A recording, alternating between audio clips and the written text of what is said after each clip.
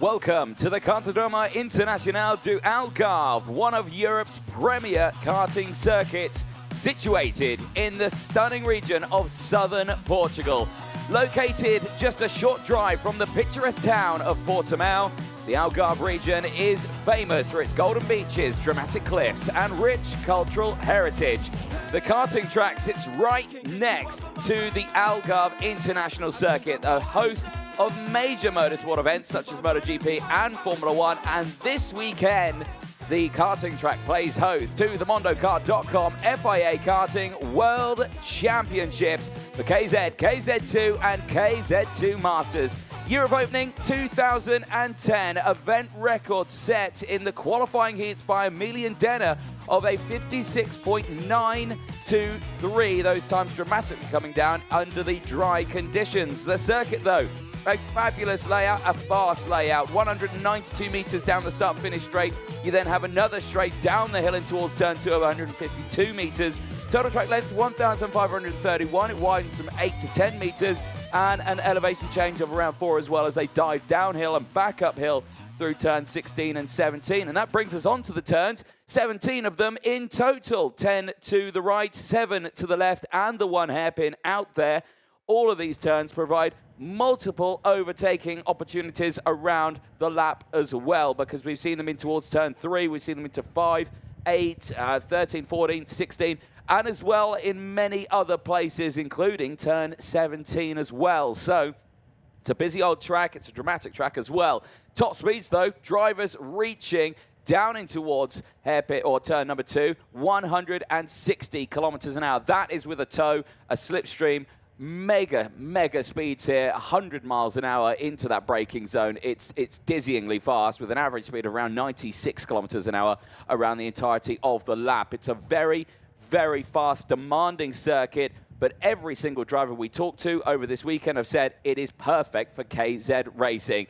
KZ2 Masters Super Heat A is the first race that is going to be coming up in a few moments' time, and myself, Anthony Jordan, and Guillaume Alvarez in the box for your finals day today. Guillaume, the last couple of days have been frantic on track in terms of weather, everything. Today, hopefully, it's going to be a bit of a better day. And this man here, Anthony Abbas, certainly has had an absolutely fantastic one, hasn't he? Anthony Abbas has been the man to beat, and once again is going to be willing to prove that on Sunday. This is finals day of the World Championship, and let's hear from the Frenchman at the wheel of his Sodicat machine. We caught up with him yesterday after his run of qualifying heats. And Anthony Abbas, you didn't get the start, but you got the finish there. That's what you needed. You just managed to get through. Tell us, what was your thought process at the beginning of that one? Did you think it was hopes all gone at the beginning of that race? Sorry, but I can't speak because Daniel Bray is there. I'm joking, man. Yeah, so it was a close race. I missed the start.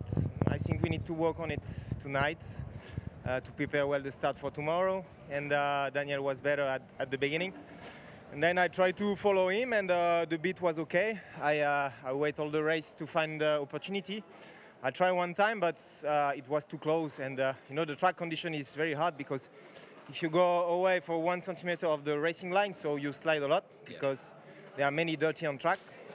So it's quite difficult to overtake and to find a place. And then I found the opportunity in the last lap, and it was great. We did think, while we were watching that race, you saw an overtake here, an overtake there attempt, but we never saw the overtake attempt through turn number 3. Is that why you went for it there? I created a surprise. Yeah. That's the goal. Yeah. Certainly did surprise us there, did Anthony Abbas. It was Daniel Bray leading that dogfight between the two of them in their last qualifying heat to determine who was going to be starting on pole for Super Heat A and Super Heat B. But like we're saying, Anthony Abbas taking that pole position with those 3 qualifying heat wins after, well, qualifying second overall, second fastest driver, losing out to the driver that starts alongside him in this one, the Brazilian André Nicastro. He was the one who put it on pole position in time qualifying. He's been looking very quick, but the results just not been right at the sharp end. André Nicastro taking his second ever pole position in an FIA Karting World Championship event, would you believe? 28 years after the World Championship Formula A back in Valence in 1996. So Another chapter of history for the Brazilian will be starting on the left side, on the right side of the picture, with the 330 of Tony Kart alongside Anthony Abbas. So what a grid that is. 2 superheat for the Masters, 2 superheat for the KZ2 and 1 for the KZ. We had a total of 186 competitors to get the weekend started. We're only keeping a fraction of those drivers today for finals day, as only 36 in each of the class will get to make it to the final, taking place this afternoon. What shall we see from Anthony Abbas? Behind him, he has the 301 at the wheel of his Birelot machine. Davide Foré, the 4-time world champion, World Cup winner, last year's winner in Valkensdorf, Germany, of the International Super Cup in the KZ2 Master category. Davide Foré with by his side on the second row of the grid, Alessandro Manetti, and all those drivers will be in the hands and care of the marshals around the track here, and without the passion and dedication of the volunteer marshals, motorsport would not be possible. So once again, obrigado, thank you to the Orange Army on this track of the Algarve in Portimão, but all over the world as well. Without you guys, motorsport would not just be possible.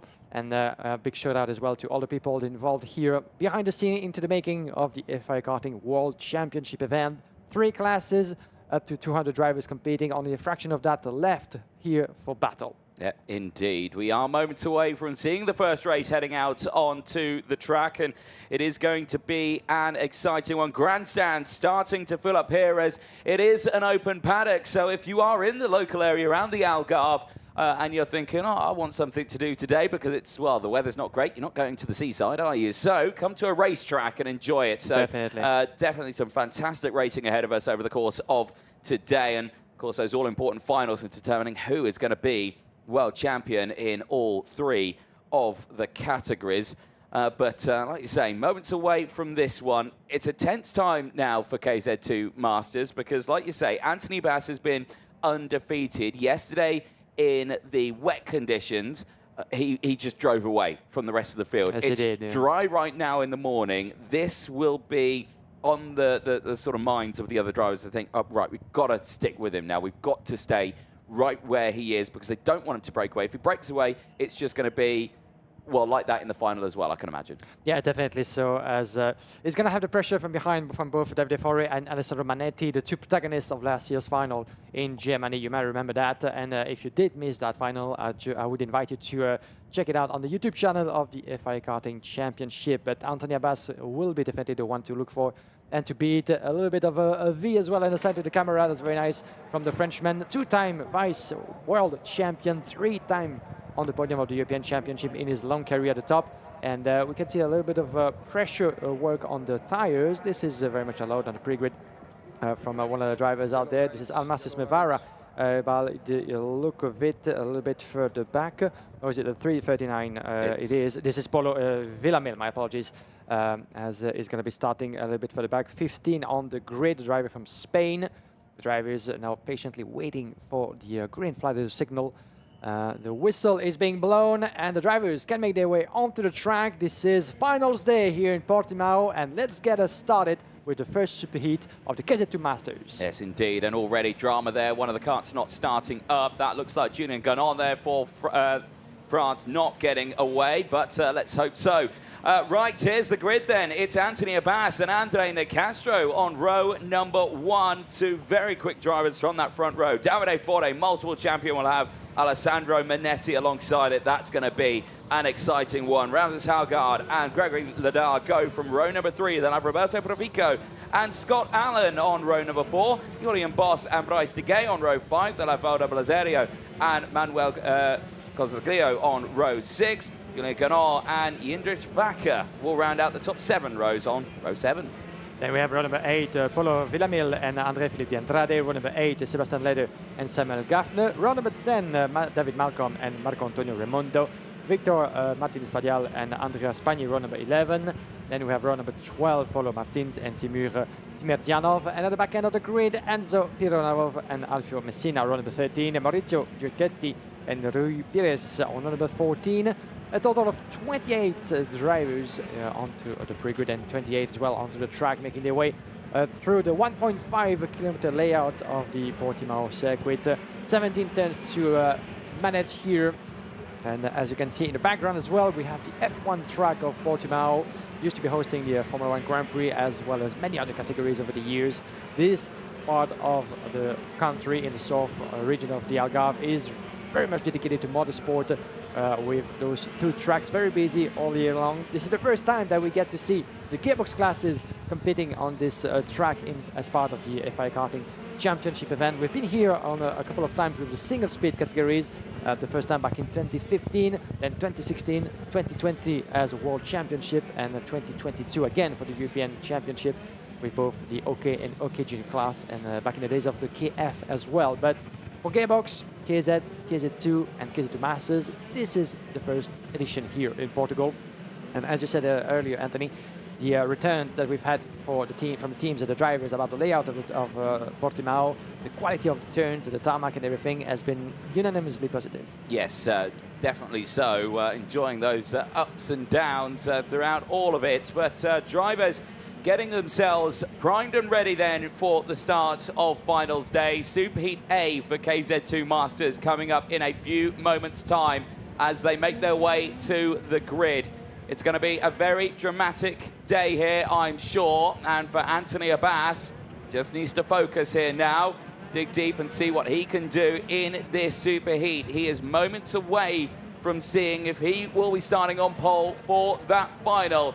But again, we will have to wait and see. Front of the grid is lined up there, nearly ready to go. Back of the grid, still relatively spread out there, as beautiful shots of the gantry, the banking, the commentary box, and the timekeeping box there as well.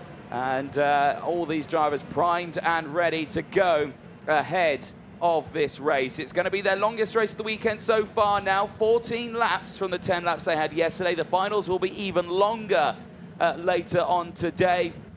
This will be a true test of these drivers. Right now, with a dry track and the sun doing its level best to stay in the sky, we get the green flag at the back. We are seconds away. Pasquale Lupoli, the race director this weekend, will start the lights procedure for the first time. 4 lights out, we are racing in KZ2 Masters, and it's a side-by-side start for the front runners, but Anthony Abbas holds on to the lead as they head down in towards turn 1. There's drivers off the track in the background, 3 carts off, but amazingly, I think they're all going to try and get restarted and back into this race, but that is a shaky start for some. And again, Anthony Abbas from pole position, fantastic getaway, out lights out for the Frenchman, Anthony Castro on his tail. I thought for a second that Alessandro Manetti from P3 on the grid, he had a cracking start as well, was going to be able to get past the Brazilian. Not so good of a start for Davide Forri. He just went from 3rd to P6 by the look of it, the Pirella driver with one of the Saudis and one of the Tonys as well. Roberto Profico, I think, got ahead of the Italian as well as Gregory Leder. We're going to have to see that again. But the first train of driver behind Anthony Abbas, Androni Castro, Alessandro Manetti, the 2-time world and European champion, one of the legends of the sport, along many others on to the master grid. Lap 1 completed. Abbas, Di Castro, Manetti, Gregory Leder and Roberto Profico indeed getting past both Davide Forri. The Italian is trying to resist and fight his way back into turn number 3. The pressure is on Abbas at the moment, as we see as well Profico Forri, Guéant as well, Alien, Conzaglio, Ogar, that's for your top 10 at the moment, with Ogar dropping a place, Conzaglio making his way past for P8, as a couple of investigation flags being thrown into the mix. We're here with the 306, Roberto Profico putting a ladder under pressure with Davide Forri just behind. Not the best of start for the 4-time world champion. He has himself the pressure of Guéant, Julien Guéant, the Frenchman, at the wheel of his CRG. That's going to be an interesting 4-driver battle, as right now we have Profico trying to shake up Leder just a little bit. Yeah, we do indeed, as Forre sends it down the inside through turn 16, gets through past Profico, and now will go to work trying to climb back up to his original starting spot of P3, but that top 3 battle is disappearing away from the 2nd place group here, back with the front runners, and you can see how close it is now between these 3. Nick Castro with the fastest lap of the race is not falling off the back of Anthony Abbas. So this is a carbon copy of what we saw yesterday in the dry. Anthony Abbas is vulnerable here. It's only in the wet where he's really tried to break away. But that second place, that second group of karts also looking still very, very competitive right now. Biggest movers in these opening laps then, Julien Gagnon, despite the fact that he had difficulty starting that kart earlier on, as we see Davide Foré just trying an attempt there on Greg Ladar, but that door very firmly being slammed closed. Back up the hill. In fact, actually, that's not just a small group anymore. They're all closing in right now, aren't they? So clearly, this is one big bunched up group right now. And I think for Davide Foré, he wants to try and get this move done, but he just cannot find the gap down the inside. Stays there in P5, as well as there's more happenings in the background there. I think that was Scott Allen trying to get his nose down the inside there as well. So moves happening here, but Anthony Abbas in control, breaking away at the front. The gap still 0.2 of a second. And by the look of it, Gregory Leder not quite able to shake off the order here and build enough of a gap. He's been lapping in 58.9 and a 58.7 for Davide Foré, who's losing time and patience behind. And around the inside, this is Scott Allen further back as on the 44 on Guéant. Beautifully made by Ogar. It was Ogar, the 307 and the 354 as well into the mix. It was Scott Allen indeed on Belisario for P10. As Julien Guéant, we didn't mention that, but he's being investigated quite early into that race. Maybe something to do with the starting procedure, remains to be seen. As the 308 on your picture, this is happening for the back. This is Vache being overtaken by the Jeroen Bos up to P12. The Dutch driver, pole sitter 2 years ago in Le Mans. Unfortunately lost the podium after the race as he was P3 of the first ever International Super Cup. Not quite on pace so far, Jeroen Bos fighting through the field as we have on picture the 313, as you might have noticed from Brice de Gay, a very unusual and nice looking livery for the Frenchman, who suffered a flat tire yesterday that went to transformed into a DNF. So de Gay fighting currently for P13 position, trying to find his way through the field, as the gap has been slightly extended by Anthony Abbas in the lead, up to 0.6 of a second on Nicastro, himself ahead of Alessandro Manetti for 0.4. So the second longest race of the weekend. And Davide Foré on the inside, making his way up. Another place gain on Lender. Foré is now P4. Yep, Lender lost out big time there, got squeezed out wide. The train came through and didn't lose just one. Lost out on, I think, 5 places there. He's gone down to 9th place. So that is a huge shame for him. He's got a lot of work ahead of him now at this midway point of the race. They're just going through the shot. You can see the SB kart making his way through. Jeroen Bos looking very strong at this point, but still down a couple of places, but fighting back now in this early stage. The question that remains now is, can Davide Foré, in the time that he's got remaining of this one, try and close in on the likes of Alessandro Manetti, Andre Nicastro and Anthony Abbas, but with them not really fighting each other, they're just kind of driving away here. It's going to make it really difficult here. The pace is going to have to be so much faster, but we'll keep an eye on that lead gap. It's down to 4.9 seconds between Foré and Abbas, but let's see what it is when they next cross the line. They cross the line now, it's still 4.9. It's going to be matching the pace right now. I don't think it's going to close up. I think this second group, though, is still going to be an interesting one to keep an eye on, because so many drivers there wanting to capitalize on this. Because remember, these two groups do get whittled down to just the one. Only 36 get to go through into that final later on today. There is a cut-off here, and there are some drivers who need to really get the good results in this race. Yeah, definitely so, and Davide Foré is one of them, as the pressure is mounting on the shoulders of Roberto Profico with the Tony Kart machine, with Cosaglio just trying to get back on him at the wheel of his Birelarte. And we have Ogar, Belisario, Scott Allen, and Gregory Leder running at the top 10. And as I said, that is losing 2 places with Jeroen Bos and Julien Guillaume getting themselves ahead of the Frenchman. Now look at the battle as we jump on board. Rasmus Ogar currently in P7. At the wheel of his Car Republic machine outside of turn number 17. What a view that is at full speed. Kicking the throttle, gearing up to almost 160 km/h, down to that point on the track, turn number 2, the breaking point in the hairpin of turn number 3. Gearing down, trying to line up the kart nicely, not spinning the wheel just too much or turning the wheel. In the wet, it was very, very difficult indeed, but those drivers have been able to really get back onto the pace in those dry conditions. Looking down at the classification very quickly as it stands, we have one more race in the KZ2 Masters before the grid will be confirmed for the final. But Davide Forri, as it is jumping up to P3 in the classification. That would put him on the second row of the grid. But this is very likely to change, considering that Daniel Bray, who is going to be starting on pole for the next race, is not in this first super heat. He's currently P6, but if he wins, he will find himself alongside Anthony Abbas on the front row. That would be the ideal scenario for the New Zealander. But as for now, Alessandro Manetti, as we're back here with Oga, Manetti is currently still in P3 in this race, missing 6/10 of Andre Castro. If he were to take second place, that would mean 6 points more for Manetti, which is exactly the gap between him and Forre for P3 in the classification. So it's all very theoretical at the moment, considering we have another race after that. But Alessandro Manetti, still half of a second in P3 behind Castro, certainly would see it fit for him to go for P2. Certainly would do. Well, Anthony Abbas continuing to do what he does best here, and that is open up that lead gap now to 1.2 seconds after he just set the fastest lap of the race, 57.611. Really starting to break away from the rest of the fields. Keeping an eye here, Jorian Boss behind, Scott Allen pushing themselves through the field right now.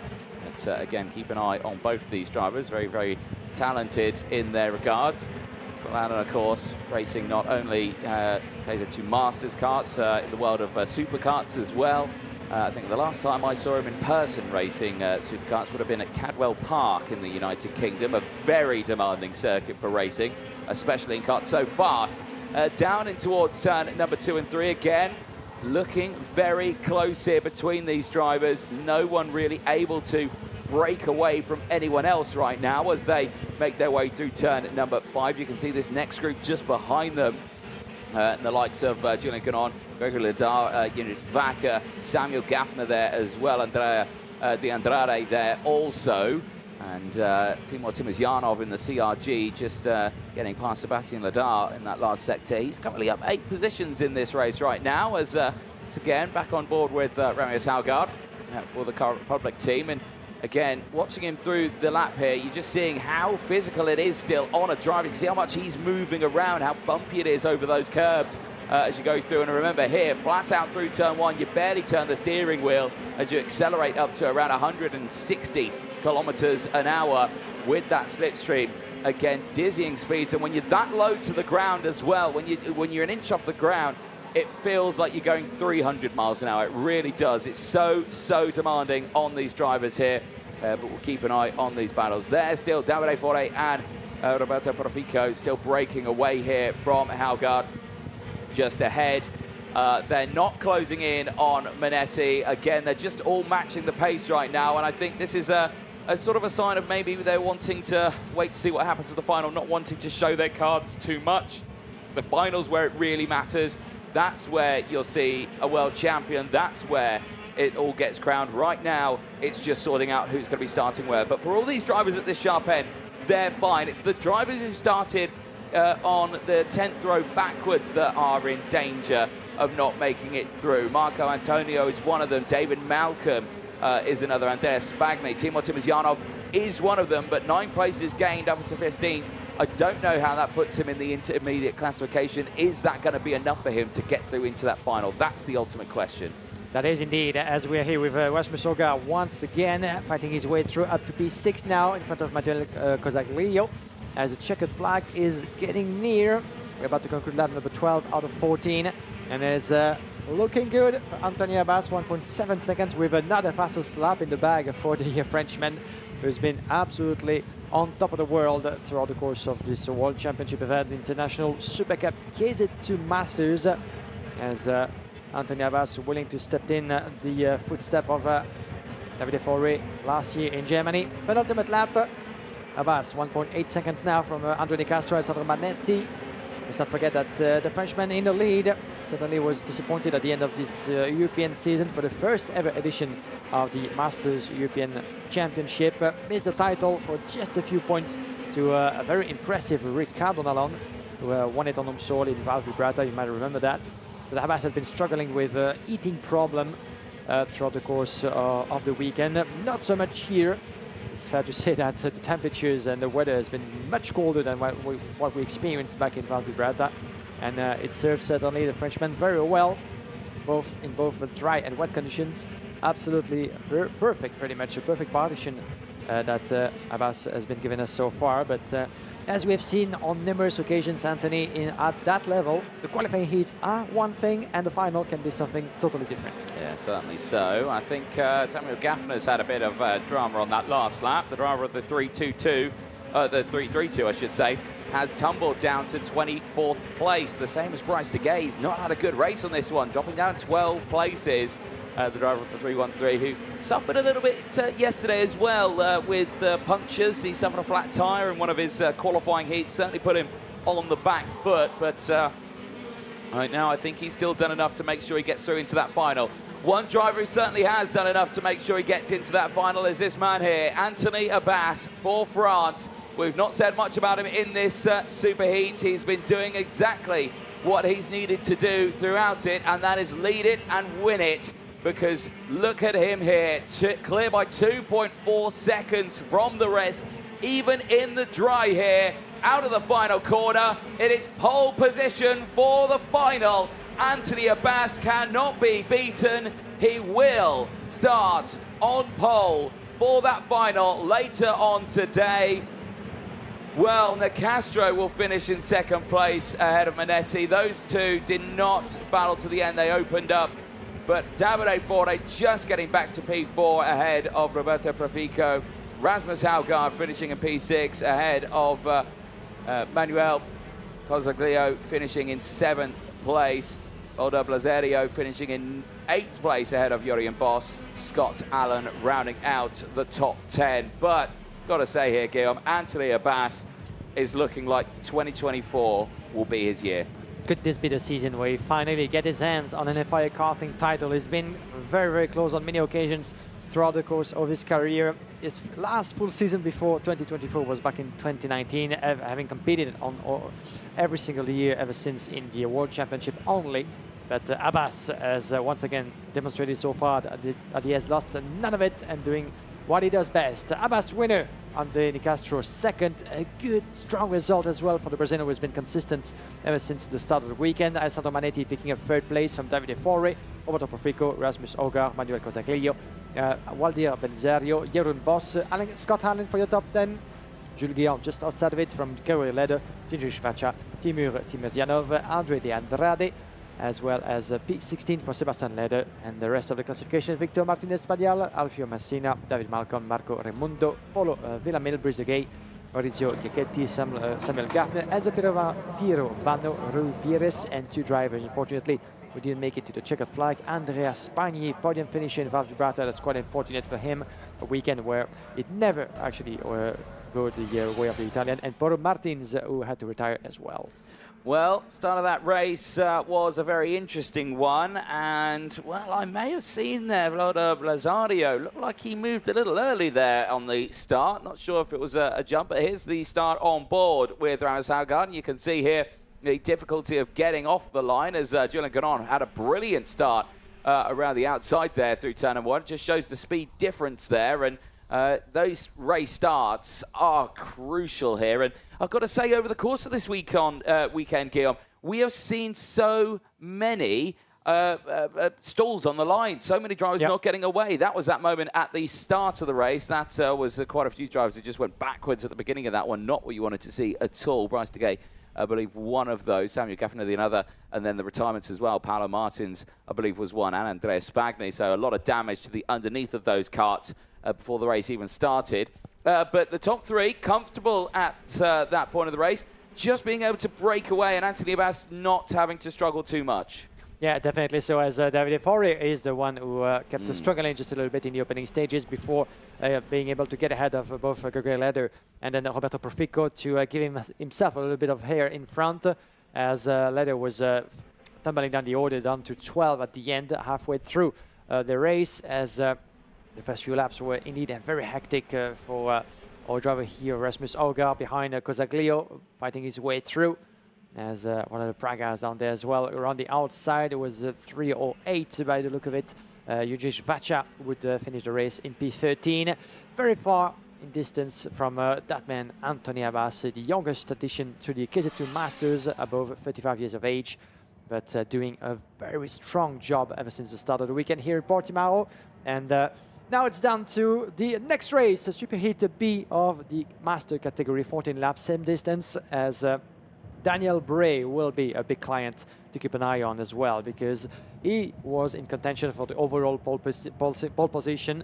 He's going to start on pole for the race number 2. Let's see what he can do. We caught up with him yesterday after the last qualifying heat. Daniel, that start was perfect for you. That's what you needed. And is that a confidence boost going into tomorrow, knowing that you've got that start nailed? And Anthony just saying there, he needs to work on his starts. Yeah, I think my starts have been good. He'll work on his starts. I think we need to work on drive traction. We definitely saw that, and I could hear he was there the whole time. And thought in the back of my mind that move might be on, but you know, like at the end of the day, it's a heat race. We've both got to finish, and we both get to start pole tomorrow. So to finish first you must finish, right? There's no point in starting the Super Heat 10th because we have a DNF. So the tricky one was the call on the tyres, and some people made the call and some people didn't. So it was very tense on the dummy grid with Giacomo and myself, and to make what decision. Luckily, we made the right one. But yeah, look, we've got things to work on, and in the first heat race in the dry today, we changed the kart to this one, and we've actually just overstepped the mark. So that's all right. We'll just go back and work on it and bring it back a bit, you know. Okay. So lots still happening in the background then ahead of tomorrow then. What is the plan now? Is it to just focus, or is there still a lot to work on ready for tomorrow? I know. I think the kart that beat us is almost perfect, and we have a lot to work on, and we're very close. So I think our eyes are definitely forward. Yeah. It's a World Championship. It's going to be close. Tomorrow's going to be a busy day. Question is, are you looking forward to it? 100%. It's the World Championship. What else are we going to be doing? Excellent stuff. Congratulations. Well done. We'll see you on pole position. Well, great to chat there to Daniel Bray. Always one to give a solid answer there. Are you looking forward to it a bit like... Yeah, it's a World Championship, of course I am. So looking forward to seeing what he can do in this one. Now, you were hearing there, he was saying that, you know, the setup that Anthony Bass has got has been absolutely superb. That's the interesting thing. But let's see if Daniel Bray sorted anything out. But more important matters, it's a birthday, and it's our timekeeper, Ian Rogers. He's 26 years old, he told me, but he told me to say times that by 2, and that's my actual age. So happy birthday to Ian Rogers in the timing tower.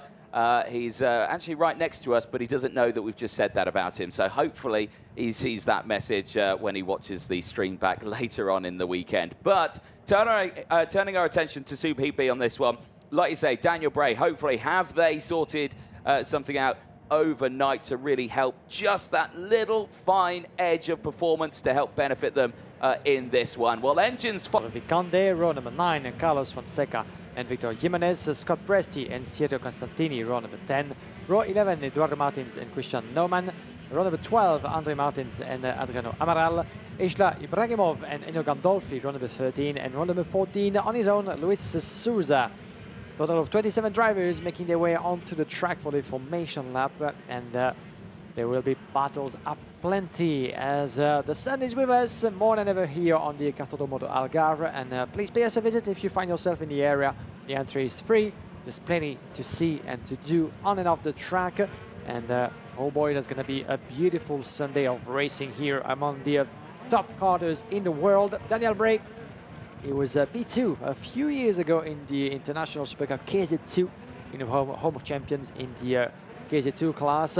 Came back last year in the Master category all the way from his home of New Zealand, and got to talk to us yesterday about the long, very long journey that is to come from the far side of the world. A 12-hour difference, and we do hope that there's a lot of New Zealanders watching along, and a lot of people supporting, cheering for Daniel Bray, who was one of the fastest in last year's International Super Cup in Wackersdorf, Germany. Fortunately, couldn't make it to the end of the final, so is seeking for revenge.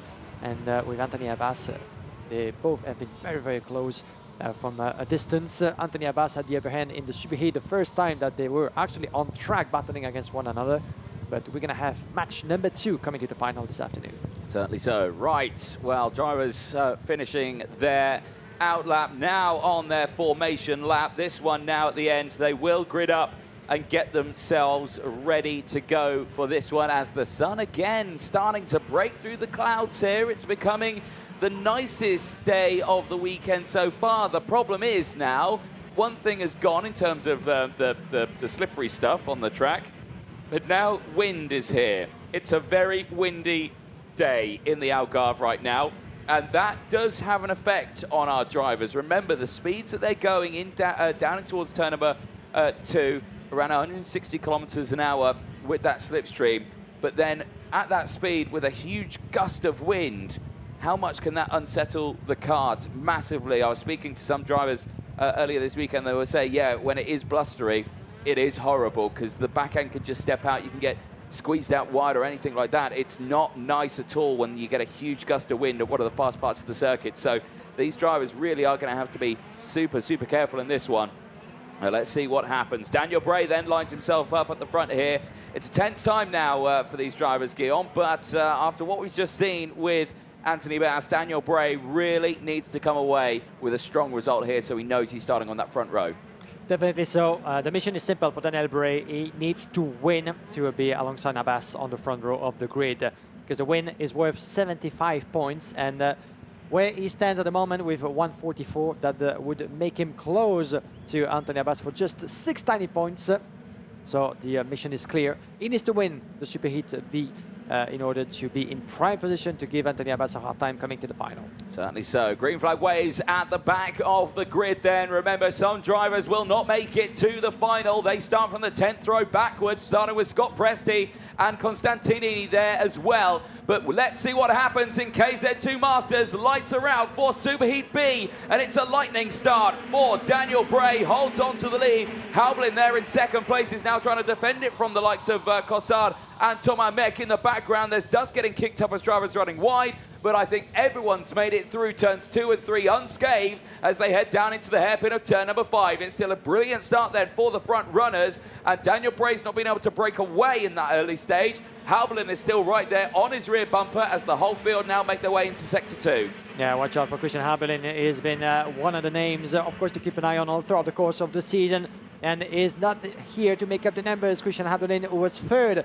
in the European season after taking a strong result in both rounds in Motorland Aragon and Val Vibrata, is here in second place at the wheel of his typical machine.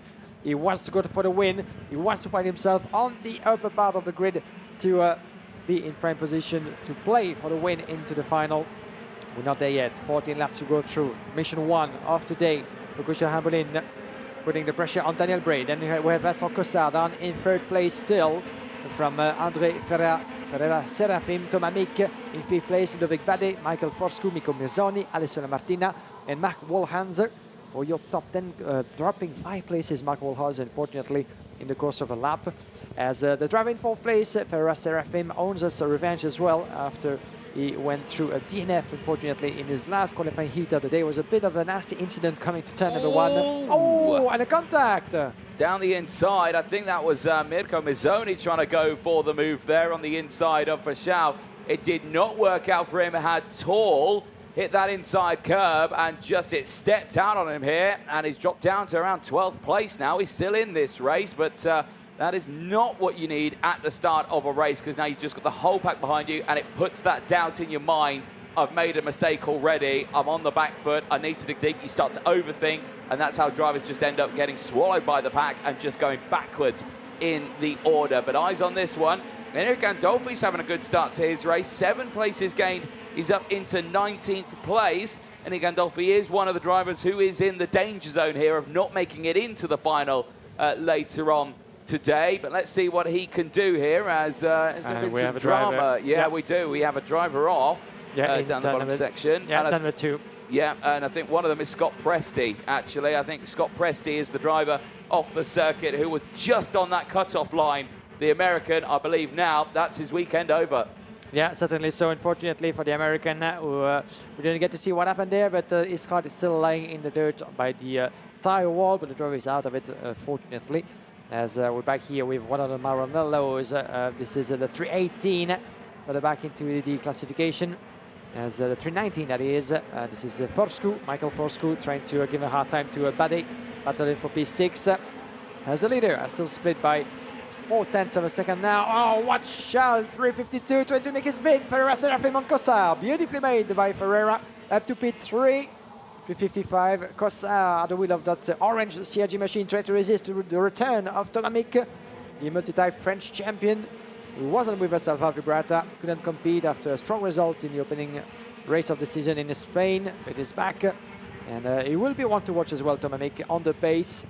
He was third last year in Germany, remember, in the final. And can he emulate that result?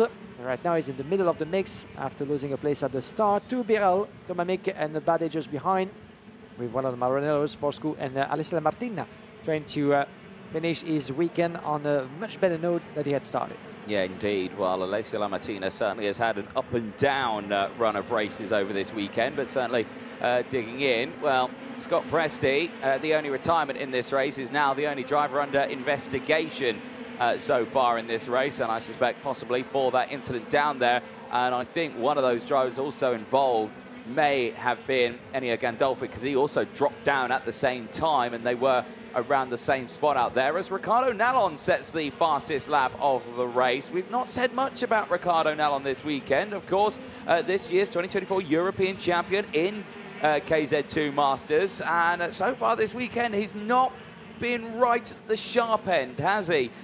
He's still doing well in terms of the team's standings. The RSA Motorsport team lead the team standings, and a good result here in the Worlds would claim that championship title. Yeah, definitely, and he needs to put under pressure of his rivals in front of him. Ricardo Nallon climbing at one place up to P9, 2/10 behind Alessio Martina, 3/10 now behind La Martina. So Ricardo Nallon, indeed, as you said, not the best of weekend after a difficult qualifying, as he went through the qualifying races relatively unhurt, but today could be his day. Daniel Bray, the fastest lap in the race, extending his gap to almost 7/10 of a second on Christian Hamelin. We are here with the three driver battle, the 319, Forsku, Bade and La Martina, with Nallon just behind. Watch out coming to turn number 8 and 9, the double left into the middle of the track, but no one dares to move a muscle just yet. At the end of lap number 6, almost halfway through this second superheat of the day for the Masters, as Daniel Bray extend again on Christian Hamelin. And with the fastest lap in the race, as we said, Hamelin trying to resist and pulling a gap as well on Ferreira Serafim, not quite able to follow in the trail of the driver from Hungary, as Ibrahimov is being investigated. Yeah, indeed. Not sure what that's for at this late stage of the race, but we'll keep a close eye on all of it. That drivers still looking very close in that second group then of drivers. Like you're saying, Bray is now leading by 9/10 of a second. I'm curious to see the lap times between the two of them. So, okay, so it's a 57.615, currently the fastest lap of the race, and that is from Daniel Bray, as, well, there you go, starting to heat up now as Maranello driver of Michael Fassal under pressure. And through goes Bidet, and wow, down the inside, Alessio Lamartina also getting involved in that one. Here comes Ricardo Nallon. Can Nallon find his way through now? I don't think he can. He might just have to sit behind for another lap or two here, or he can look for a move down the inside. Let's see what happens as well. That's not what Michael Fassal wants. He's dropped back a couple there. He's on the back foot now as they climb up the hill. And like you say, Nallon's right there.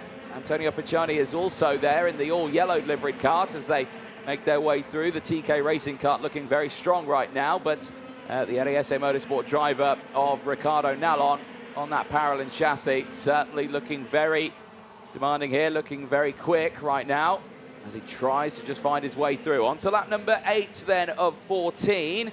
And as I was saying, yeah, I was talking about that fastest lap from Daniel Bray, 57.615. What is that pace comparing to Anthony Abbas, 57.610? So thousandths of a second between the two of them, and that means one very good thing, that final between those two is going to be nail-biting. Yeah, that's going to be, run inside. That was Alessio Martina at the wheel of his parallel machine. Sorry, Ricardo Nallon trying to make his bid as, Alessio Piccioni for the back. Antonio Piccioni just made his way past Mirko Mezzoni for P10 as the Superheat B of the KZ2 Masters is about to come to an end in a few laps. 9 laps almost completed out of 14, and a beautiful overtaking maneuver by La Martina. front of Forsku. Ricardo Nalon dropping down to 9. Piscioni up to 10th place in front of Mizzoni. Oliva Jimenez climbing 5 places up to P13. A couple of good climbers into the field as well. And in the meantime, well, the gap has been extended lap after lap by Daniel Bray, really untouchable at the wheel of his Parolin machine. Daniel Bray, who trusted this year again the Modena Kart racing team, the racing operation in the gearbox classes for the Parolin Motorsport factory. And it's fair to say that not only Daniel Bray but others in the field, in Masters and other classes, have been really on pace here in Portimão, against the likes of Birelart, Sodis. But the hardest part, the hardest step of the entire weekend is yet to come, as another strong lap for Daniel Bray, lapping 57.6, 58.1 for Christian Hamblin, really on a different scale in terms of pace for the driver from Croatia. As we're here with the 3:35, this is Vincent Cossard and Thomas Mick. This is the battle of the Frenchmen with Ludovic Badet for the back behind.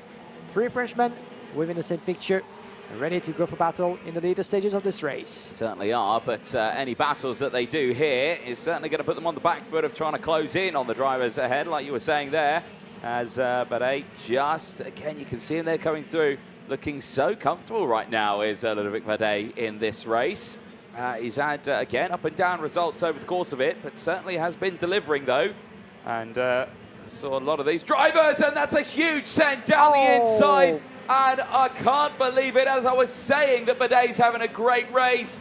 It all goes downhill for him. Alessio Lamartina straight down the inside at turn 16. And there was just no space for the two of them to go through. That was absolutely disastrous for both of them. And there, tumbling down, Alessio Lamartina, also looking strong. He's got back going again. But let's have a look at this again, because straight down the inside, yeah, the gap was not there. The gap was not there, straight down the inside. And, well, if a commentator's curse is going to kick off, it was right there. Yeah, definitely. So as the space, as you said, it was just too tight, but it was a good move. It was a good attempt. That's what you need to do at this level. We've seen it happening on numerous occasions throughout the course of the weekend. In turn number 16, he tried to go for the move, as Davide Forri managed to do in the race before, but unfortunately the door was just a little bit too shut on the inside, and the contact was maybe just inevitable in that sequence, and that's a shame for Alessio Lamartina, as we had an up and down weekend trying to recover from the time he had lost in those difficult conditions through the heats, but he will go no further and finds himself at 26th and dead last. Yeah, that is a huge shame, but if we go on to lap 12 of this one here, Daniel Bray has continued to look competitive and strong here, continues to match that pace of what Anthony Abbas was doing in his superheat a few moments ago. And for Daniel Bray, these two are going to be an absolute dogfight all the way to the end. It will be a case of France versus New Zealand in that final. But again, anything can happen. It is a World Championship event this weekend. It is the International Masters Super Cup in 2024. Only one driver can win it, and it will be any one of the 36 drivers that make it into that final later on today. There's the live gap between Daniel Bray and Christian Halbin. Halbin there on your screen in the TB Kart racing team liveried. 2.2 seconds now is the gap. He's slowly dropped off, but the only thing you can take away from this one is, well, Andrei Serafim is there in third place and is still another 2 seconds further down the road as well. So they're having a nice, calm race, the top three, on a beautiful Sunday in the Algarve. And for Christian Halbin, the mission is certainly, might have been certainly the best he could have produced in this race, considering that second on the road, if he stays like that, he would find himself on the second row of the grid coming to the final. P4 currently behind Andre Nicastro and in front of Davide Forri. Yeah, indeed, but that'll be on the outside of row number 2. So again, he's going to have to work a little bit to try and get that cut to the inside. We have seen it time in and time out this weekend, usually starting on the outside of the start-finish line. You struggle to get the car on the inside. Even some drivers who went on pole position decided I wanted to switch sides of the grid. We saw drivers even from pole struggle there. So again, it's not like you get a rolling start in KZ where, yes, you can still get that benefit on the outside. because you always have to start ahead of second place. When you're on a static grid here, it's a static grid. It's all about your race start, and it's a bit risky trying to choose to go onto the other side. We got into the last lap of this race. Daniel Bray is leading the way. He's clear now by 2.6 seconds, and he is looking to start that final on the front row. It's gonna be a dogfight between Daniel Bray and Anthony Abbas. As he crosses the line, he secures the front row start for the final in this year's the 2024 MondoKart.com FIA Karting International Masters Super Cup, and it will be this man starting on the front row as the end of the race. Alessio Lamartina now seeing an investigation flag, and that'll of course be for what happened at turn 16. But Haublin finishing in second place ahead of Andrei Serafim, Cossard from Mick, Verschau from Nallon, Piccioni from Mizzoni, and Badet rounding out the top 10. Ludovic Badet, amazingly, still inside the top 10 after that incident. That is incredible to see. Yeah, he was able to get back after the turn, after the spin. He was sent into pretty much after the incident with Alessio Lamartina. Lamartina being investigated. I would be surprised for him not to receive a penalty, but I guess the penalty has already been given with the result thrown in the bin as a result of that contact, unfortunately, for the Italian. Daniel Bray, your winner. Abolin, Ferreira, Cossard, Mick, Foscu, Nallon, Piccioni, Mizzoni, and Badet. Luca Oliva outside of the top 10 from Emmanuel Ducrot, Victor Jimenez, Sirio Constantini, Hugo Marreros. P16 is Mark Wallenhauser from Christian Naumann, Carlos Fonseca, Alexandre Vicande, Adriano Amaral, Andre Martins, Ennio Gandolfi, Luis Souza, Eduardo Martins, and the unfortunate Alessio Lamartina. Two drivers that we lost in Scott Presti and Isla Ibragimov, whose kart is still lying outside of turn number 2. But this man with the lovely green crash helmet from New Zealand, the Kiwi, Daniel Bray, certainly looking stronger than ever here in Portimão, as he did in Germany, Wackersdorf last season. Now the hardest part is yet to come for Daniel Bray, who's given us so far pretty much, almost a clean sheet. Not as clean, obviously, as Anthony Abbas, but Daniel Bray is close on pace and on points. He was just missing six little units to find himself leader in overall pole position. But as we saw at this level, on the front row of the start, the thumbs up, the smile. He can be, of course, very proud of himself so far. And let's take a look at how things unfolded. Yeah, indeed. The start, pretty much perfect there off the line. He was saying that the starts have always been good for him. Anthony Abbas saying that he needed to get better at them, and Abbas's start in that previous race wasn't too bad either. So again, both of them nailing the race starts here, but it's when it gets to that final, that's where the pressure starts to build then between those two. The story certainly unfolding over this weekend, the driver from France and the driver from New Zealand. That was the first little hiccup there at the beginning of the race, just down the inside, not what you wanted to see. I think that was Mirko Mazzoni just going backwards there, dropping and finishing into 9th place. Then in the earlier stages as well, drivers pushing their way through in the top section. Andrei Serafim getting up into 3rd. That was that moment in the dying stages of the race.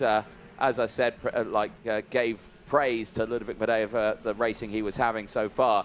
And then Alessio Lamartina just down the inside there, and has, of course, brought out an investigation flag for that incident. But across the line, it would be the likes of Daniel Bray taking the win, securing a front row start for the final later on today. Stay tuned for that one, but don't go anywhere, because KZ2 for the World Cup is coming up next. It is Super Heat A that is engine started and making their way out onto the circuit now.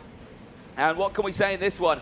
Christian Batuka has been absolutely on form this weekend. Pole position in time qualifying, 5 out of 5 qualifying heat wins. He has maximum points, and he starts this one on pole position. He'll have Paavo Tonteri for company alongside Artem Savrikin and Dion van Verven go from row 2. They'll have Maxim Orlov and Matteo Spergel on row 3. Timo Jungling and Nicolas Roos go from row 4. They'll have Corentin Rousseau and Alvar Simosvara on row 5. Mano Bollier and Josip Vey go from row 6. They'll have Alessio Pacini and Cal Pasovic on row 7. Benjamin Fuglasang, who was absolutely rapid in time qualifying, now sees himself starting on the 8th row of the grid. We'll have Max Liven for company alongside. Gabriel Gomez who has just made his way through the cutoff area, starts this one on the 9th row of the grid, and we'll have Riccardo Borges accompany alongside. Row number 10, Robert Kinderwater and Nicola Rossini, followed by Florian Brettenbach and Jesper Schauberg on row 11. Row number 12, Tim Locati and Luis Alves. Row 13, Theo Blin and Menier Krause. Row 14, Filippo Fiorentino and Norton Andrensen. Then we have Enrique Cruz and Kasper Skormans. Xavier Ramirez and Gortozov on row 16. And at the back end of the grid, Julius Lassen, Jokubas Bagdanavicius. We have Santiago da Costa Ribeiro and Alfredino Yabiapina. 36 drivers on the pre-grid and onto the track right now. The formation lap is on. There's some temperature need to be put in into the Dunlop tires. As talking about tires, most of the weekend the competitors have been using the wet compound from Dunlop, and they were allowed to have like 2 full sets from qualifying to the final if it were to stay wet. Now it's very much dry. They switched to those dry compounds yesterday for slick conditions. 1.5 sets to go between quali and the Superheat, which means that those slick tires are still pretty fresh, considering that they haven't been used a lot in yesterday's races, and all those drivers are going to have a fresh set of slick tires, or still wet, not knowing what the conditions might be this afternoon for the final. So everybody down to 0 in terms of material, but still relatively fresh slick tires. That gives opportunity for some others to really maximize the performance. Christian Bartuca, your pole sitter for this one, is really the one to watch for, because like Anthony Abbas in the Masters, he's been the dominant force in KZ2. Yeah, it certainly has, and if he can still come away with another win on this one, definitely secures pole position for that final. No drama for him at all throughout it. His second closest rival in this will be Daniel Vasili. He's only come away with 1 qualifying heat win, and that just shows the difference that we've seen in this one. Bartuca's the only like multiple winner out there. That one, Artem Sevrukin, who starts just behind him, has won a couple of them, but he suffered a P20 in his final one. That certainly put him backwards here. We would have possibly have seen him starting on the front row for Superheat B if that P20 didn't go his way. But other winners in this, you had Matteo Spurger, he took a win. Paavo Tonteri, he took a win as well. Daniel Vasili in the next one, Gianni Andresani also, and Matthias Morgato. So there's multiple different race winners in KZ2. But none of them able to match what Christian Bartuca has been able to do this weekend. Certainly a very strong performance, but today is a new day. You can imagine he's had a good night's sleep, getting himself primed and ready for this one. When we caught up to him after those races, he was saying things like, you know, I'm just going to relax and stay focused, get ready for tomorrow. I don't really need to do anything much at the car. It's perfect at the moment. And like I say, we have seen that, but and that's perfect in both wet and dry conditions, I'd stress as well. It's not just that one-off, it's just absolutely perfect setup. Certainly so, as Christian Bartuca, and every time we get to talk to him, you know, you can feel the emotion. He's still very young in this category, and on a couple of occasions, he's been coming close to get his hands on the FIA Karting title. Let's not forget that last year, he finished P4 in the European Championship. 2 years ago, he was second in the KZ2 World Cup in Le Mans, behind Arthur Carbonell on CRG at the time. But the young Christian Bartuca was crowned this year again KZ2 champion of Italy after winning on home soil. Can he do the same on the world stage? And is very much aware of the importance, the significance of this achievement, with a lot of emotion in the voice after taking his first ever pole position at this level in the FIA Karting Championship Cups and Trophy. Now, easy, ready to take it all the way to the final. The pace is certainly looking very, very strong with 5 races and 5 victories in the qualifying heats. The pole position, but by his side, watch out for Paavo Tonteri, Pirellart against CRG, a full 100% Italian lineup at the forefront of the grid. This is Superheat A for the KZ2 class. Certainly is. This is going to be an exciting one, but let's see if Bartuca can make it an absolute clean sweep then in the KZ2 category here, as the back of the grid gets themselves lined up, a full 36-card ensemble of drivers as the green flag waves at the back. Remember, half of this grid will not make it through to the final. Who is it going to be and who's going home? Let's find out as the lights procedure gets started It's KZ2 for Superheat A. It's lights out and we're racing. It's again a great start for Bertuca, but keep an eye as Paavo Tonteri is looking incredibly competitive here, but he's under pressure as down the inside goes Dion van Verven. Van Verven nearly making contact, and there's pandemonium in the background.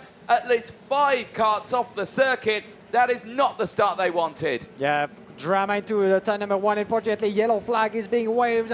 In the meantime, cracking getaway from Christian Bertuca. Dion van Verven at the wheel of this Sodi machine up into P2 in front of Tonteri. Then we have the second Sodi kart machine by the good Matteo Spergel up into P4 as well. So it's going to be a Birlaat and Sodi kart match by the look of it in this Superheat A, as a couple of drivers indeed got tangled out there in turn number 2, but I think everybody but one managed to get back, and Marek Skrivian from Czech Republic at the wheel of his Praga machine seems to be the one going for DNF. That's Gabriel Gomez in the middle of a huge battle there in the infield. Remember, Gomez did not qualify well at the start of this weekend. He has been fighting through in what potentially could be his last ever appearance in the world of karting. Still side by side across the line then as they head through down in towards turn 1 and 2 karts off the track and into the barriers. And that is a huge, huge moment there at one of the fastest parts of the circuit. Again, not quite sure who the karts are. I think it's the TB of Menihart Krosner, Ricardo Borges and Kasper Schormans, who are off the track. There is Kasper Schormans off the track. Yellow flag, full course yellow. In fact, red flag has come out now. So race has been stopped on our screens here. And yeah, the race, well, at the moment, yes, I can confirm red flags are out on the circuit for the incident happening at turn number 1. But that was a big moment into the wall then, involving a handful of drivers. There you can see is Marek Skrivan, who is probably thinking at this stage, firstly, foremost, is everyone okay? But then also thinking, we're only on lap 2. Can I get back in this race? Yeah, indeed, as this race is coming to an interruption. If you're just joining us, red flag is being waved on the Kartódromo Algarve after that big contact between the two drivers out there outside of turn number 1. Big contact against the wall as well, as this is the logical decision taken by Pasquale Lupoli, the race director, to ask all the drivers, as you can see, to come back onto the start finish straight onto the grid. This is the procedure to be followed in case of a big incident, as we'll wait patiently for any further information coming our way. But this race was indeed starting on at full speed with Christian Bertuca, Dion van der Werven, Paavo Tonteri, Timo Jungling, in the Birlaats against the Sodis with Nicola Roos, Josep Van Viaterado, Alves Smevara, Karol Pasjevic, Alessio Piscini, Maxime Orlov, your top 10. And the drivers that we've lost, Ricardo Borges and Menier Krauser, seem to be the drivers involved there, as Kasper Schormans tumbled down the order, as you saw him lying into the dirt. Marek Skrivian is another one who got into trouble into the opening a few corners of the race. But now this Superheat A for the KZ2 class has come to an interruption, as we'll let you know as soon as we have further information when we get back on track. Yeah, certainly so. Well, it's going to be a little bit of a wait here as medical teams out to assist the drivers down there at turn number 2. But looks like this is possibly going to be at that stage of the race, a full race restart, as I think we only finished the first lap. So, but we'll have to get the confirmation of that one and see what is going to be happening. But for the drivers who lost out there at the start and fell back, this is an opportunity for them now to get effectively a second chance at a race start here. Yeah, it is in the case indeed, as we're waiting patiently here under the sun of Portimão, as we're expecting any news before making ourselves back onto the track. As you can see here, Ross Epton, the master of the pre-grid in the RGMMC crew, and all the drivers are waiting besides their kart, as they got back in the order after the opening first 2 laps, and taking notes about the numbers, the order. But at this point, since the race came to a spot after only 2 laps, I think that the procedure in place will be to put them back in order of the grid, and this is exactly what's being made at the moment, as they should be queued in the order of the grid to relaunch the race as soon as we have confirmation that the track is clear. Well, there's going to be a little bit of shuffle then in the grid as the race gets organised to go for a restart here in Portimão. But we are going to take a short break. Do not go anywhere. KZ2 Heat A is coming up in a few moments' time.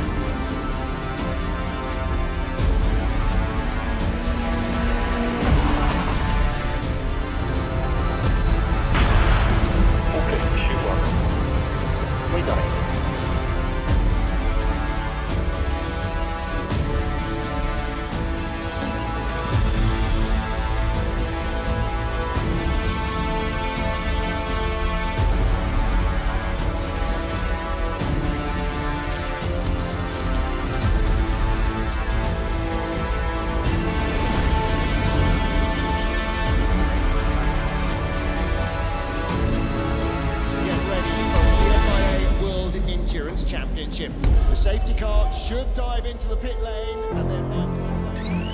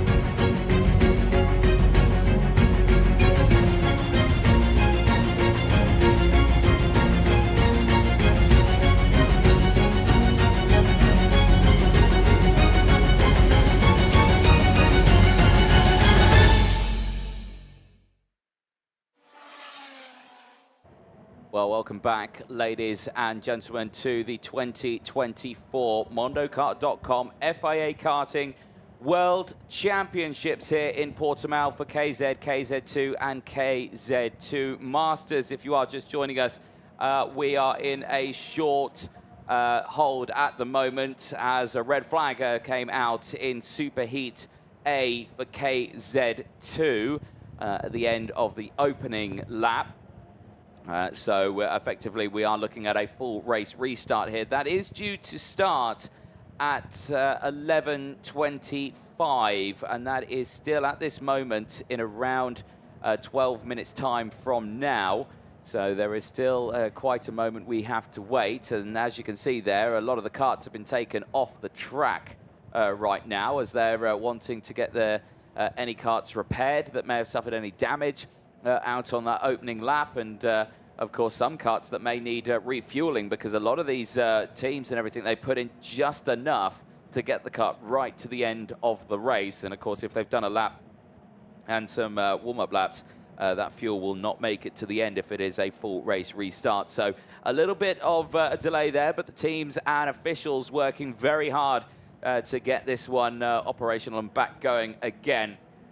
But the start of that race there, Guillaume, for Christian Batuka in that first attempt was exactly what he wanted. He managed to break away. He was in the lead. He had no dramas. Again, now he's got to stay focused and try and see if he can do that all over again.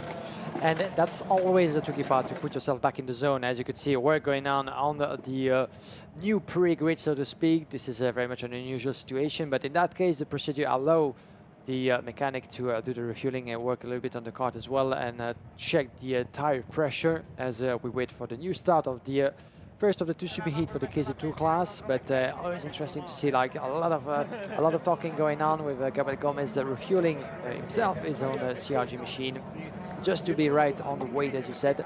You don't need just to put too much into the tank, too little. That would be certainly problematic to make it through the course of the super heat, as the drivers will be back into position as they were on the pre-grid. So the restart will happen not as in the order as they crossed the line before they check out the red flag, but as they were due to start. And you can see that, oh, this is Mateusz Peugeot actually, who went into a bit of a trouble just before the red flag.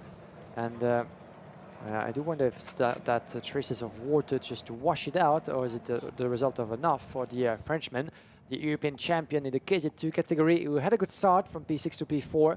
We were on course for the expected battle between Birel and Sodi, with Jan van Werven and Mateusz Peugeot making their way up, chasing Christian Batuka, who had a fantastic start indeed from pole position, just the same as he did all throughout the 5 qualifying heats that he won.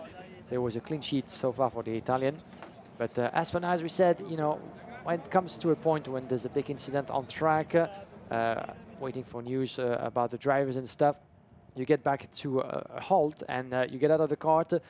The pressure, you know, is relieved just a tiny bit, but you just need those few moments to get back into concentration, to get back into that bubble of yours, that zone of concentration, to be able to, you know, be back behind the wheel in both spirit and physical good terms, which is never ideal. But that being said, these are some of the best drivers in the world, and they're really made of a different wood than normal humans, shall we speak. Yeah, indeed. So very tense moment there. There is Christian Batuka back on the front row of this one, and having a chat there with Artem Sevrukin starting just behind him. Of course, both these drivers on the inside row going in towards turn at number 1 at the start of this. But there, Christian Batuka now just going to go have a chat with Gonzalo Planta there, one of the officials out on track for the FIA. Paavo Tonteri's start in that first attempt wasn't too bad, was it? Was wheel to wheel. It was just that outside line. You just can't get the cut through. But showing that his pace and his getaways there, very, very strong. Now there is Mateusz Peugeot getting back onto it.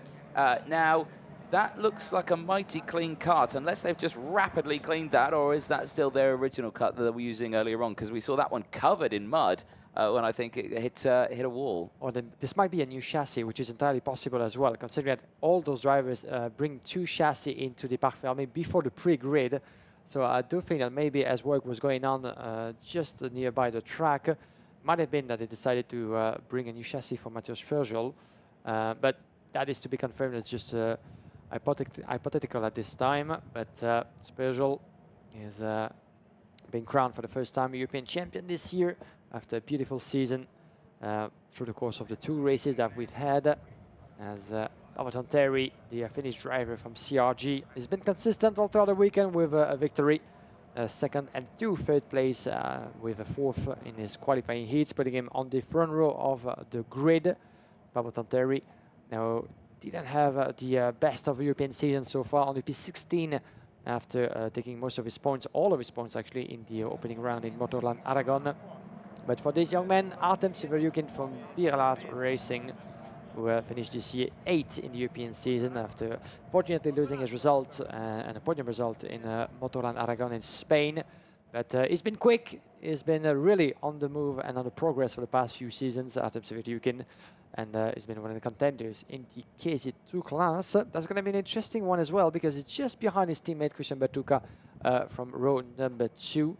And at this level, it's everyone for themselves, but being from the same team as well, you just want to keep it, you know, to a low profile when it comes to battling with your own teammate. And as long as you don't do anything unwise and you secure the result and not take your teammate off, that's all for the better. Yeah, certainly so. Well, like I say, slight delay then for the time being as we get ready to get this one restarted. There is Dion van Verven starting on the 2nd row of the grid, the driver from the Netherlands, racing for the CPB Sport team on the Sodi chassis. A look at his results, never been outside the top 10. Best result being a P2, has not had a qualifying heat win so far this weekend. And he's qualifying as well, P7 out there, as the Marcus Kayak club there is certainly building up on the grandstand. Marcus Kayak, I believe, in the next race out on track. He'll be starting from the 9th row of the grid, the driver of the Treble 1.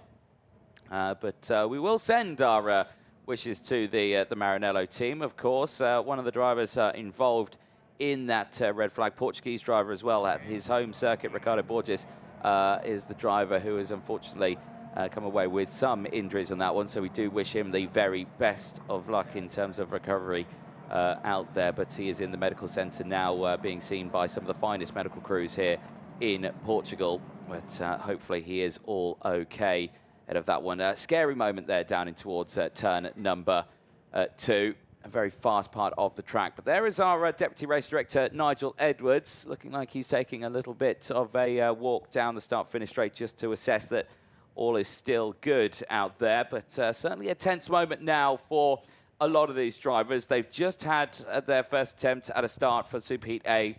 The pause, the break, they've got to get their mind back focused in on a restart. That can certainly play havoc with a driver's mentality a little bit, can't it?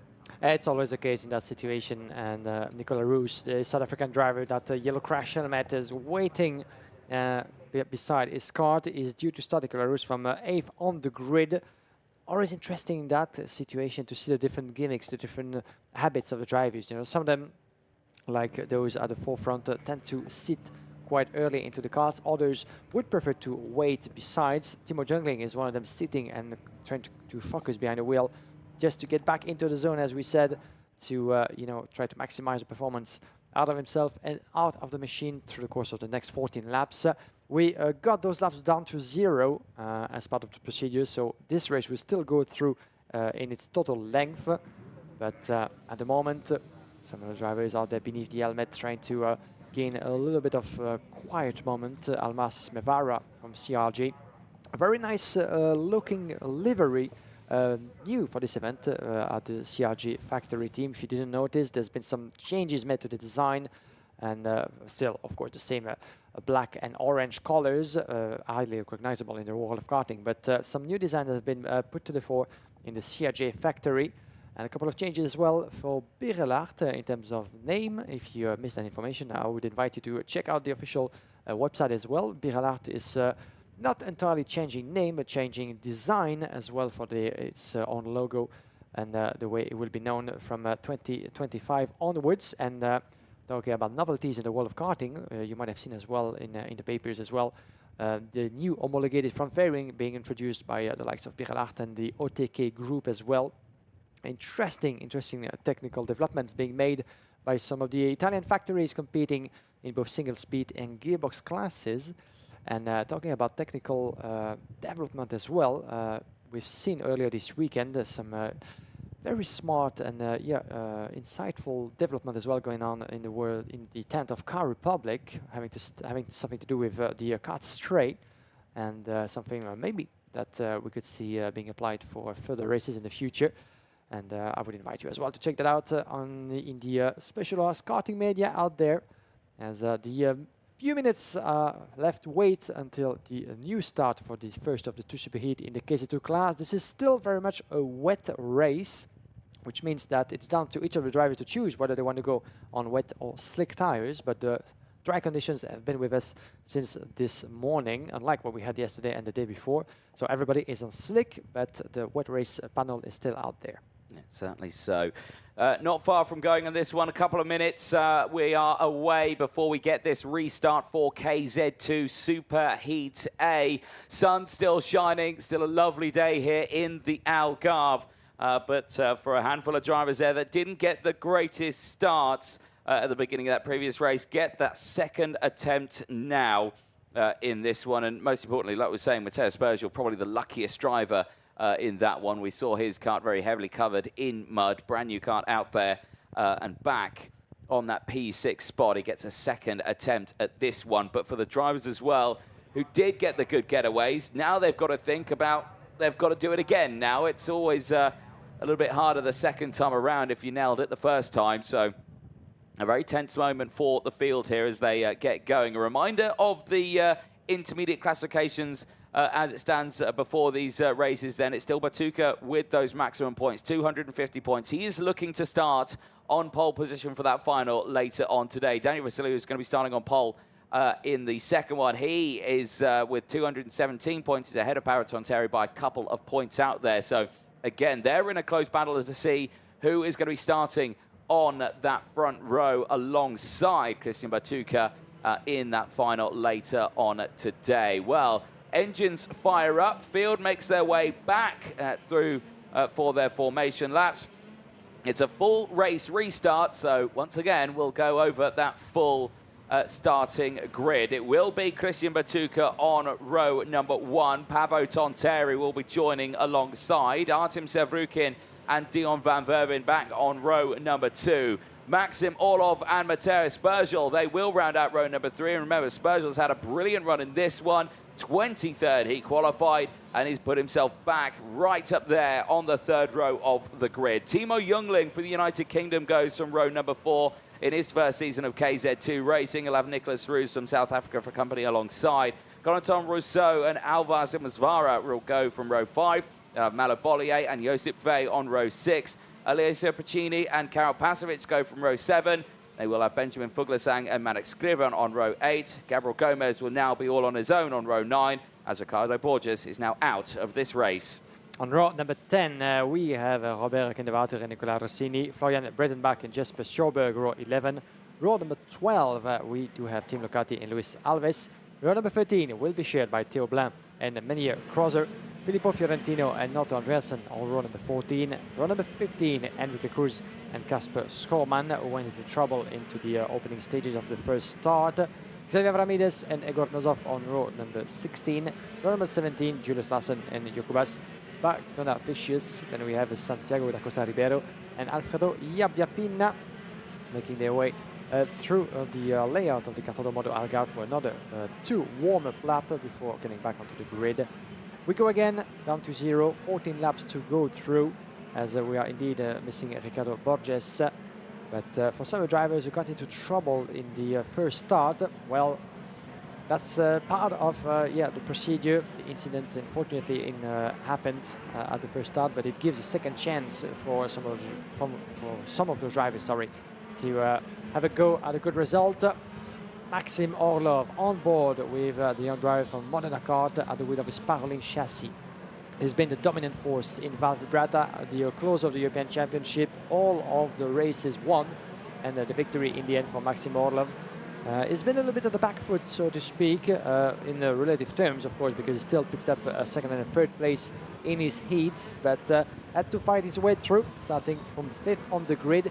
There's always good things coming from Maxim Orlov, so watch out from him. Yep, certainly so. Qualifying didn't go his way for Orlov.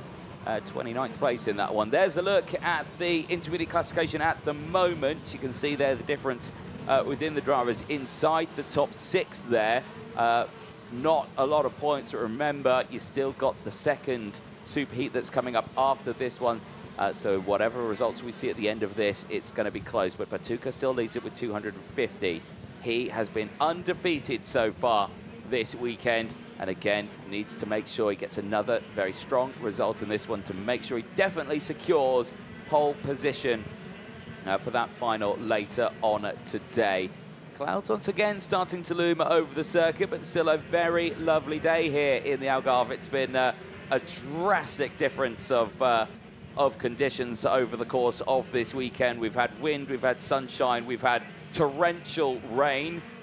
We've had light misty rain as well. It's just been all round a bit of a challenging weekend for the teams and drivers here as the Mondeo kart driver Maxim Orlov gets himself primed and ready for this one. You can see the intricacy there of the front, the wheel hub sort of sector there with the brakes on board, of course. The KZs do run with brakes on all 4 wheels of the car. Well, of course, the rear brakes are on the axle, but the front's independent braking for them, so very easy to lock up a front wheel in the KZ categories here as drivers make their way onto the starting grid.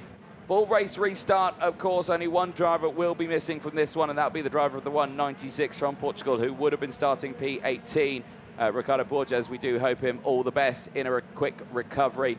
But let's see what happens in this superheat. We saw the good start earlier on from Christian Batuka. Can he match that good start from earlier on again in this restart? Back of the grid, gets lined up, ready to go then. With Santiago da Costa and Alfredo Ibiapina at the back of the grid. Green flag waves then at the front. And after a lengthy delay, it is KZ2 Superheat A back and racing. Lights go out. And we are once again racing in KZ2. And it again is a lightning start for Batuka. And this time it's even better as he breaks away down in towards turn number 2 then for the first time. Rest of the field slots through as they're 3 wide in the background there trying to fight their way through. It's been a good start as well for Sevrukin. He's holding on to his position, but I think he's dropped back a little bit in this one. Paavo Tonteri's had a brilliant start as well. He's doing really good stuff here. Timo Jungling, you can see him getting through the order as everyone's holding on, but the crucial one there is Manik Scriven in the 107 this time around is still in this race. And a good getaway for everybody here. Fantastic start indeed for Christian Batuka. Leading the way from the rest of the field into turn number 12 and 13. The hairpin, one of the hottest spots for overtaking into that layout. As the battle of the CRG and the Saudis, 3 Saudis in the same picture with the likes of Dion van Werven, Matteo Spergel, as well as Timo Jungling giving a chase to Paavo Tonterri in 2nd place. They come across completing lap number 1. Christian Batuka. We have already a 1.1 second of a gap from Tonterri. Van Werven is going to go for the move. At least he needs to do that with no time to lose, because otherwise Batuka will be out of reach very soon. And we have done in 3rd in front of Spergel. Another 2 places gain for the Frenchman, like he did in the first start. Then we have Nicolas Rouge, Jungling, Orlov, Severyukin, Smevara Pasjevic for your top 10. A couple of climbers. Tim Lucati, 8 places gain in 1 lap, is currently P15. As the driver still losing positions into the process. Malo Boye lost 7 places all the way down to P18. As now you can see the pressure mounting with 4 Saudi car driver in the mix. Van Werven, Spergel, Roos and Jungling giving the chase to Paavo Tonterri a little bit on his own to try to resist. Yeah, indeed. And all the way throughout this one, he's going to be thinking now to defend, because Batuka has broken away now by 1.1 seconds. Mistake there. And yeah, it's all kicking off still here between the teammates as they come back across the line. But still all in the same position as down the inside there comes Artem Sevrukin trying to fight his way back through the order right now. So it's Batuka who leads on Tonterri, Van Werven from Spergel, Roos from Jungling, Orlov from Sevrukin, Simazvara from Pasovic, It's still the top 10 at the moment, but we keep an eye on this one as Patuca sets the fastest lap of the race. 57.446 is breaking away nicely here from Tonterri. Tonterri as well not needing to worry too much here as Van Verven, Spurzheim, Roos and Youngling still scrapping away. But right now, Train starting to really form up here as they head down. As there's a mistake. Replay as Dion Van Verven, yeah, just a little bit wide there at the turn 16. Just kicking up a little bit of dust, but not losing out on any positions. Yeah, but he's lost out a bit of time actually compared to his teammates. Is the reason of that mistake on the lap before. Now it's come to a dilemma. Shall Dion Van Verven stay in the lead of that teammate Train? Well, Matthias Spurzheim starting to lose patience and willing to go for the move to try to lead that second Train, keep the contact with Paavo Tonterri. And you're going to have to explain themselves quite fast into this race, because in the meantime, well, no one is able to catch up with Christian Bertucca. The young Italian is doing what he does best. From pole, great start, and pulling the gap lap after lap, as Anthem is pulling on the fastest lap so far into this race indeed.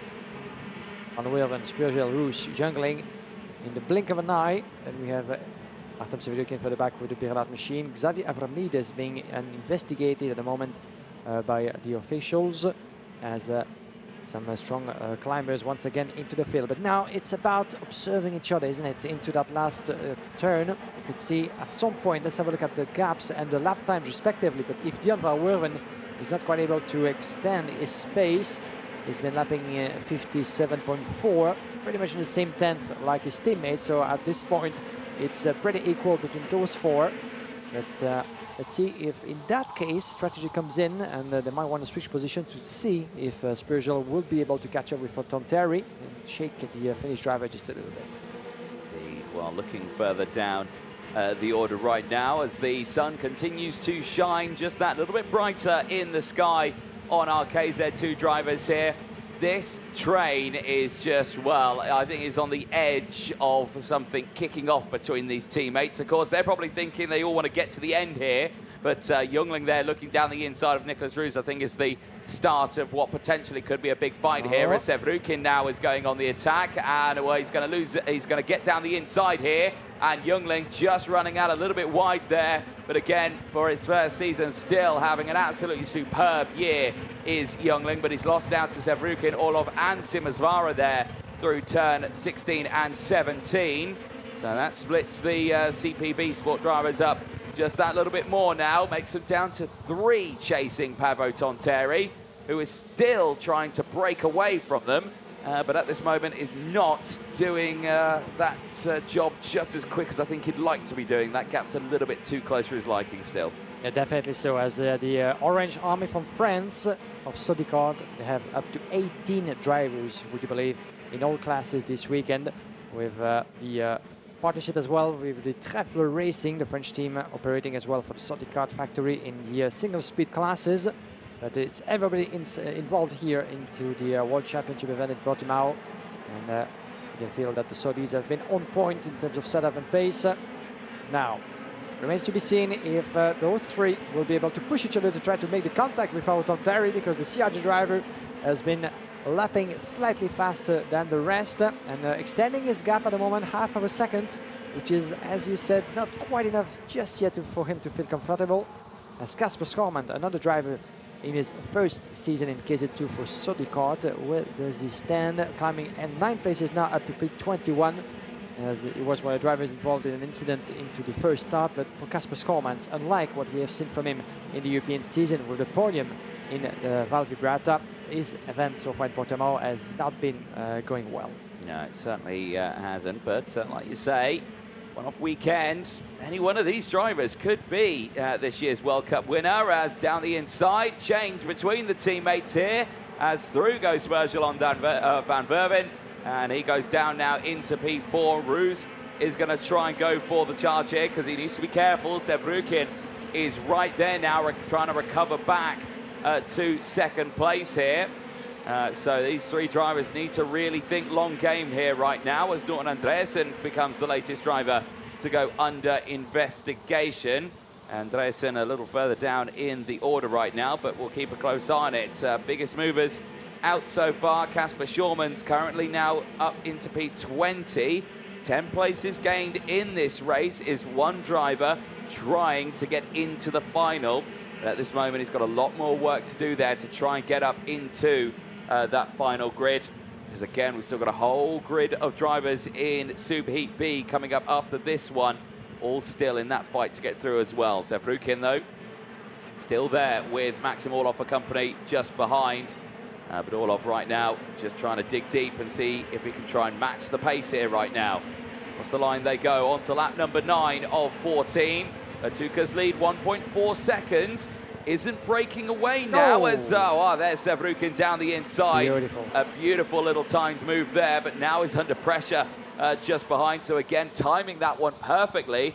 And Orlov gets through past Ruse as well. So these two are working together right now to try and break through this field. Yeah, and the Sodicat Castle is starting to break a little bit because Tim Jungling and now Nicolas Roos find himself losing places 7 and 8 with Savrukhin and Orlov getting through.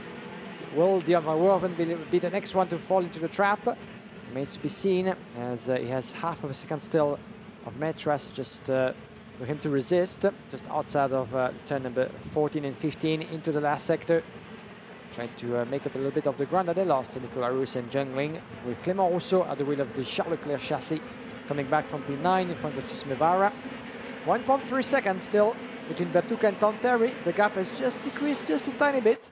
As let's see once again that beautiful move on the inside for Artem Savrukhin with Jungling, the 113, who had nothing he could have done there. And that door was wide open, so to speak, and it was enough for both Maxim Orlov and Artem Savrukhin to make their way past. And Jungling dropping places all the way down to P8. But now the gap is slightly decreasing, as I was saying, between Batuka and Pavel Tanteri. The CRJ driver is pushing. Less than 5 laps before the checkered flag. Christian Batuka is in control mode, that's for sure. He doesn't need to overdo it into that super heat, knowing that he has the pace and he has the gap for now to see the checkered flag in the relatively comfort zone.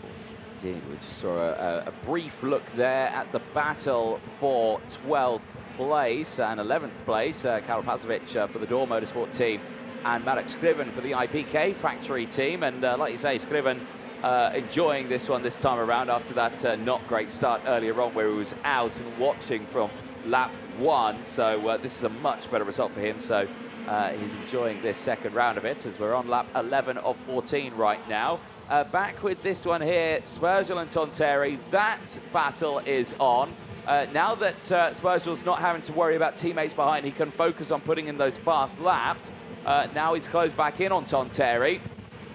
Both of them are actually closing in on Batuka as well. Batuka's gap has come down to 1.1, but I think, again, this could be a case of he's just easing it back now, not wanting to overstress the kart or anything like that. Remember, they'll get new sets of tyres to the final later on, so that's not something he's worried about, but I think it's just a case of not making any of those mistakes. The gap still 1.1. Tanteri and Spergel beginning to close in now. Are they going to work together, though, in this dying stage? Do they think they've got enough time, or are they going to go for the attack? Well, I can tell you what the answer to that is. It's go for the attack, as Mateusz Spergel sends it down the inside, gets the job done, moves up into second place, and is now going to try and close that gap from 1.1 down to Christian Batuka all by himself. Can it be done, though? That is the question. Yeah, beautiful move made by Mateusz Spergel, former participants in the Academy Trophy of the FIA Karting Championship a few years ago, and now doing wonders in the gearbox class. Let's see that again. In turn number 2, the braking point, gearing down, heavy on the brake and on the inside, not clipping the curb just before the left kick in turn number 4. Textbook sudden move from Mateusz Spergel, the same as we have seen from almost the same, shall I say, from his teammate at Sodicart, Anthony Abbas, yesterday in the last superheat on Daniel Bray. The move that gave him the pole position for the superheat of this morning, the last qualifying heat of yesterday. As we're here with the 171, Dion van Werven, under the pressure from Maxim Orlov. Watch out for the Paralin driver, gearing up, trying to emulate the move in turn number 12. Not going through this time just yet, as the checkered flag is getting near, so Orlov is in need of another move, certainly, even though his gap of points is quite significant on Mateusz Spergel, currently in P5 in the overall classification. as this will indeed once again change because we have one more race in the KZ2 class, and only half of those two grids will form, well, the starting grid coming to the final. But the 127 in the lead, Christian Bertucca with the gap once again, you know, decreasing just a tiny bit. It was 9/10 of a second. Let's have a look. Now it just went down to less than 8/10. Bertucca in control mode into the final lap, watching over his shoulder. Doesn't even need to certainly control the return eventually from Spurgeon or Tanteri. He's been on the pace, he's been really on the event, and Spurgeon, maybe 1 or 2 laps would have been needed for the safety car driver to make the connection. Yeah, certainly so, but like I say, that's it's come down now to 6/10, so Bertucca, don't back off too much too soon here. You'll still be absolutely fine if you finish in second place, but he's looking for a clean streak here of all wins throughout this weekend so far into that final. Again, Spurgeon closing in, only taking 1 win so far this weekend has Matteo Spurgeon, the 2024 European champion in KZ2, but it's going to be signed, sealed and done then. Christian Bertucca will start on pole position for the final later on today. Christian Bertucca claims it ahead of Matteo Spurgeon. Paavo Tanteri finishing a P3 ahead of Artem Sevrukin. Dion van Verven from Maxim Orlov. Nicholas Roos and Timo Jungling. Alvar Simazvara from Conaton Rousseau rounds out the top 10. But that young man there, Christian Bertucca, what can we say about him? This season in KZ2 has been absolutely superb for him so far. And this weekend, I mean, he's looking the favourite. He's looking the favourite going into the final here, Guillaume, and there's going to be a lot of pressure on that young man's shoulders going into that final. Definitely so. It's been a long way from the opening round of the European Championship in Motorland Aragon, where he left Spain without a point. Certainly a weekend to forget before making things up a little bit in Val Vibrata, progressing through the ranks. Bertucca, winner of his 6th race in a row since Friday, in front of Matteo Spurgeon, Paavo Tanteri, Artem Sevrukin, Dion van Werven, Maxim Orlov, Nicolas Rouche, Timo Jungling, Alvar Simazvara, Conaton Rousseau, Gabriel Gomez, P11, from Karol Pazevich, Marek Skrivian, Robert Kindervater, Alessio Piscini. P16 is Josep Veaterrado from Malo Boye, Kasper Schormans, Tim Locati, Nicola Rossini, Luis Alves, Menye Kroze, P22 from Theo Blin, Xavier Ramides, Enrique Cruz, Jesper Sjoberg, Egor Nosov, Florian Brettenbach, Norton Andreasen, Djokovic Bogdanavicius, P30. And at the back end of the classification, we do have Julius Lassen, Alfredo Yapiapina, Santiago da Costa, Ribeiro, Benjamin Vogelsang. Quite unfortunate for Benjamin Vogelsang, one of the fastest men coming to this event, dropping all the way down to dead last in front of Filippo Fiorentino. And the driver that didn't take part into the second start, Ricardo Borges. But in the end, who can beat Christian Bertucca? He had shown in the past, you know, similar fantastic pace in the International Super Cup in Le Mans before finishing second to Arthur Carbonell. Let's have a look back. Yeah, indeed. The highlights from that race start. This is the first race start that we saw initially, where for some drivers not ending well on the first opening lap. Marek Skrivan out of the race. You can see him there going off, and there for a couple more.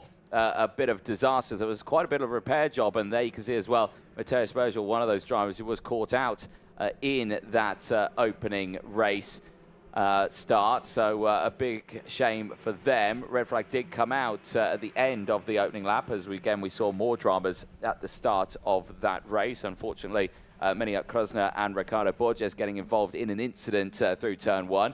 This is the restart after the red flag, and the start this time for Christian Bertucca, actually, there, Guillaume, was a lot better off the line. Didn't have too much pressure. Yeah, it was a lot better. Impressive how he was able to get back into the zone and really focus himself back to the task at hand. And as you could see from Maxim Orlov, pretty good start as well, as he was able to make his way past to the right. Just outside, a little bit two wheels on the grass there, but nothing much to worry about. As a different angle, all those cars launching themselves into the first sector. There was the mistake from Dion van Werven, leading the first train of Saudi drivers in the opening stages of the race. Artem Sevrukin and Maxim Orlov making their way past Timo Jungling into the last turn. The door was a little bit too open for the CPP driver. those four fighting their way through and battling against each other as well. The 138 of Nicola Roos losing momentum and losing places, as well as Orlov and Severyukin. The move on the inside for the Birla driver, beautifully made. And so was the move from Matteo Spurgel, the 102, on his teammate on the way to a second place behind an untouchable, invincible, to this point only, Christian Bertucca, because there's one more race, the most important of them all, coming up this afternoon. And a quick word about Matteo Spurgel. He was one of the Saudi drivers who went the wrong way after the incident in the first start, and thank God for him that the start had to be redone, because otherwise that would have been certainly a disastrous ton of event for one of the contenders in the championship. Yeah, certainly so. Well, there you can see the next Superheat lined up, ready to go then for KZ2. It is Superheat B, moments away from seeing the green flag at the front as they will make their way out, and it will be Daniel Vasile starting it on the front yard. You can see him there lined up, ready to go here. Third in qualifying over the course of this weekend. Has never been outside the top 5 in any of his results, but only took his first win in that last qualifying heat of yesterday. So had a really, really tough day there to just try and claim that first win. We'll have Morgato starting alongside him there as well, so we'll keep a very close on that. There's a quick look at the rain radar here, and as you can see, we're all fine. There's no drama there at all from any rain. There's a few patches over the south of Portugal at the moment, but I don't suspect that's going to bother us at all this weekend. It's a little bit cloudy, it's a little bit windy, but crucially, Guillaume, it's a dry day.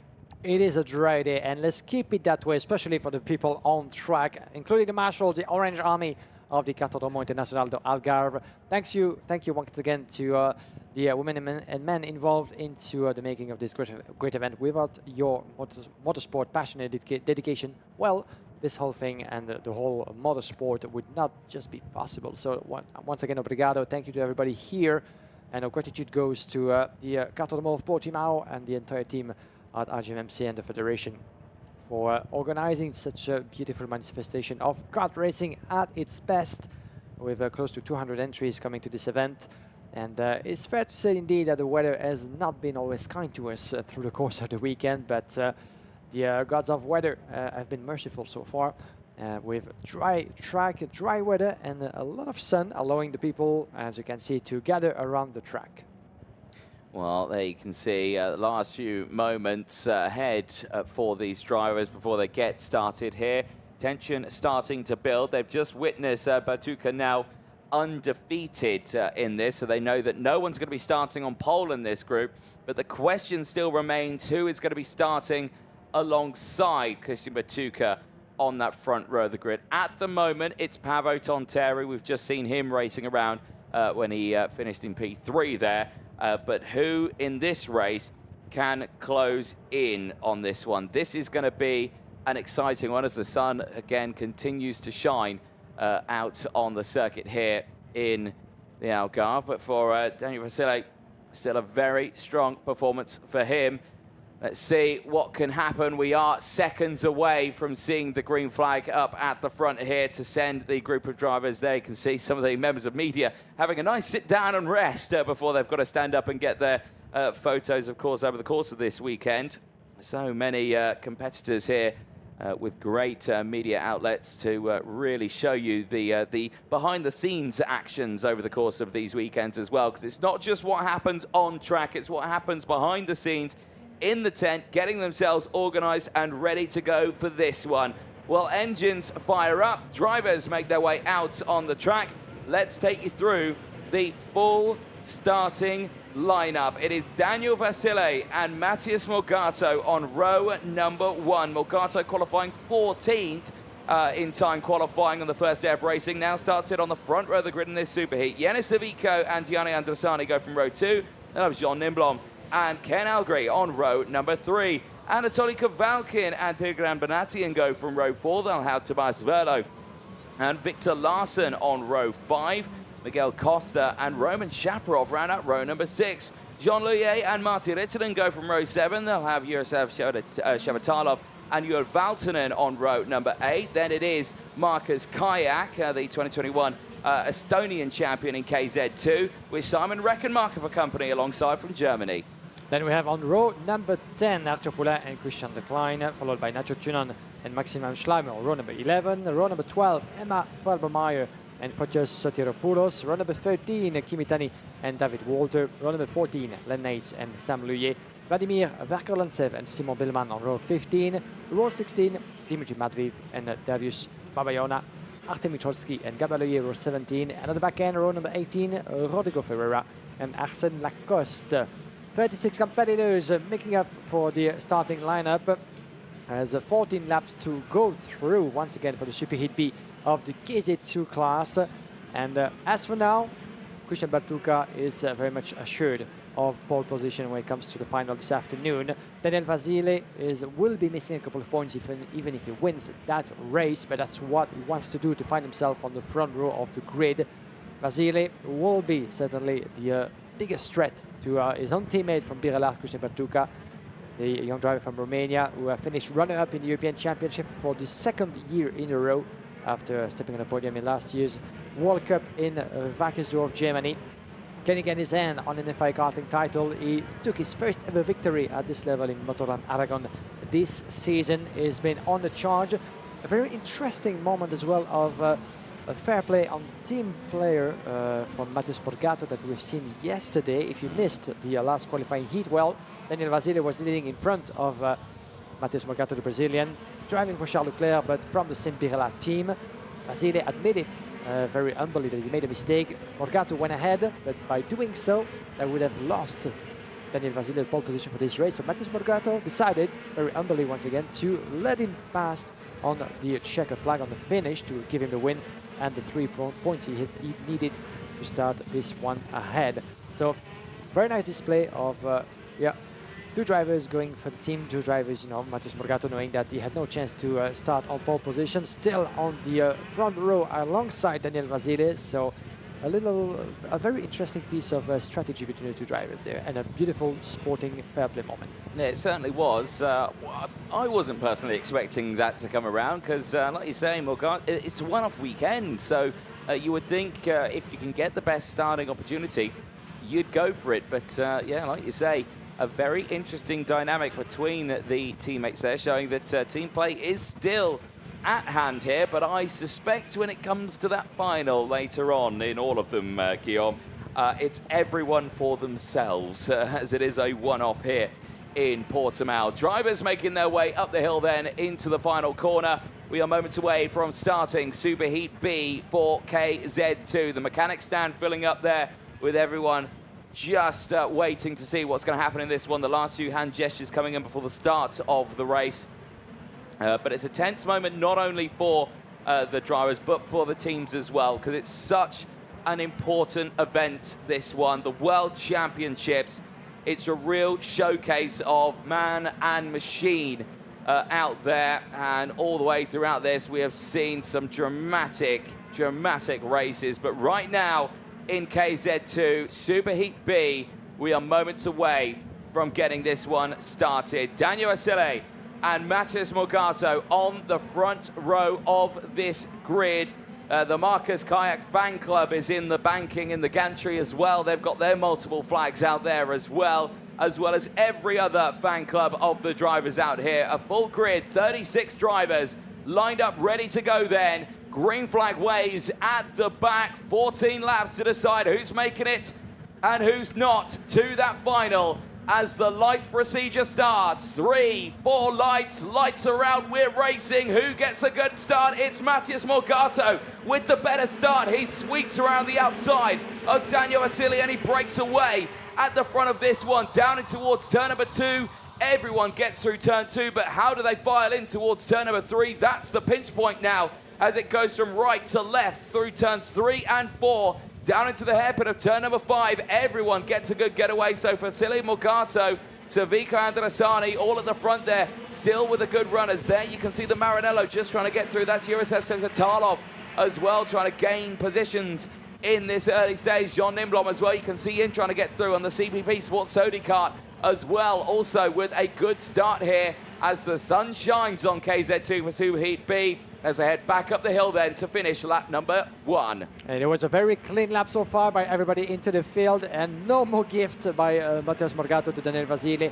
That start was impeccable from the Brazilian, and there was a very close goal. Hopefully we might need to see that again, but two side by side, almost touching wheels on the way to turn number 1, but from the outside of the front row, Morgado had a better start and just imposed himself to the Romanian, up in the lead for almost a second now after the opening lap. Morgado, Vasile, Civico, Noblo, Cavalcin.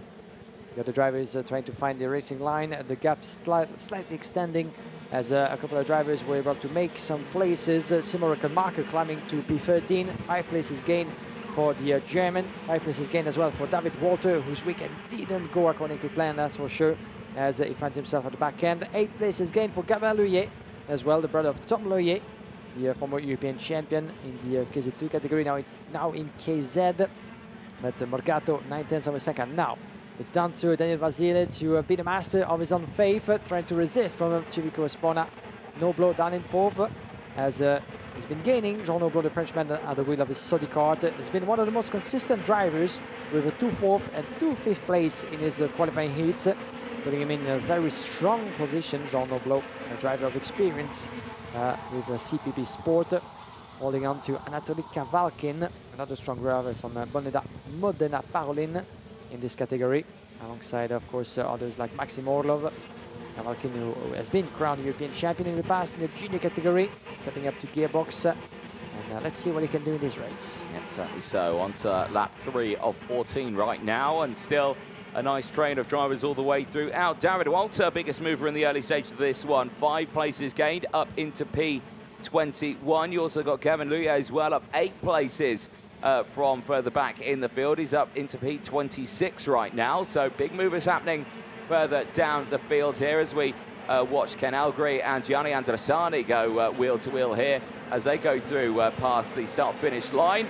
And right now, keeping an eye here, Miguel Costa and Jean Louillet very close in their fight right now, trying to push their way through. Well as Shabatalov and Simon Reckenmacher also battling just behind them there on your screen. Daniel Vasile setting the fastest lap of the race. The driver in second place is closing back in on Morgado here. So again, this is what we saw from Matheus Morgado. And looking at the intermediate classifications, well, I don't think that Morgado is going to give this one up this time around. He wants to start on that front row because, again, we're coming into that final later on. And there's 5 points between them right now. But Daniel Vasile is still second. So he's not going to allow him to try and close back in on him. And he definitely wouldn't let him pass because then he knows he definitely wouldn't be starting there. So, again, we don't know what's going to happen between the two of them, but at the moment, they're still looking very strong. Gavin Louillet is going to see a warning flag in this point of the race. He's a little further down in the field and in the eyes now of the officials out there. And Morgado is setting himself as the one to beat in this race. The fastest lap so far, 57.1 for the Brazilian, who, as you said, climbed to 3rd overall in the classification. Keep in mind that at the moment, there's 5 points between Daniel Vasile and Matheus Morgado. Even if Morgado wins, he won't be able to get himself on the front row of the final coming tomorrow. But as we often say in karting, aside from pole position, P3 might be the second most interesting spot you can find yourself in on the grid, considering here that you are just behind the pole setup, being able to take the toe and maybe surprise him coming to turn number 3. That's what the theory. We've seen that in reality as well more than once, as Len Nace is a driver that we've lost, unfortunately. Just saw him from the corner of my eye, just in front of the Gen 3. Len Nace, the Belgian driver, unfortunately having to step out of his kart and DNF in this race. As another fastest lap for Matheus Morgado, trying to extend the gap to over the second now, as Daniel Vasile has got himself a second as well advantage on Civico Espona, Noblo and Cavalcin, the 3 drivers you can see now battling for what's left in this body. P3, but still for Jenny Civico, if he stays where he is, that would mean starting from P5 on the final starting grid. Yeah, indeed. Let's have a look at that intermediate classification at the moment. Patuca, of course, we know, maximum points. Daniel Vasile and Morgado 2nd and 3rd with 5 points between them. then Paavo Tontteri, now 4th place, so we'll be starting on the 2nd row of the grid at this moment alongside Matheus Morgado. Yannis Savico is up to 5th in the points, ahead of the rest. Sevrukin, Dion van Verven, Spurgel, John Nimblom and Gianni Andressani currently inside the top 10 in that one. So if Andressani can gain a few more positions here, could he get up into 9th in that one? He could, because now he's only 1 point behind Jean Nimblom.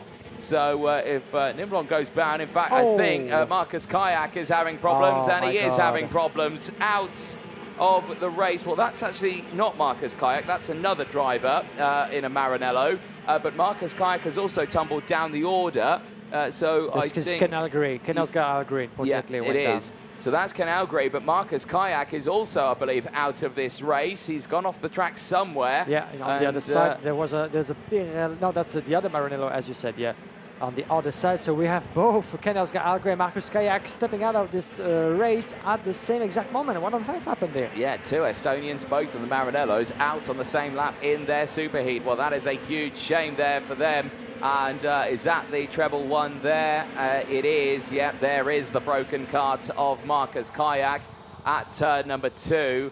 And unfortunately, that is in front of, I believe, his fan club there in the gantry. Not what they wanted to see. But I think with where Marcus Kayak started, or just on the cutoff, I think that might be his fight over here. He was just on the cutoff, I think. Marcus Kayak, we're going to double check that on lap number 8 right now. Kayak was 37th, and now out of this one, he's not going to make it into that final. That is a huge shame for the Estonian champion in 2021, and out of his World Championship fight in 24. And Ken Algary at this point was P16 before coming to this race. So he might be okay. He might be okay on that one, but that is a very tough call there. Well, there, still, we watch this battle here. Miguel Costa right behind Bonatian. Larsen still just behind, as Andressani is still ahead there from both of them. And again, Gianni Andressani looking to gain 1 or 2 more places in this one.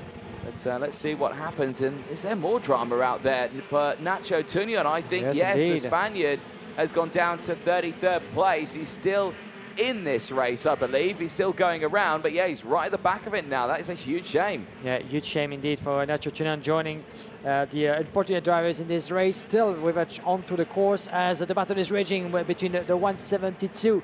This is Victor Larsen as well as Miguel Costa. The Brazilian just made his way past Larsen for P8. Well done to the former Sauber Academy driver there, driving for Parolin at this moment. Miguel Costa in front of Larsen, Jean-Louis Reckenmacher just outside the top 10, climbing 7 places. Reckenmacher, as you can see, same as Arthur Poulain, up in P12. As Matheus Morgado has picked up the pace a little bit, 1.1 second now in front of Azir. Down the inside, nice little change there, and through goes Simon Reckenmacher past Jean-Louis. So that battle is heating up in the background for P10 behind these drivers here. But still, Andressani leading that train of karts as they try to hunt down the field in front of them. Now, Morgado's lead is just over a second now from Daniel Vasile. Savico still there in 3rd place. Jean Nimblom still in P4. Now, the question is where is Anatoly Kavalkin? Well, Kavalkin is right behind Jean Nimblom, and that's an important one for Gianni Andressani because, like you say, there's one intermediate point between himself and starting 9th on the grid. So again, these little victories in these races of starting 1 position higher in the starting grid for the finals certainly makes a big difference. But there you can see Andressani is under pressure. Now, Daniel Vasile's just dropped down to P5. What's happened there? Is that a timing glitch, or is there a problem for the driver who started on pole position? He has dropped. What has happened to Daniel Vasile here? Savico's got up into 2nd place now from Jean Nimblom. And drama has struck the pole sitter in this one. That's disaster. He's coming down not only on track, but in the classification as well. P5 at the moment, Daniel Vasile. Well, we didn't get to see what happened there to the Romanian driver, but drama indeed, like he did in the last qualifying heat of yesterday. Could this be that he made a mistake, losing him what could have lost him the pole position and the win yesterday, but Matheus Morgado was there to give him back that P1. This time that won't happen again, but Vasile was not so much on the tail of his teammate, 1.1 second behind, but would he stay in that second place? That would have been enough for him to start on the front row of the grid. And now that's a totally different story, because Matheus Morgado leading the way, having nothing to do with what just happened to his teammate, finds himself on the front row alongside Christian Bertucca. Yeah, that is, well, for Daniel Vasile, a not a good thing to happen, of course, now. But for Morgado in the lead of this one, he's thinking, right, okay, now I actually really do have a chance in this final later on. Now I'm starting on the front row of the grid. But we'll have to see what happens here, because drama unfolding in KZ2 Super Heat B here, as Jean Nimblom and Kavalkin still very close here. This is now the battle for third place in this race, and Daniel Vasile is right there behind, already immediately starting to close back in on these two drivers here. But we're on lap 13 of 14 here. Time is very quickly running out, as Yanis Avico is still clear in second place right now. But eyes are going to be focused on this one. Is Kavalkin going to go for the move? Now, Kavalkin at this moment in time does not sit inside the top 10 in the intermediate classification. The driver started this race in P7. And again, so he's looking for any position gain here right now to help him out. So yes, a third place would be a lot better than P4 for him. That's for sure, as those drivers will drop those tires to put on a new fresh pair of boots coming to the final. So that might be worth using them to the core into the last few laps as we go into the final round. For Matheus Morgado, 3.8 seconds, nothing to worry about for the Brazilian in front of Civico Sponar. Jean Nimblom Kavalkin battling still for P3. Let's see if the Parolin driver will be able to make his move coming to the last lap. But Morgado at the wheel of the Charles Leclerc chassis. A really, really strong race. He had the better start and get away from Vasile. I do wonder in the opening stages if it wasn't a gift back from Vasile to Morgado for handing him the P1 in yesterday's last qualifying heat, knowing that Vasile staying in P2 would have been assured to start on the front row of the final. For Morgado, it was a different story. He needed that win to get himself on the second row of the grid. But now, this has nothing to do with it anymore, because Morgado is going to win Super Heat B in the KZ2 class, and that will put him on the front row of the grid, coming to the final in a quite unexpected way. It certainly will do. Across the line then, checker flag is out, and it goes to Matheus Morgado, claiming his second win of the weekend, and that will put him on the front row with Christian Bertucca for the final later on today. Paavo Tonteri will start on the inside of row number 2. Yanis Avico will secure the outside of row number 2. But for Morgado, that's what he needed. The start was on point, and he drove away from the rest of the field. Morgado takes the win then ahead of Yanis Avico. Jean Nimblom from Anatoly Kavalkin. Daniel Vasile finishing in P5 ahead of Gianni Andresani. Tigran Banatian from Miguel Costa. Victor Larsen from Simon Reckenmacher, who rounds out the top 10, gaining 8 places to finish and round out that top 10. Jean Louillet and Artur Lane finish in 11th and 12th place. Shevatalov from Shaparov decline, rounds out the top 15. In a P16, we do have David Walter climbing 10 places in front of Mattia Reitanen, Maxime Manschleimer, Kimi Tani, as well as Fotios Sotiropoulos. P21 is Tobias Verlo from Juho Valtanen, Sam Louillet, Dimitri Madviv, Darren Babayona. 25, 26 is Emma Felbermeyer from Gabaluye, Rodrigo Ferreira, Vladimir Verkolantsev, Simon Billman, Arsène Lacoste, and Artemi Trotsky, the last driver to see the checkered flag, as we've lost Len Nace. Unfortunately, Marcus Keak and Ken Algre as well, the 2 Estonian teammates from Maranello and Lacho Cunan. But your winner for the second time this weekend at the most decisive moment, certainly before the final, Matheus Morgado, the OK World Champion of 2022 in Sarno, and a multiple title winner on both sides of the ocean, both in Europe and in the United States of America as well. Gave us the race that he needed to produce after that cracking start. Look at how close it was coming to turn number 1 with Daniel Vasile. I do wonder if it was discussed beforehand, considering the respective positions into the classification, but At the start, it was a nailed biting procedure for Matheus Morgato and a clean start for everybody into this opening lap. It certainly was, and for the rest of the field as well, a relatively decent start. Also, as drivers just slowly started to make their moves up through the field, Chevitalov gaining the 2 places for the Maranello team, as well as Christian Decline's 5 places. Yeah. There was Nacho Tunion's moment where he came in towards Parc Ferme out of the race. He was some including Ken Algri as well, Marcus Kayak and Len Neisch also all retiring. But for Matheus Morgato, that's a front row start for him in that final later on today. So make sure you stay tuned for that one. But do not go anywhere, because now it's time for the Premier class. It is KZ heading out on to the circuit for their superheats, and all the way throughout this one, again, it's been an interesting one because Pedro Hiltbrand starts this one on pole position. There he is, the Spaniard, the former World Cup champion in KZ2 in years gone by, and now starting on pole position for the World Championship in 2024. We caught up with him after the qualifying heats. Here's what he had to say. Pedro Hiltbrand claiming now pole position for tomorrow, Subi, as well. Tell us, that was quite a fight you've had over the course of this weekend. Did you expect to come away with a win, knowing that Senna's pace in the wet was so rapid from the rest of the field? Yeah, obviously on the wet, he was incredible fast. I knew from last race 2 weeks ago and the first day where we were on slicks that we were quite fast, so the pace was there. Actually, we didn't test a lot, but we were confident. Unlucky for him, I don't know what happened, but let's see tomorrow what brings the weather.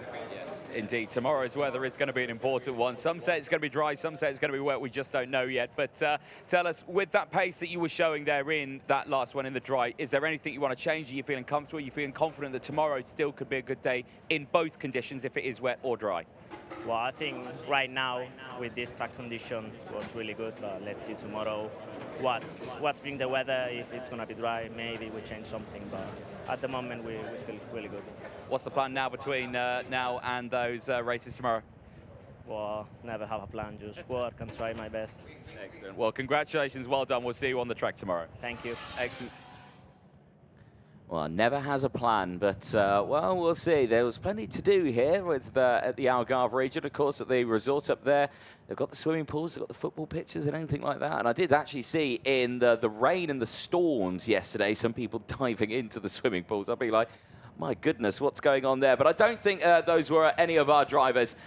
Right, the session's gone green. Engines are fired up. Drivers have made their way out onto the track. Let's take you through the starting lineup and determine who's going to be starting on pole position for the final later on today for KZ. It is Pedro Hiltbrand on pole position, and we'll have the Frenchman Jeremy Iglesias to accompany alongside. Senna van Wolstein was the biggest drama yesterday. 2 wins, he was looking for a third, but problems, mechanical failure. He starts this one for the second row of the grid. Giuseppe Palomba alongside him. David Trefilov and Adrian Renadin go from row number 3. They'll have Johan Segal and Lorenzo Camplese on row number 4. Stan Pex and Maximilian Paul go from row 5. They'll have Arthur Carbonell and Jorrit Pex on row number 6. Victor Gustafsson and Jorge Pescador round out row number 7 with Matteo Vigano and this year's European champion Lorenzo Travasanuzzo on row 8. Row number 9, Tom Leyer, as well as Paolo Ippolito, Myron Kremers and Daniel Albanese, row number 10. Emilian Denner, Louis Beck on row 11, row number 12. Greg Danik and Francesco Celenta. Riccardo Longhi and Jay Irwin, row number 13. And at the back end of the grid, we have Mattias Torrigiani, Mario Schettino, Valerio Giambattista and Francesco Leone. A full grid of 30 drivers, the best drivers in the world of karting, in front of your very eyes on the Kartódromo do Algarve.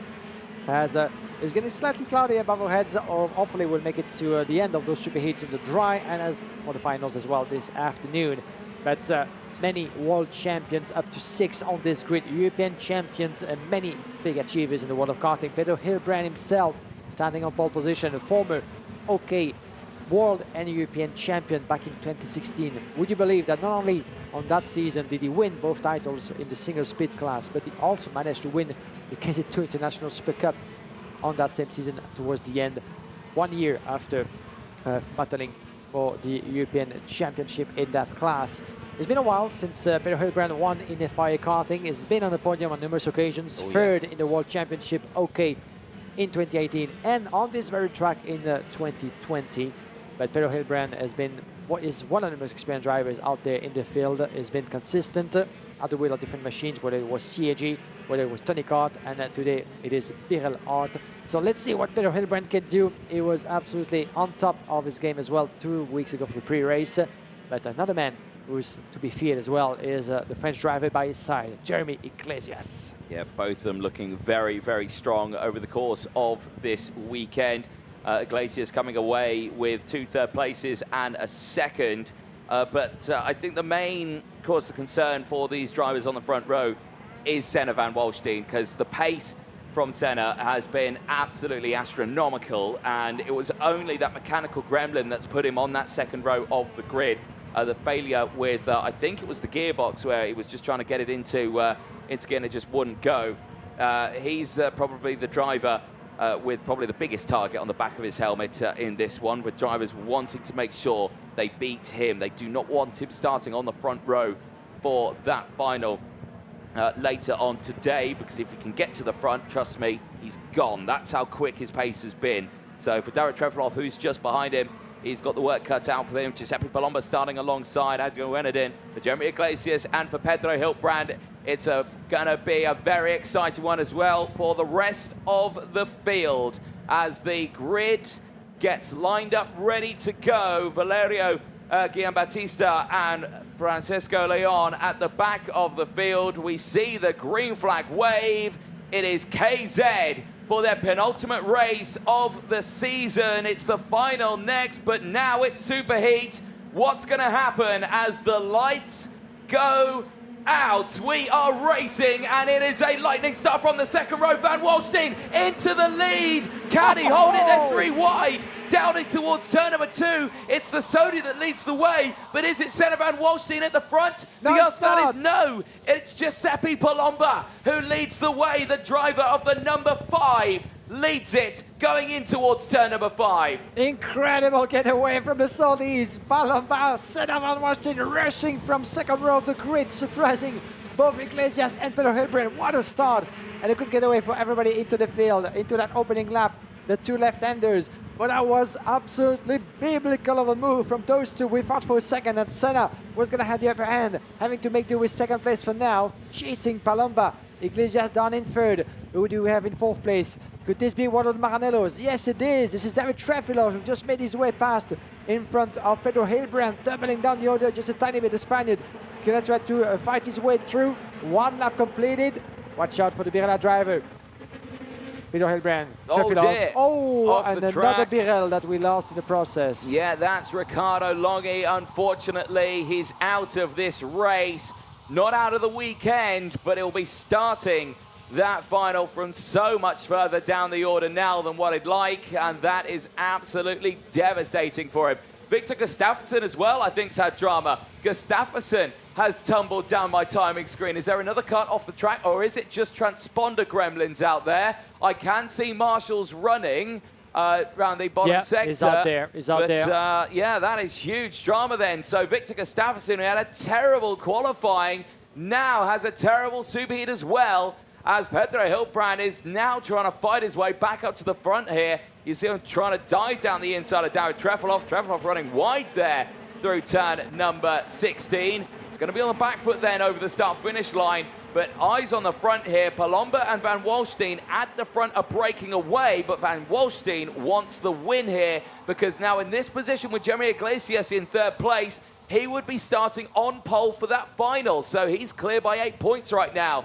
So Van Walstein really needs to dig deep here, and he's doing that. 57.007. It's the fastest driver out there. Yeah, incredible ton of event. This is KZ at the prime category in the world of karting, period.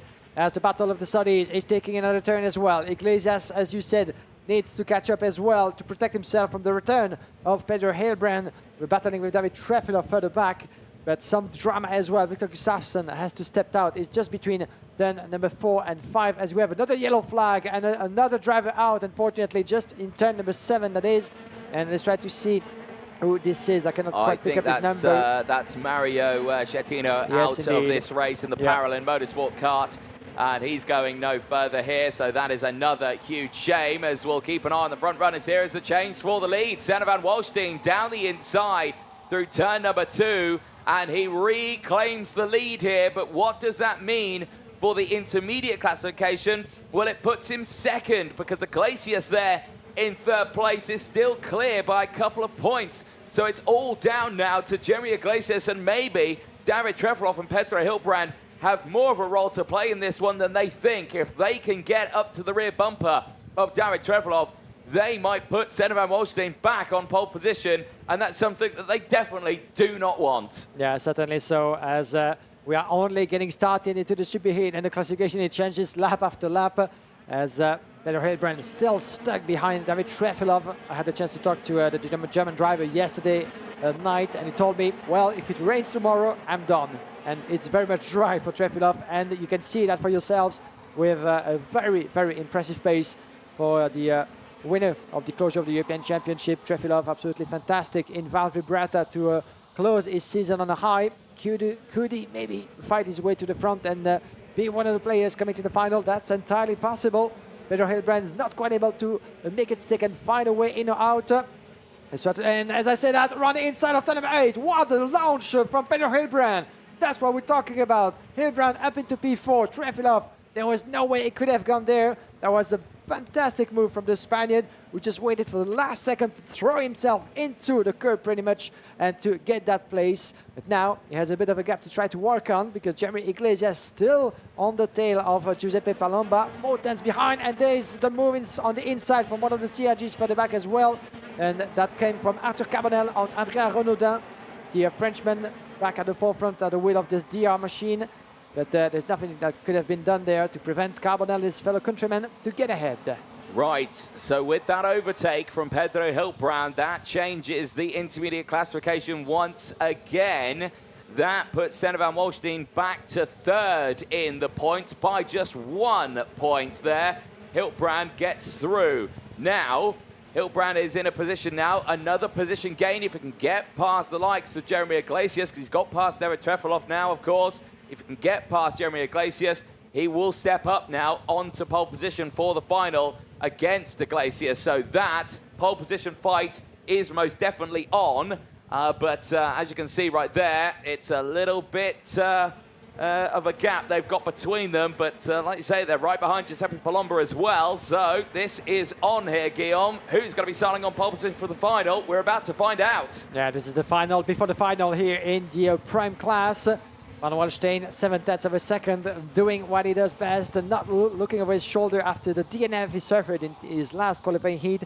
He's here for revenge, and Pedro Hilbrand is back on pace as well. He knows what's at stake. Less than 3 tenths behind Jeremy Iglesias. The pole position is at stake as the Spaniard is going to try to attack the 2020 world champion in the KZ category. 2 world champions against one another, one in the single speed, one in the gearbox class, who will end up on top, as we have one of the CPs, Stampex, against David Trefeloff.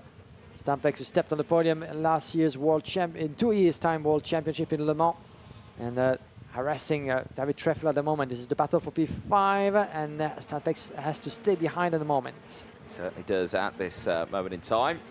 Over the start-finish line they go. They go on to lap number 8 now of this 14-lap superheat, and I still focusing on that battle for P2. Giuseppe Palomba, Iglesias and Hilbrand. Hilbrand is looking to start on pole for that final later on today, but Iglesias will know this. I suspect they'll have done maths going into this. Who wants to start on pole position? This is that fight to determine that. Whoever finishes ahead of these 2 drivers here between Hilbrand or Iglesias will determine that one, as Stan Pex goes down the inside of David Trefeloff through turns 8 and 9, gets that one done. As we cut back to this one here, Hilbrand all over the rear bumper of Iglesias. He's not been close enough for the move just yet. In fact, I think I've seen communication between the 2 of them. Hilbrand's just said to him, keep going, but Iglesias, I think, has gone full defensive mode now. It looks like it for the Frenchman as Stan Pex just made his move on Trefilov. Correction to myself, Stan Pex was third in the World Championship, but of last season and not 2 years ago. That's being said as we're about to conclude lap number 9. Here we go in lap number 9 out of 14. The battle is raging. Iglesias against Hilbrand, CRG against Berelart, and there's pole position at stake. As for now, Iglesias has the upper hand, just 2 tiny points in the classification in front of Hilbrand.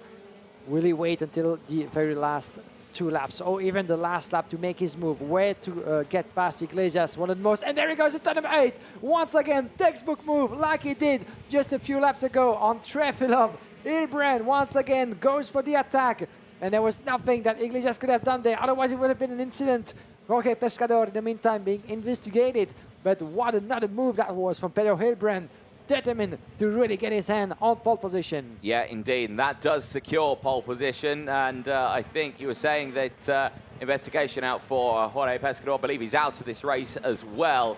The driver from Spain in the number 8 kart in 18th place.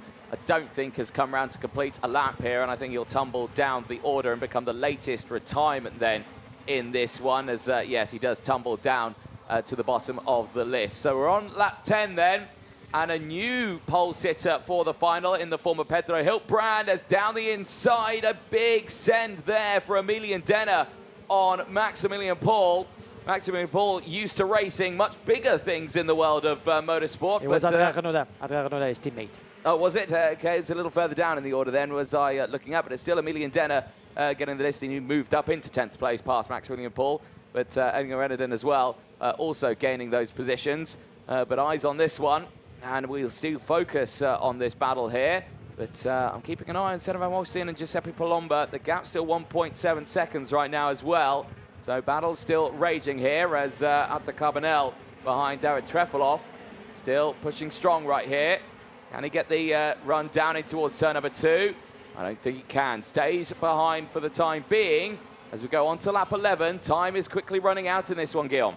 Yeah, definitely so. This is now or never to try to make a move as Lorenzo Travisanuto, this year's European champion, is being warned by the official, something to do with a move or something that will need confirmation. Travisanuto at the moment P17, and he just dropped 2 places. Could this be that Travisanuto is running into trouble into this superheat because he lost 2 places, still with us by the look of it, but Tom Leyer and Lorenzo Complesi just made their way past the Italian as he's running at the moment in P17, so definitely a weekend so far to forget for Lorenzo Travisanuto, the 2-time world champion back in the day. As on the inside goes one of the CRGs. This is Arthur Carbonell on David Trefilov for P6.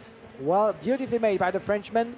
As further back as well, Matteo Vigano down in P8, climbing 7 places at the Charles Leclerc driver. Emilian Denner 12 places again up to P9 as he made his move on Renaudet. With Maximilian Paul, the 2 DR drivers just close in P10 and 11, as this is the first time that we get to see, indeed, as you mentioned, Maximilian Paul, who has been busy over the years in car racing, competing in the likes of ADAC, DTM and IMSA, but good to see him back with his former colors competing at this level. Yes, indeed. Eyes on this one again. Hilbrand, we just saw get past Iglesias a few laps ago. He's now looking to see if he can get up into 2nd place here.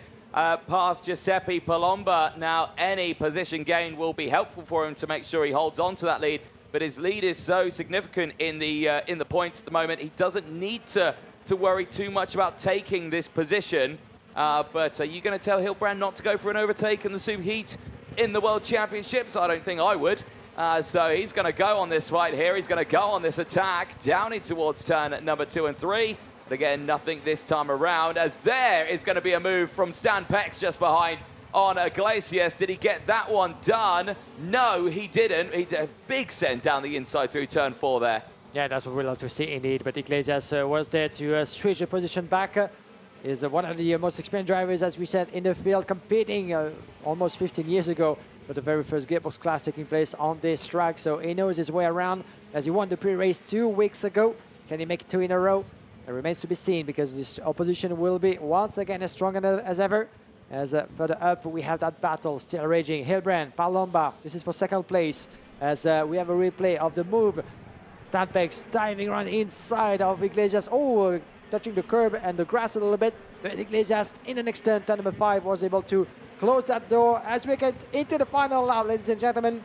Nothing is done yet. Senna van Waalstein will take the win as it is. Palomba, Hilbrand, the Sodica driver is still in front of the Birel. Then we have Iglesias and Specs. Francesco Celenta being investigated, but Pedro Hilbrand, if he stays where he is, will take pole position for the final. He certainly will do then, as only a few hundred meters left of this penultimate race of the weekend. Action down there. You can see Maximilian Paul, Johan Segel, Mine Kramer's all battling away, but this man here, Senna van Waalstein, it was a near perfect day yesterday. Only a mechanical gremlin at this very point on the circuit yesterday. Saw him drop back to start this superheat on the second row of the grid, but a lightning start for him means he will take the win in this superheat and look the strongest performer. But the driver crossing the line is crossed the line in a photo finish with Palomba and Hilbrand. It's Hilbrand who will start on pole for the final. Later today, they finish in the top three. Iglesias finishes in P4 ahead of Stan Pex. Arthur Carbonell finishing in P6 ahead of David Trefilov. Vigano in 8th, Denner in 9th, Leonardin rounding out the top 10. Senna van Waalstein is back on form, and I think Hilbrand needs to worry just that little bit going into that final, because yes, his stance was good, his race pace is good, he will be on pole, but this man here on your screen is looking mighty, mighty fast here. Mighty fast is a Senna van Waalstein, well put there, as he had to recover from the DNF of yesterday. That's the least he could provide. The win in the superheat, and Giuseppe Palomba making it a 1-2 for CPB Sports Sodicard. Those two started the season in Motorland Aragon not on the best of foot, but there's been a lot of water running down the bridge ever since, and now they're back on the respective top. Van Waalstein taking the win from Giuseppe Palomba. Pedro Hilbrand down in third with the pole position in the hand for the final. Jeremy Iglesias fourth from Stan Pex, Arthur Carbonell, David Trefilov, Matteo Vigano, Emilian Denner P9 from 10th is Adrien Renaudin. Then we have Mine Kremers, Johan Sogel, Maximilian Paul, Paolo Ippolito, Tom Leyer, Francesco Celenta P16. Then we have Lorenzo Camplese, Lorenzo Travasanuto, Luis Speck, Yuri Pex, Mattias Torrigiani, Greg Tannick, Danilo Albanese, and Francesco Leone. The last driver to see a checkered flag. The Senna van Waalstein is enjoying a well-deserved victory and a little bit of a breather. As you can see, the wind has been slightly picking up. But for the Flying Dutchman, it was another win in the bag, and the insurance to start the final on the front row alongside Pedro Hilbrand. Let's have a look at the highlights from that one. The start, I've got to say, Hilbrand was very lucky there not to get sandwiched between the drivers in front. And again, the same for Senna van Waalstein on the inside there. But lightning start for Giuseppe Palomba and for Senna van Waalstein getting through. And Iglesias as well, just holding on to that one. Very close runners there at the start. The first retirements, though, coming in very early on. Jay Irwin not getting going on that first lap. And Ricardo Longhi here in the number 93, out of the race in the opening laps. Not what you want to see, and yeah, a bit disheartening as they'll be going into that final a little further down in the order.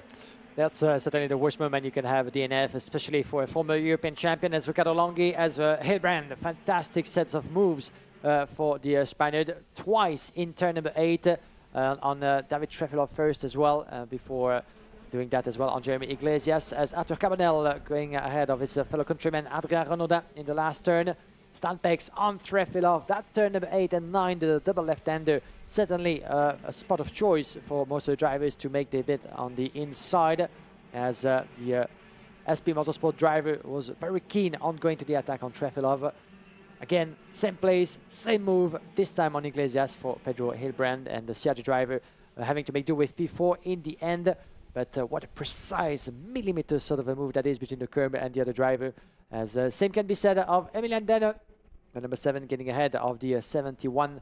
Further back is Maximilian Paul, the returnee from car racing, competing this weekend with DR Racing. Yeah, indeed, pushing his way through on that one. That was the moment Stan Pex tried to get down the inside of Jeremy Iglesias or P4. That move just not going his way, having to settle further back as across the line going into the final lap. You can see how close it was going to be. But for Senna van Waalstein, he claims another win across the line, secures a front row start, but it's Pedro Hilbrand who will start on pole position for the KZ final later on today. 3 more races to go after a short break. Do not go anywhere, because here for the MondoKart.com FIA Karting World Championships for KZ2 Masters, KZ2 and KZ, they'll be coming up in around 40 minutes time. Don't go anywhere. We'll see you in a few.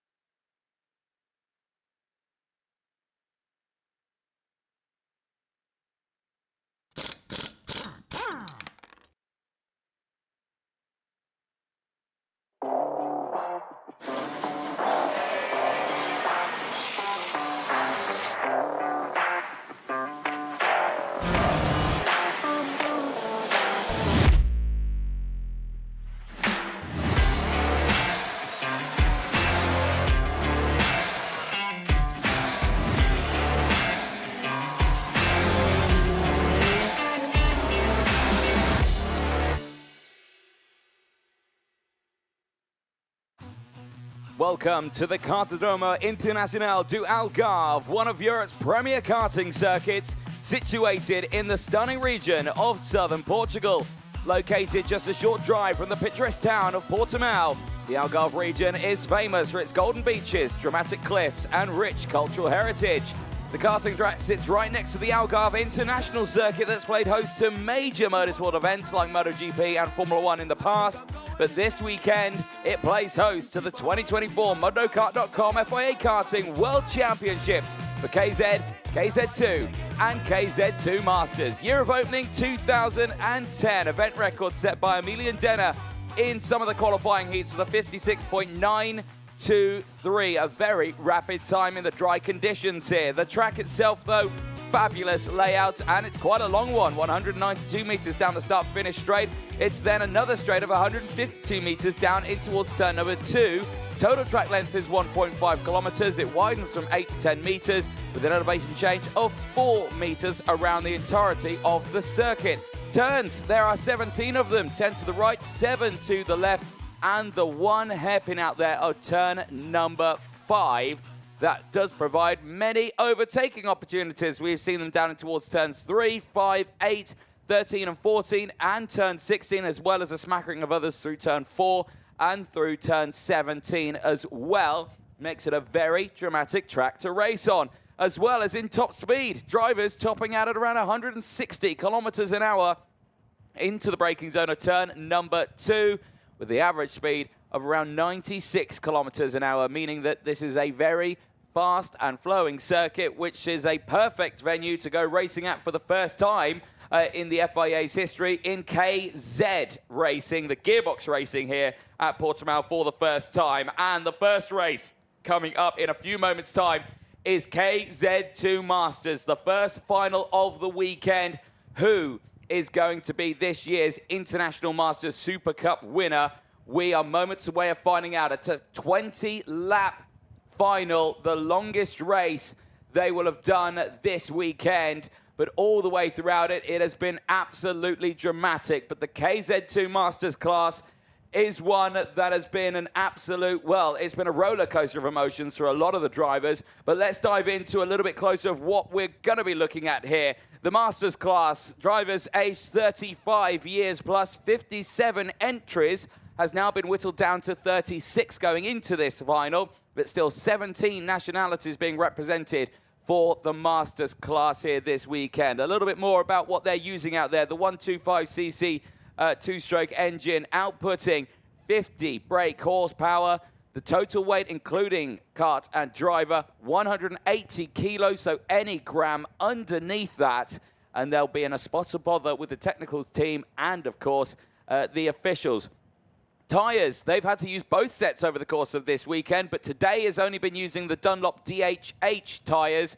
The wet tyres, they'll have used the KT 14W15 tyres, but they have been used thick and far out throughout the rainy conditions. But they've got a brand new set now for this final.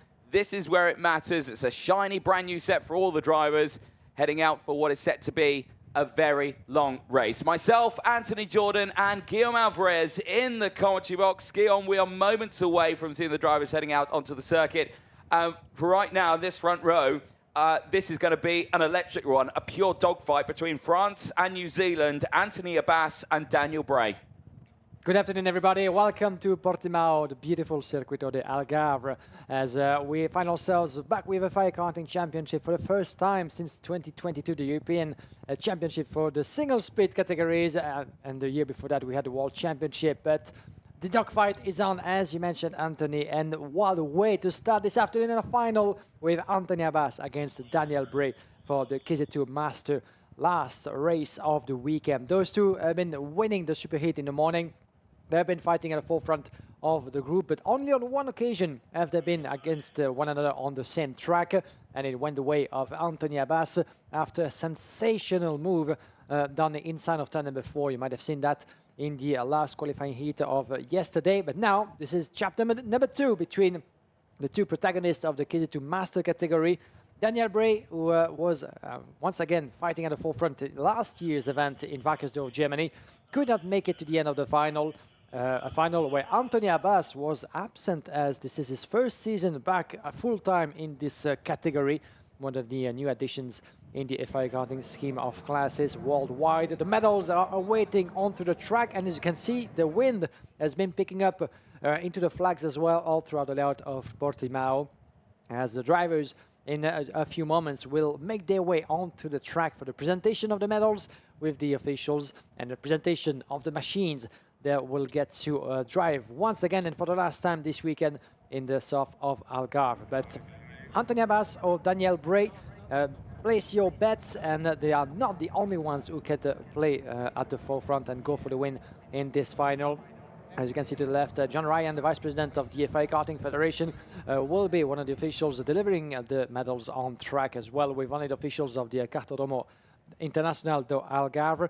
But so many names that we're going to dive into in just the coming moments, including the likes of Davide Forre, Alessandro Manetti, two of the legendary names in the history of karting, multiple world and European title winners for both of them, starting respectively 5th and 7th onto the grid.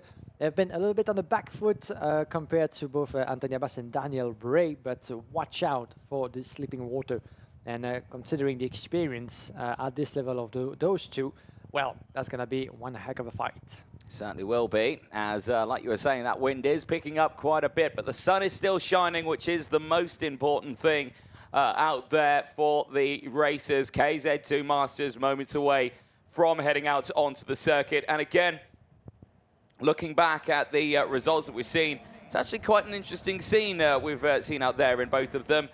In the Super Heats, we saw, of course, Anthony Abbas, Daniel Bray taking the win. The second row of this grid, they both finished second place. The third row of this grid, they both finished fourth. And then the fourth row, they both finished third. So there's a little bit of an up and down phase out there. But like you say, we'll have to see what happens in this final, because I think for Anthony Abbas and Daniel Bray, their fastest laps in the previous races early on today were identical. Absolutely identical. There was nothing between them, which means going into this final, it's going to be, I don't want to say it's going to be a two-horse race, because that would be disrespectful to the drivers behind. They're all rapid out there, but the front row have been on a league of their own. And here come the machines. Please, ladies and gentlemen, give it up for those that will be driven by the master drivers, as we have all sorts of chassis brands represented here. The likes of Sodicart, the likes of Parolin, Tonicart, DBCart, Pirelli, CRG, Car Republic, and you name it, Maranello SRP racing team as well. And a couple of different private team and operations here competing at the wheel of those mostly Italian chassis, as well as Italy, the heart of karting worldwide, providing so many of those very performing chassis throughout the peloton of the KZ2 Masters. So who will come out on top? The drivers will make their way onto the track in just a moment, following the machines. But as you say, Anthony Abbas, Daniel Bray, that's the duel that we have on our hands on this track of Portimão. Anthony Abbas, after so many years competing at the highest level of karting, decided to say stop back in 2019 before coming back each year ever since at the World Championship. But this season he said to himself, you know, with this new KZ2 Masterclass, why not giving it a shot once again? And he came back to his older colors of Sodicart, and the factory team was more than happy to give him a shot at the full season. He came close to take what would have been his first FIA Karting title in the European Championship, finishing just a couple of points behind Riccardo Nallon, the Italian, as the battle for supremacy went down on the wire in Val Vibrata, Italy, by the end of the month of August. So will this be another chance for Anthony Abbas to, for the first time, become a winning title driver in the FIA Karting Championship Cup and trophies? He came close twice to become world champion, stepped on the podium of the European Championship on a couple of occasions as well. But let's see if the Frenchman will be able to join the likes of Davide Forre and Alessandro Manetti in the history books of karting. Yeah, certainly so, as the drivers make their way out on track. This is where the nerves start to really build up for the drivers now. The medal ceremony, it's that last little phase before they get going racing. A really tense time now for the front runners. You can see there on the front two positions, there are your pole sitters on the front row. Anthony Abbas, Daniel Bray there. They're going through Anthony Abbas, Andre Nicastro, Davide Forre, there as well on your screen, all going through some fantastic names in the world of short circuit karting, gearbox racing as well from around the world and from multiple years, and nice waves again from a lot of them ahead of this one. Emmanuel Ducreux going through, Julian Gannot as well. A brilliant show of force from drivers from all around the world. But like I say, those 57 have been whittled down to just 36. Well, we're lined up ready there. You can see our delegates there, the CIK FIA President Akbar Ibrahim. You've got John Ryan as well, the CIK FIA Vice President out there as well, ahead of the field, getting ready for what is set to be a very exciting final. But no matter where we go around the world, we always love to pay tribute to the country that we are racing at over the course of this season. And the season finale here in Portugal is here. We will now listen to the national anthem of Portugal.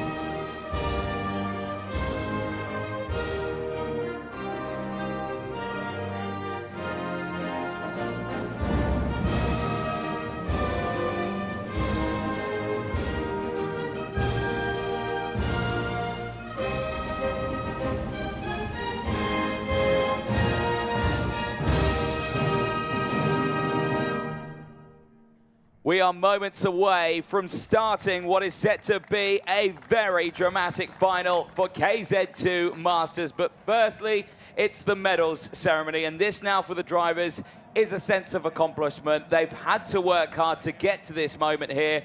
And for all of them, this is the time where they can really start to focus and just dig deep, ready for their final. The last few moments of quiet before the storm as Mr. President Akbar Ibrahim of the FIA Karting Federation, they're delivering the medals, which has been for the past few years a very lovely tradition put together by the Federation to allow the drivers to be awarded already before getting to battle. Very nice souvenir, a medal of honor for being part of the top 36 competitors in the category coming to the final. You can see as well the likes of Ennio Gandolfi as part of the peloton of KZ2 Masters. Ennio Gandolfi, a former FIA Karting World Cup winner back in 2004 for the young Italian driver, back in contention this season as well. Didn't have the best weekend so far. Ennio Gandolfi will be starting from further back onto the grid, as we're going to through the grid in just a moment. But Ennio Gandolfi, one of the big names in the history of karting, coming back to karting after 20 years. Alessandro Manetti on your picture with the medal, shaking the hand of John Ryan, the Vice President of the FIA Karting Federation. Alessandro Manetti, of course, a three-time European champion, two-time world champion of karting back in the 1990s, as well as battling against Davide Forri. That's going to be absolutely amazing to see those big names from the golden age of karting to competing against one another. The likes of Ennio Gandolfi, Davide Forri, Alessandro Manetti, but also Riccardo Nalon. You can see him, Riccardo, the first ever European champion in the KZ2 Master category, as he will be certainly willing to finish that season on a high. It's fair to say that starting 14th only on the grid certainly has not been up to his liking, but the weather conditions and grip conditions on the track of Portimão have been far from easy all throughout the weekend. Riccardo Nalon, certainly, he has one more shot to finish as high as possible and to celebrate his European title that he won on home soil in Val Vibrata. Certainly so. It has been an up and down season, but for KZ2 Masters, this has been their first year of racing as a European Championship as well, so they've had that pleasure. Usually it would be a long wait until this very event that we're at now, but they have had that fight. They've been to the likes of Mutterland in Aragon. They've been to the likes of Val Vibrata as well in Italy, two very different circuits there as well on the calendar. But like you say, for right now, they've got a very familiar circuit to them, the Portimão track. For some of these drivers, it's the first time they've raced on it in a competitive aspect. For many other drivers, it is multiple times they've been here. And I'll have to bite my tongue on that one, unfortunately, because Ennio Gandolfi didn't make it to the final. So apologies to the Italian driver that we hope to see back on track next season, coming back even stronger. But who can be stronger this time around than Anthony Abbas, the driver who will be starting from pole position. The 309 from Sodicard, the smiles on the faces, the confidence certainly at its highest for Anthony Abbas, who's been in dominant form 2 weeks ago for the pre-race. Once again, very, very fast all throughout the weekend in Portimão, and more than willing to, this time around, get his hand on the FIA Karting title. No, exactly that. But there as well, starting on the front row of the grid from New Zealand, Daniel Bray as well. He's had a long way to travel for this one, and he starts it on the front row of the grid. We saw the battle between Anthony Abbas and Daniel Bray yesterday in one of their last qualifying heats to determine who was going to be starting where for the super heats. And that was a fight all the way to the end. This one in the final is going to be tense. But there, Andre Nicastro, the pole sitter from time qualifying this weekend, the fastest driver at the beginning of this World Championship, starts it on the second row of the grid. A fantastic run for him over the course of this weekend, a second, a fifth, a second in those as well. But the multiple driver who's had several different brilliant results. P3 in the World Championships in Formula A in 1998. P3 European champion in Formula A as well in 1997. And the 1996 pole position World Championship in Formula A as well. So multiple titles there that he can really put to his favor in this race in the second row of the grid. We had also Christian Abdulin from Croatia at the wheel of his TB kart machine, as he had a karting career of many successful events and achievements back in the year 2000s, and Trofeo Margutti winner and a P6 in the KZ2 European Championship back in the day, as well as 4th place in the World Cup of KZ1 2011. But what about this man? A little bit of prayer, a little bit of a stretch before getting behind the wheel. 50 years of age, a career over 3 decades. Davide Foré, ladies and gentlemen, the 4-time World Championship winner, multiple World Cup winner, and countless European Championship winner as well. A career starting in the early 90s, is still going strong as he won last year's International Super Cup KZ2 Masters in Wackersdorf. You might remember that legendary battle against Alessandro Manetti that went down to the wire and to the advantage of Davide Foré, picking up another title.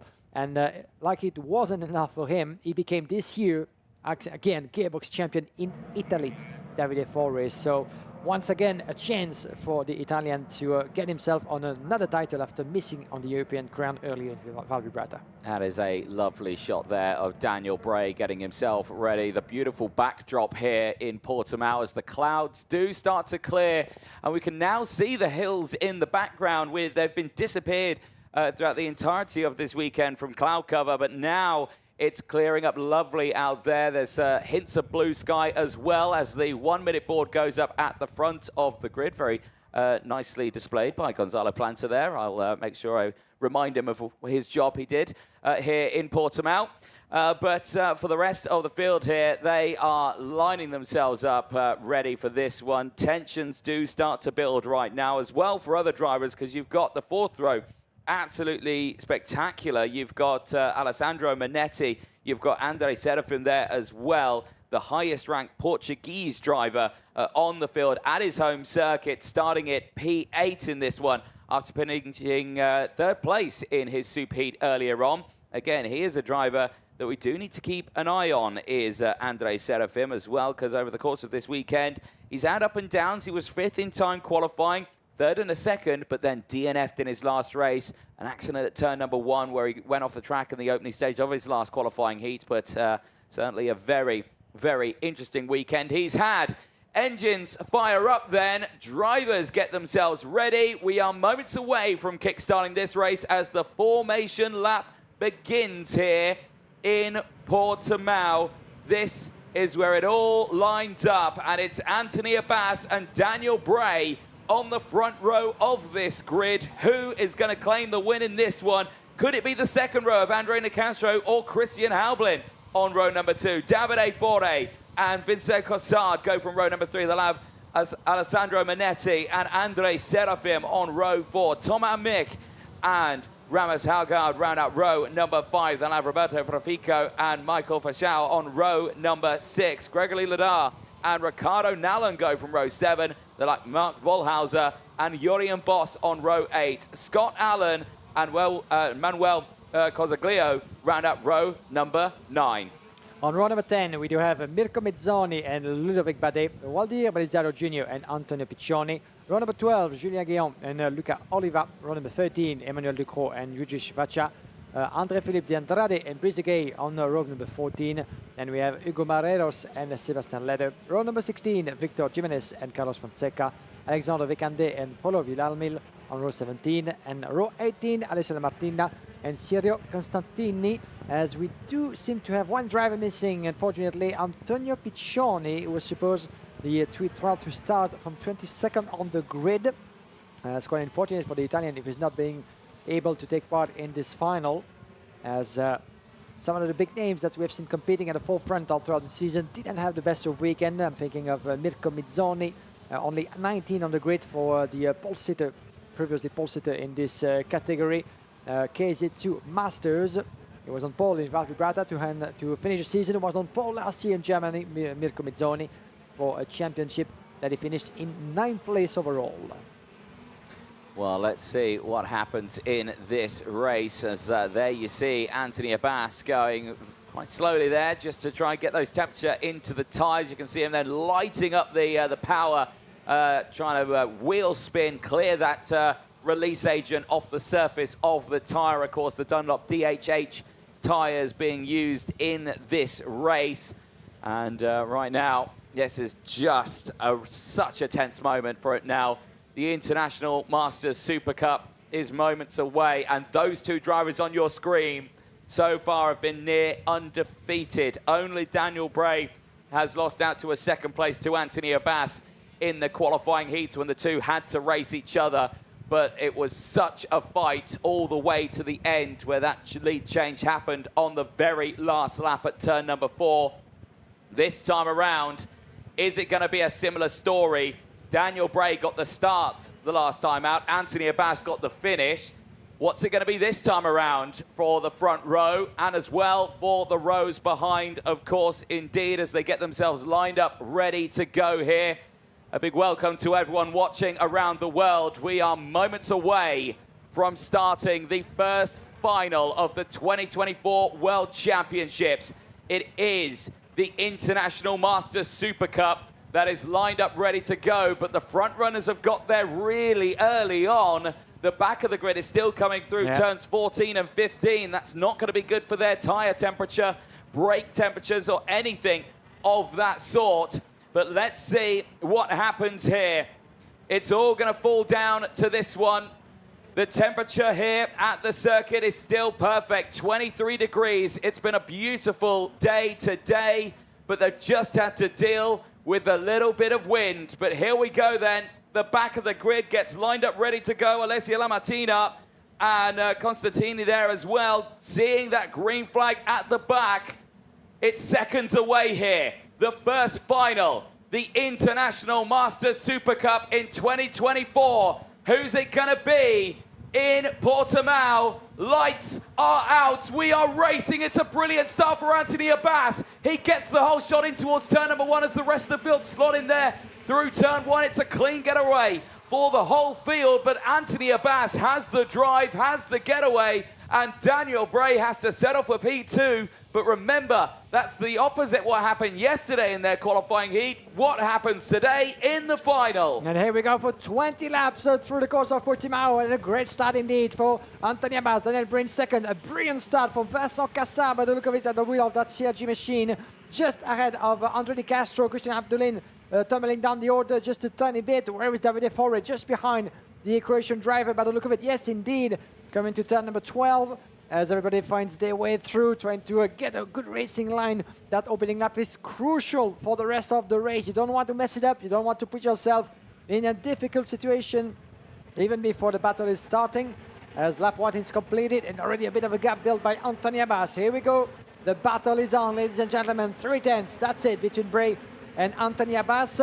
As you said yesterday, it was the other way around. The New Zealand driver was leading for most of the qualifying heat together before Anthony Abbas was able in the last lap to get ahead of the Parolin driver. Now, shall we see a similar scenario? Davide Forre, the 301 on your picture, trying to get ahead of Christian Habolin. This is a battle for P5. As Forre, a little bit in the back foot, struggling in those wet conditions, getting back on the pace in the dry. Can he shake off Christian Habolin and try to get himself into the first train of drivers? Well, let's find out. Early doors in this final. Like you say, the longest race of the weekend so far for each and every one of the categories here, but starting with KZ2 Masters here. Anthony Abbas looking strong at the front, but Daniel Bray now has started to find that little bit of pace right now, and he's closed that gap back up. Are we going to see just a two-car train of breaking away from the rest of the field here, Guillaume? Or do you think we're going to see an absolute scrap all the way to the end? If you get a first attempt of getting past with Daniel Bray, is he going to go for it, or is he just going to stay behind? As there's side-by-side action there through turn 2 in the mid-pack. Absolutely astonishing as they break at 160 kilometers an hour. Here it is, Daniel Bray all over that rear bumper. If I was Daniel, I would be instantly attacking. I wouldn't want to wait around. Yeah, definitely so. And it's down to him to try to put the pressure on the Frenchman's shoulders, because Anthony Abbas has been on his own pretty much for the entirety of the weekend, but one race, and Daniel Bray is the one who can crack him up a little bit. But Anthony Abbas has been through a lot, and he will do everything that he can, all by the book, hopefully to get himself in the lead as much as possible. But if you ask me, the more drivers fighting for the lead, the better it is for us neutral viewers, obviously. But it might come down to the wire between those two. But watch out for Vincent Cossard. He had a cracking start, climbed 3 places before the breaking point in turn number 3. This is the best we've seen of the Frenchman at the wheel of that CRG machine. And it seems to me that it's getting closer and ever closer to Daniel Bray, as Nick Castro still in 4th, and a little bit of a tussle behind as well, with Ferra Seraphim, Ogar and Thomas Mick as well, battling those 3. Thomas Mick getting ahead of Ogar for P8. Yeah, indeed. Algarve going down the order as well. But eyes on this one, like you're saying, Cossard there in 3rd place, just setting the fastest lap of the race.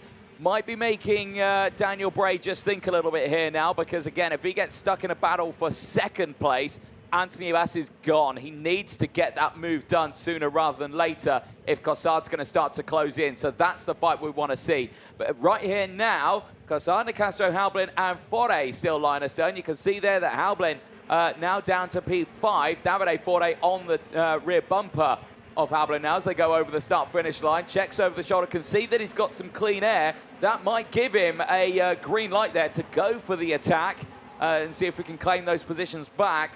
But Davide Forre has struggled a little bit with the race starts this weekend, but he's making up for it now as he gets down the inside and gets back past Halblin, moves up back into P5. And there you go, within the top 5 for Davide Forre, Halblin for the back as well, as we saw a move from one of the Car Republic machines. Could it be Alessandro Manetti? Yes, it is.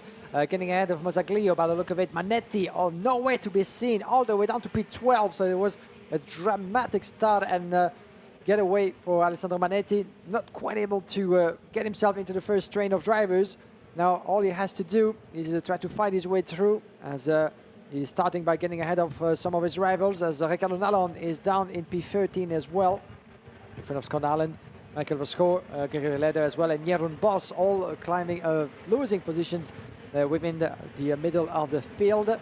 So we won't have the repeat of what we had last year in Wackersdorf between Davide Forre and Alessandro Manetti by the look of it, but this race is only getting started. Anything's still possible, and that gap between the 2 leaders just under 0.4 of a second now, down to 3. Daniel Bray just put up another interesting sector to try to get as close as possible to Anthony Abbas in the lead. Yeah, they're kind of trading sector times here between these two. Like you say, it's very close still between them. One small mistake from either driver will mean final over, I can imagine. But it's so tense between Abbas and Bray right now as we focus on the groups behind of drivers trying to make their way through the field. I've got to say, Cosaglio is having a brilliant run in this one. He's up 9 places in this race as we see a big moment there for Alessandro Manetti. That's just what happened. Over the top, yeah, and that's why he's gone down a little bit in this order. You can see there just losing out of 1 or 2 more places after that moment. Lap number 7 of 20. This is your lead battle here. Anthony Abbas and Daniel Bray. I think, are they playing the long game here, Guillaume? For us, that's not what we want to see, but there's Manetti out of this final. His World Championship hopes are over. Well, that's a shame indeed for the 2-time world champion and 3-time European champion, one of the legends of the sport, Signore Manetti, and unfortunately won't be able to get another crown on its head this weekend around. And hopefully we'll see more of Alessandro Manetti next year. Didn't take part in the European Championship, but certainly witnessing the battles and the excitement all throughout the season. Let's see if the Italian legend will be back on track next year. But this weekend didn't go according to plan, certainly. As right now, entering lap number 8, Anthony Abbas, Daniel Bray. That's a cracking job from Daniel Bray. We would have thought for a second then Anthony Abbas, with his pace, would have been able to pull away from the rest of the field. But Daniel Bray is having none of it. He's glued to the Frenchman. That's a battle between Sodi and Parolin, between Sodi CPB and Modena Kart SD. That's going to be going down to the wire, I'm sure. But you don't want to miss that decisive move. But there's plenty of action happening throughout the field as well. Vincent Cossard, after his cracking start, not quite able to follow the path of the 2 leaders. Is 2 seconds down in P3. Has a bit of a cushion, but not much on Andre Nicastro. So the last step of the podium is very much up for grab for the Brazilian, and Davide Forre is not far behind. No, exactly. Still very close all the way throughout. So look further back in the field as well. Any other big movers? Alessio Lamattina is up 10 places up into P25 now, so having a good charge there. And as everyone else now is in their own battles at the moment, there's groups all the way throughout. We've got, of course, the top 2 here. We've got 3rd down to P6. We've got 7th down to 13th place. We've got 14th down to 17th and 18th all the way down to about 28th out there, all in their own big battles out on circuit. But again, the eyes are pretty much going to stay focused on this one here because, like you say, Daniel Bray, I think is just waiting for a moment here. How much did he close up under braking there through turns 8 and 9? He looks so much more comfortable in the second sector, does Daniel Bray. Now, yesterday, we had to wait until the very last lap for Anthony Abbas to go for the move. Now, Anthony Abbas tried moves in towards turn 2. I think he also tried moves in towards turn 16, but he eventually went for the move at turn 4.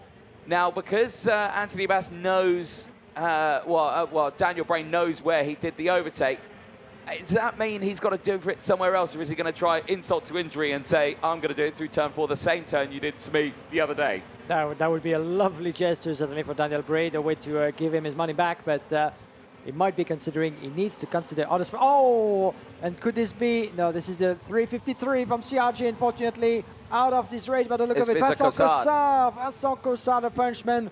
What a shame for him. We might need to see that again, but it seemed to me that he was a little bit on his own, but under the pressure of Anthony Castro. Could this be the result of a contact as Di Castro was making his bit around the inside of the Frenchman? But unfortunately, the CRG driver just went for a spin and finds himself at the back end of the grid of the classification. Was he back on track? I think, yeah, he was able to get going. But yeah, he's still with us, but all hopes for a good result and a podium finish are out in the bin. Yeah, damage is done on that one. As soon as you're at the back, you're pretty much out of the race, and that is a huge shame. So not quite sure how that one unfolded. Just saw the kart just come through, shot there, and come into turn 4 backwards. So unsure if it was a breakdown or anything like that, mechanical in nature or assisted. Blue flags are going to be out on track as the race leaders coming through here then. Anthony Abbas and Daniel Bray still line astern here. No drama between the two of them as of yet, but Daniel Bray a little bit wide there out of turn number 7. Just trying to carry a little too much speed there through the infield fast sector as Andre Nicastro is now under investigation, and there's another kart going very slowly there. That is the IPK of Jindřich Vaca, and I think what you were saying earlier on there about how we lost one of our drivers, I think might be coming into fruition. Yeah, and that's the reason why, unfortunately, for the sympathetic French driver. Let's see what will come out of it for Andre Nicastro, who wrote another beautiful chapter of his own history by taking the overall pole position of the class on Friday, 28 years after doing a similar performance in the World Championship of Valence in France in the Formula A.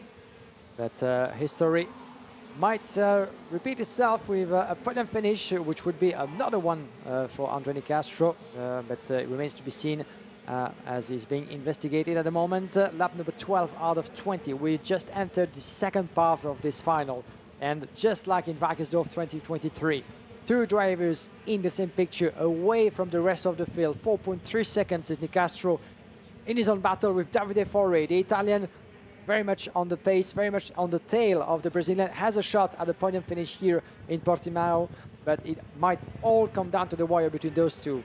But place your bets, get your popcorn, because between Abbas and Bray, we haven't seen it all. I've had a thought here, Guillaume, and Please that's share a it. very risky thing for me to do.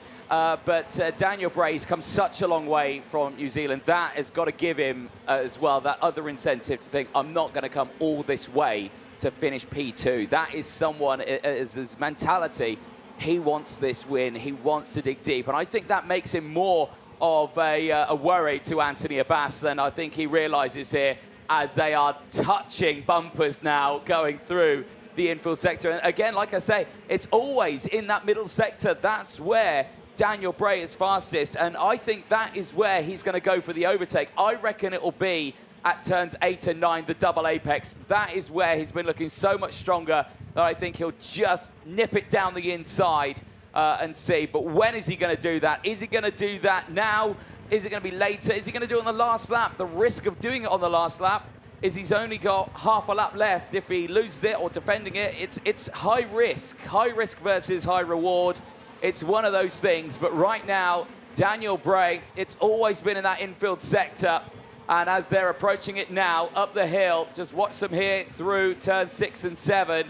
Running out nice and wide here, through 7, into the braking zone. It's here under the brakes where you can really close in. And again, you see it there once more. It's opened up a little bit on the straight, but under the braking, that Mondeo Parolin car just stops on a dime. Yeah, it's just about keeping the racing line, keeping the pressure on and the focus on. And it's very hard for us, you know, just humble mortals to imagine the level of driving skills and concentration that is required to play at this level.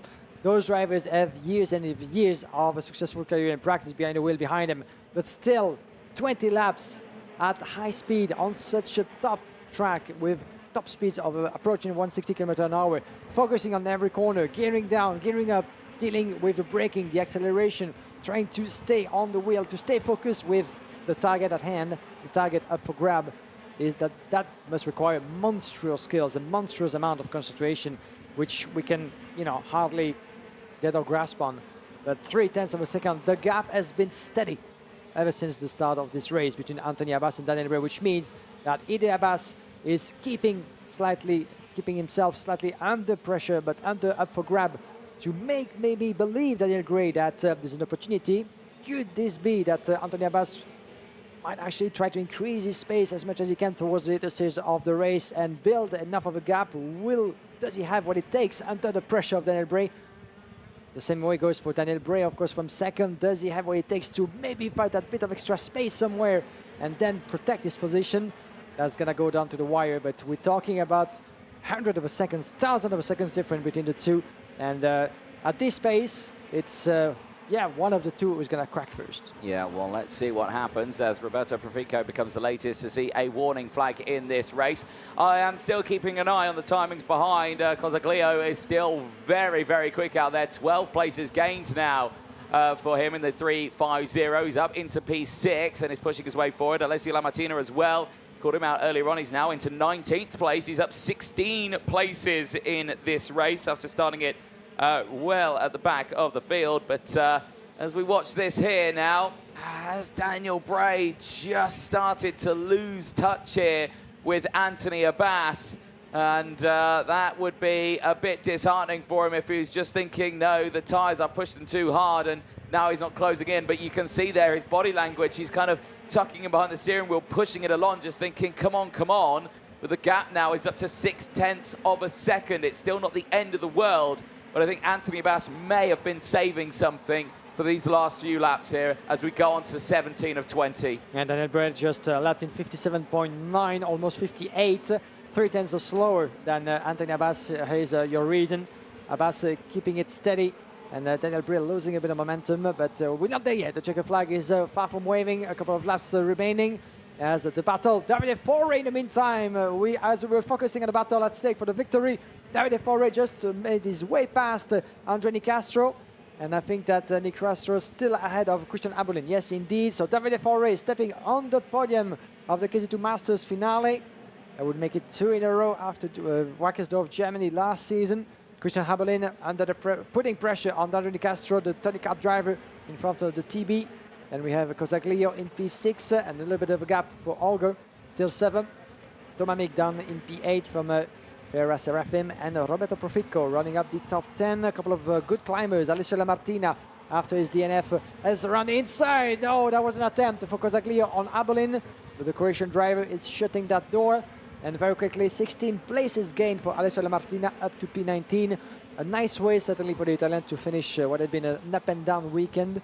And why not with a bit of a remontada into the final. Yeah, indeed. Well, Cosaglio all over that rear bumper again of Christian Halblin. He is pushing his way through in this one, like you were saying, up those 12 places. Another one wouldn't hurt in this final as they're pushing their way through now. We're ending lap number 18 on to lap 19 in a few corners' time. We'll keep an eye on that lead gap, and it's it's up to 0.8 of a second now between the top two. It has come down a little bit, but it's the largest the gap has been so far in this race for the race lead here. But Cosaglio, once again, is he going to try and go for the attack here on Christian Halblin? He's going to look maybe to the inside of 4. No, thinks against it. Could he do something in towards turn 5? Also no, as Halblin is defending quite fiercely here now. He's losing touch with Nicastro up ahead, and Davide Forre, who's back there in 3rd place. And though on this final lap, and well, it's all signed and sealed, I've got to say. I mean, Anthony Abbas, he's got such a lead now. The biggest it's been, 0.7 of a second. He managed to hold off Daniel Bray. Daniel had such a close opportunity earlier on in the midway point of this race, but with just a handful of corners to go, 2024 is looking to go the way of the Frenchman. Anthony Abbas out to the final corner is your 2024 International Masters Super Cup winner in Portugal. Anthony Abbas of France wins here at the Mondo Kart FIA Karting World Championships here for KZ2 Masters. He finishes ahead of Daniel Bray of New Zealand and ahead of Davide Forre for Italy. But there, Anthony Abbas of France, as the racing is continuing further down the field here. Massive battles all the way throughout. But Anthony Abbas, take a bow. That's a perfect weekend. Hats off. Bravo, Anthony Abbas. The Marseillaise will certainly be heard all over the track and very high into the skies of Portimão to celebrate Anthony Abbas' achievement. That's his first ever FIA karting title, ladies and gentlemen. Well-deserved achievement for Anthony Abbas. What a beautiful performance from Daniel Bray. Half of a second on the line.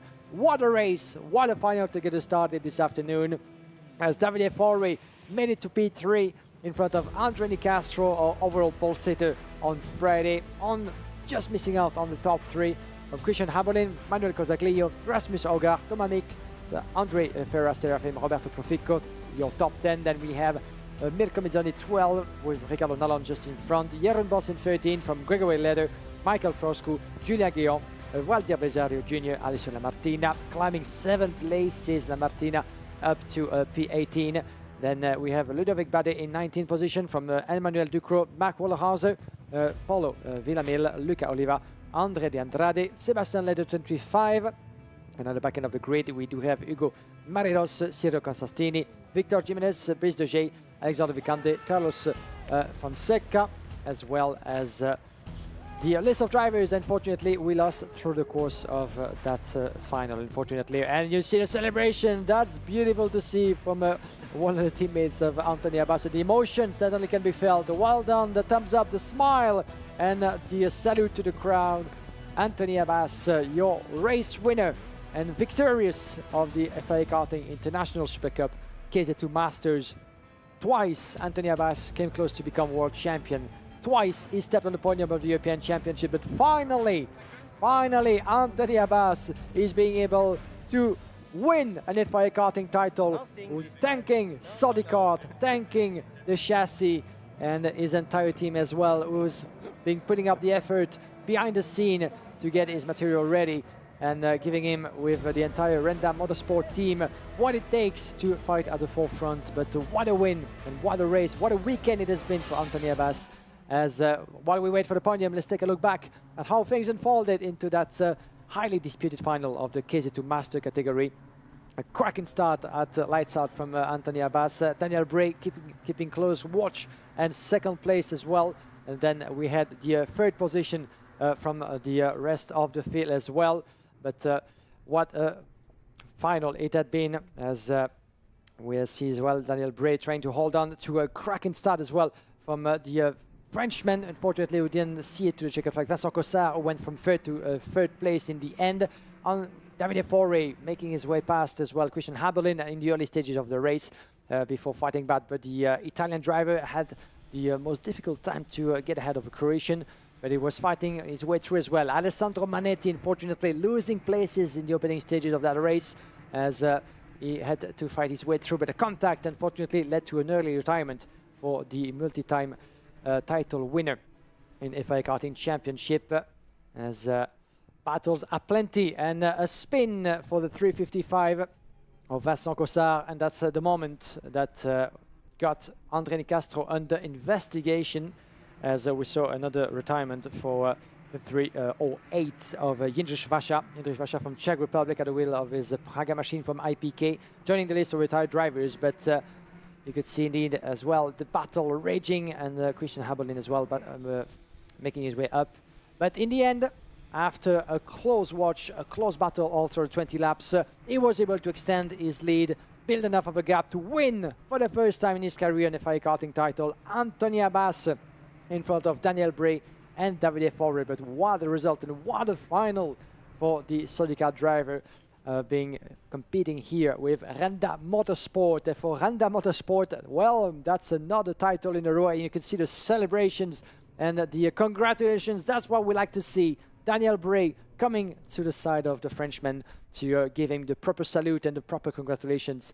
Daniel Bray, hats off as well to the New Zealander, the Kiwi driver. Last year, he was one of the strong forces to be reckoned with in Wackersdorf. Didn't make it to the end of the final. This time around, he was able to showcase to the world once again that with the years of experience, coming back from the other side of the world, well, is truly one of the best of the category outside, as Daniel Bray, a couple of years after stepping on the second step of the podium back in the home of champions of Genk in Belgium.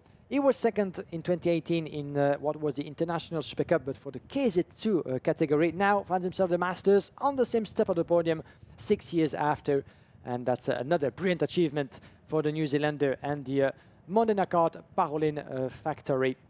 But for Renda Motorsport and Sodikart, after last year achievement for Davide Forre in Wackersdorf, that's another win in the bag for the Italian team of Renda Motorsport with the Sodikart chassis. So beautiful performances, and certainly more than one driver will be willing to beat them next year, and the celebrations are plenty. That's nice to see indeed, with the family and the close ones of Anthony Abbas, who made their way and traveled all the way to Portimão. Beautiful, beautiful scene of joy and celebrations for Anthony Abbas from the entire team and the entire factory team as well of Sodikart, Renda Motorsport, Davide Forre as well, congratulating Anthony Abbas.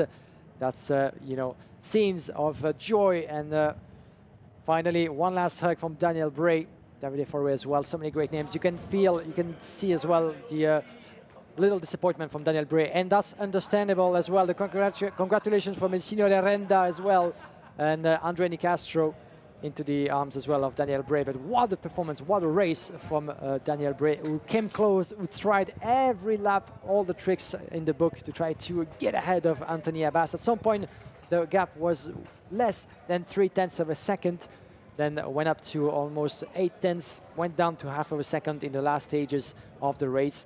but might have been a different story with a couple of more laps into this final. But in the end, this is the #1 cap for Anthony Abbas as the opening final of the Mondokart.com FIA Karting Championship came to a close. But don't go anywhere, we're going to have the podium celebration in just a moment into the paddock, and before making our way back onto the track for the KZ2 and the KZ finals. But what a display of performances, as unfortunately a couple of drivers falling out of this race. Antonio Piccini, Alessandro Manetti, Gigi Schivaccia, Vincent Cossard and Scott Allen didn't make it to the podium in the end, to the checkered flag in the end, as you can see the drivers here into the Parc Fermé. Davide Forre will be back on the podium 1 year after his achievement in Wackersdorf. A kiss to the camera. Well done to you, Davide, as the European crown will be maybe for next year, but what a fantastic battle of great names that we've had, not only this weekend, but the entire season. And Anthony Abbas joining the party, and this is certainly one of the best decisions he has made over the past few years to tackle a new challenge, the KZ2 Master category. And he was unhappy in Val-Vibrata for the closure of the European season and couldn't get his hand on the European title. But the revenge has been taken by Anthony Abbas, winner of the International Super Cup KZ2 Masters. The drivers making their way to the podium with a couple of more handshakes and celebrations on the way, as Anthony Jordan and the entire crew are waiting for the top 3 to be celebrated. There will be trophies, there will be flowers, champagne, and well-deserved shower of champagne and of bubbles to run things up for the KZ2 Master category. What a season it has been. Riccardo Nalon has become the first ever title winner in the European season for the KZ2 Master category. Anthony Abbas, winner in Portimão for his first ever FIA Karting title. Another one to his tally. And a couple of years after his last full season in 2019, coming back on several occasions to compete in the World Championship in the KZ class. The last time for him was in 2023. And Anthony Abbas made it to a P5 in, P13 in the championship, as well as a P5 in the KZ class last season. But that was every season for the past few years, a one-off event for Anthony Abbas, and then he decided, you know what, the KZ2 Masters seems like a good fit for me.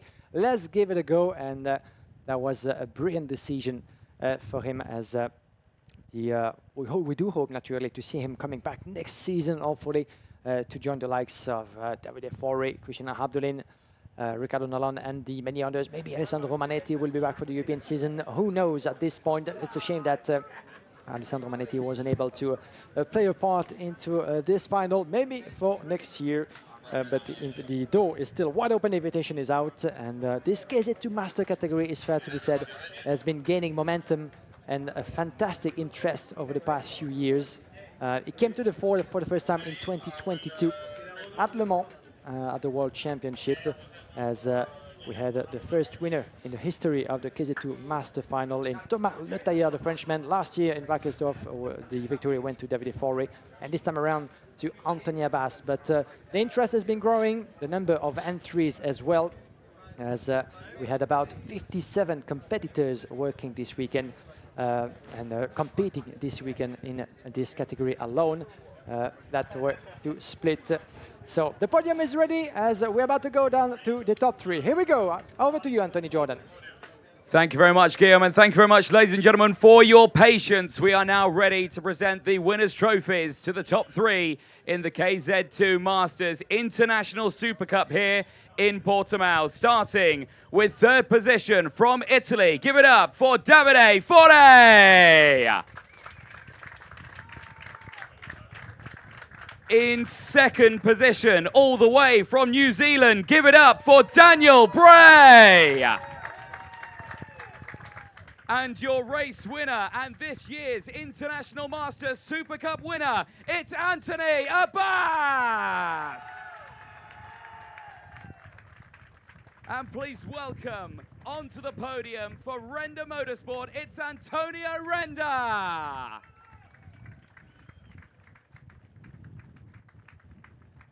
We will now listen to the national anthem of France.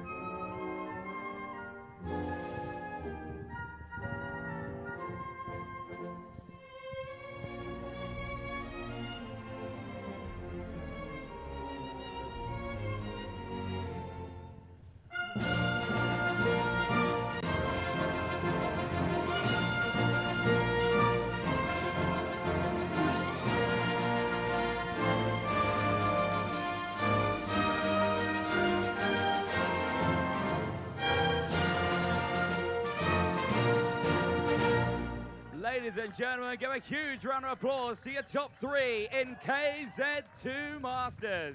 We'd now like to welcome onto the podium to present the winner's trophy, Matteo Calda, the manager of Mondo Kart, to present the 3rd place trophy to Italy's Davide Forte. We would like to welcome now to present the 2nd place trophy, the FIA Circuit Sport Director, Marek Noreski, to present the 2nd place trophy to Daniel Bray of New Zealand. And please welcome the CIK FIA President, Akbar Ibrahim, to present the winner's trophy to France and to Anthony Abbas. And finally, the team's trophy. Please welcome the CIK FIA Vice President, John Ryan, to present it to Renda Motorsport and to Antonio Renda.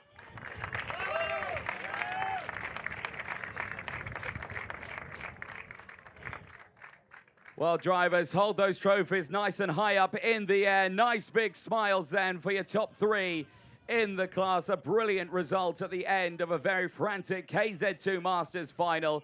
We'd now like to present the drivers with the bouquet of flowers as well. An end to a brilliant season for KZ2 Masters. Firstly racing in Spain, then Italy, and now for the Worlds here in Portugal. A fabulous time for the drivers. Once again, drivers, nice big smiles for all of the photographers out there.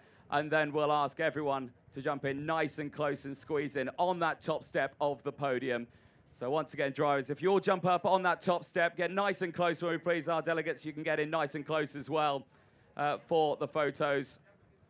Brilliant stuff there for your top 3. Davide Forte, Daniel Bray and Anthony Abbas on the podium there at what is set to be a brilliant final here in Portimão.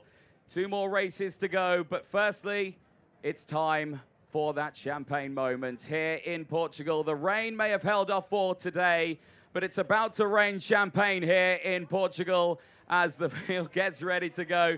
Does Antonio, he's going to dive away as well. Antonio Renda's going to leave that one. Well, 1, 2, 3, are we ready? Give it up once again, KZ2 Masters here. Well, for Anthony Abbas, Daniel Bray and Davide Forte, that's the weekend done. That's the season done. They can celebrate, but 2 more finals to go. It's time for KZ2. It's coming up next.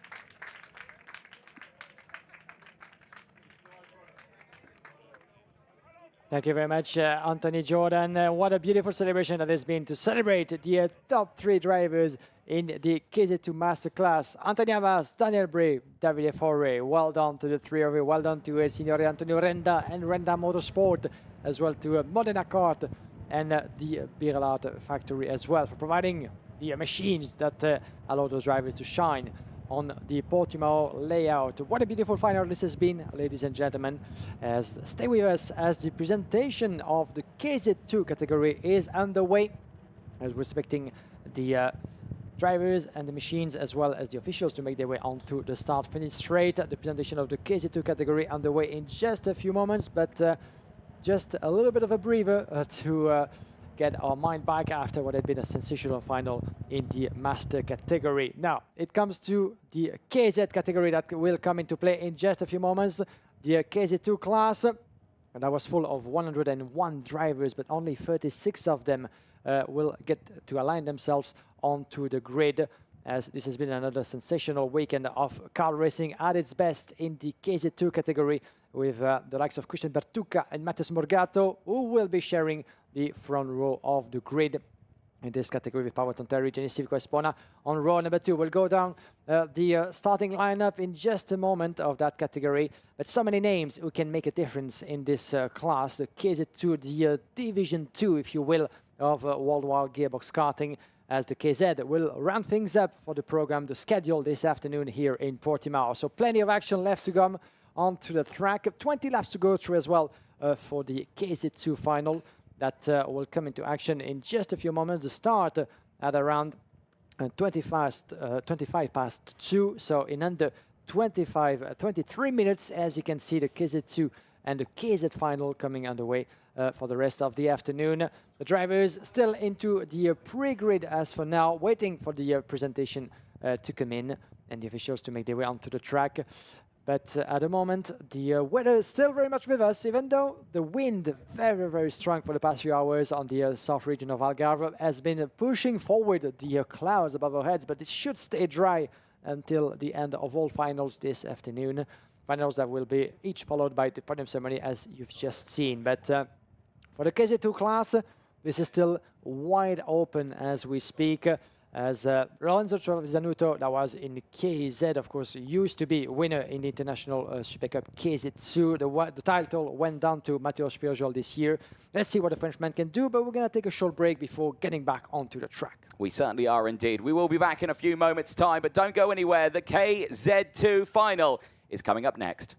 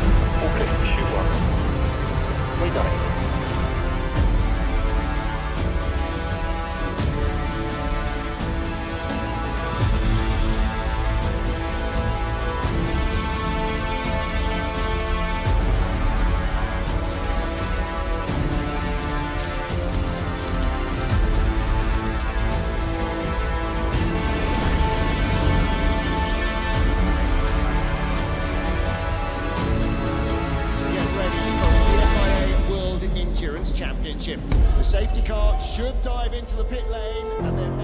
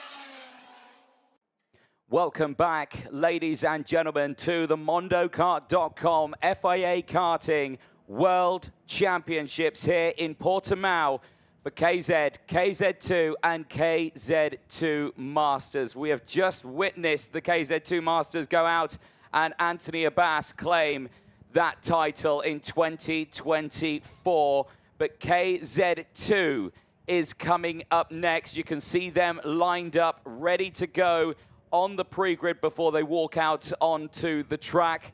But this is a very tense moment again for the field, because there's one driver here who has dominated over the course of this weekend's proceedings. Christian Batuka, who at this moment has been undefeated, and so far into this one is looking like he could come away with a complete perfect weekend. We just don't know. But again, myself, Anthony Jordan, and Guillaume Alvarez in the commentary box. Again, another frantic race is upon us here. And again, you would say you would put it on Christian Batuka because of his perfect score. But again, you just can't put it on anyone because there's so many talented names in this race coming up. We have seen in the past many drivers having a fantastic top of form in the qualifying heats, dominating the subject, you know, taking 5 races out of 5, especially in this event, and then changing all over, coming to the final. And the drivers, even though dominating some of the former stages of this event, they just need to get it all together and to try to finish the weekend on a high. And we wish the best to Christian Batuka, because the pressure behind him will be enormous. And after taking his first ever pole position in KZ2, can he make it 2 in a row by taking certainly, or taking another achievement and maybe sealing the deal with his first ever title in the FIA Karting Championships, Cups and Trophies. The World Cup is up for grab in the KZ2 class, as the machines first and then the drivers are making their way onto the track. They certainly are. It's moments away from seeing who is going to be where in this race, but right now the field making their way out. The mechanics with the machinery. This is where it all falls down. Again, everyone has put on those brand new sets of slick Dunlop tyres ahead of this race, but this is going to be an important one. So much talent in this grid, moments away from doing battle. Like you say, Christian Batuka, Matthias Morgato on that front row. They are going to be the ones to really keep an eye on here. But like you say, Paavo Tontteri has been quick in the dry. You've got Yanis Savico, Artem Sevrukin, Daniel Vasily, they're all there. This year's European champion, Mateusz Spergel, is there starting 8th. He's not had good results in this one, but he has had wins. And again, he is a driver that you need to keep an eye on. It's just too close to call. It's too close to call, and there's many protagonists who can make a difference in this final. That's the beauty of KZ2. 101 competitors to start with, only 36 get to line themselves up onto that grid with the medals and a chance to shine. But only 3 steps to the podium in the end. Who to take the FIA Karting World Cup KZ2 crown this year? Bertucca would be indeed your protagonist coming up in mind first, but watch out from further back as well. The Birella drivers will be among the strongest, that's for sure. Bertucca is being one. Matheus Morgato at the wheel of the Charles Leclerc chassis produced by the Lissone factory is another, but Daniel Vasil and Artem Severiukin are sharing row 3 on the grid, and we have seen on this track, in this layout coming to turn number 1 and 2 at top speed of about 160 km/h, that a good start can actually launch you to the top positions coming to the breaking point. Here are the protagonists of the KZ2 final, the top of the top, as some of them going through a little bit of an up and down weekend. The likes of Maxim Orlov from Parolin, who will be starting only P11 on the grid, with Anatoly Kavalkin, his teammate, by his side on 12. But watch out. I would say that the main battle is more than likely to be between the Birellards and the Saudis. But there's CRG, there's Tony Kart in the mix as well. And the danger could be coming from behind as well. Yeah, it certainly could be. Well, there they are, all lined up, ready to go, ready for their medal ceremony. But before that, of course, we always like to pay tribute to the country that we are racing in. And this weekend here in Portugal, it has been so far a fabulous weekend. But as the drivers get themselves ready, if you're able to stand, please do so for the national anthem of Portugal.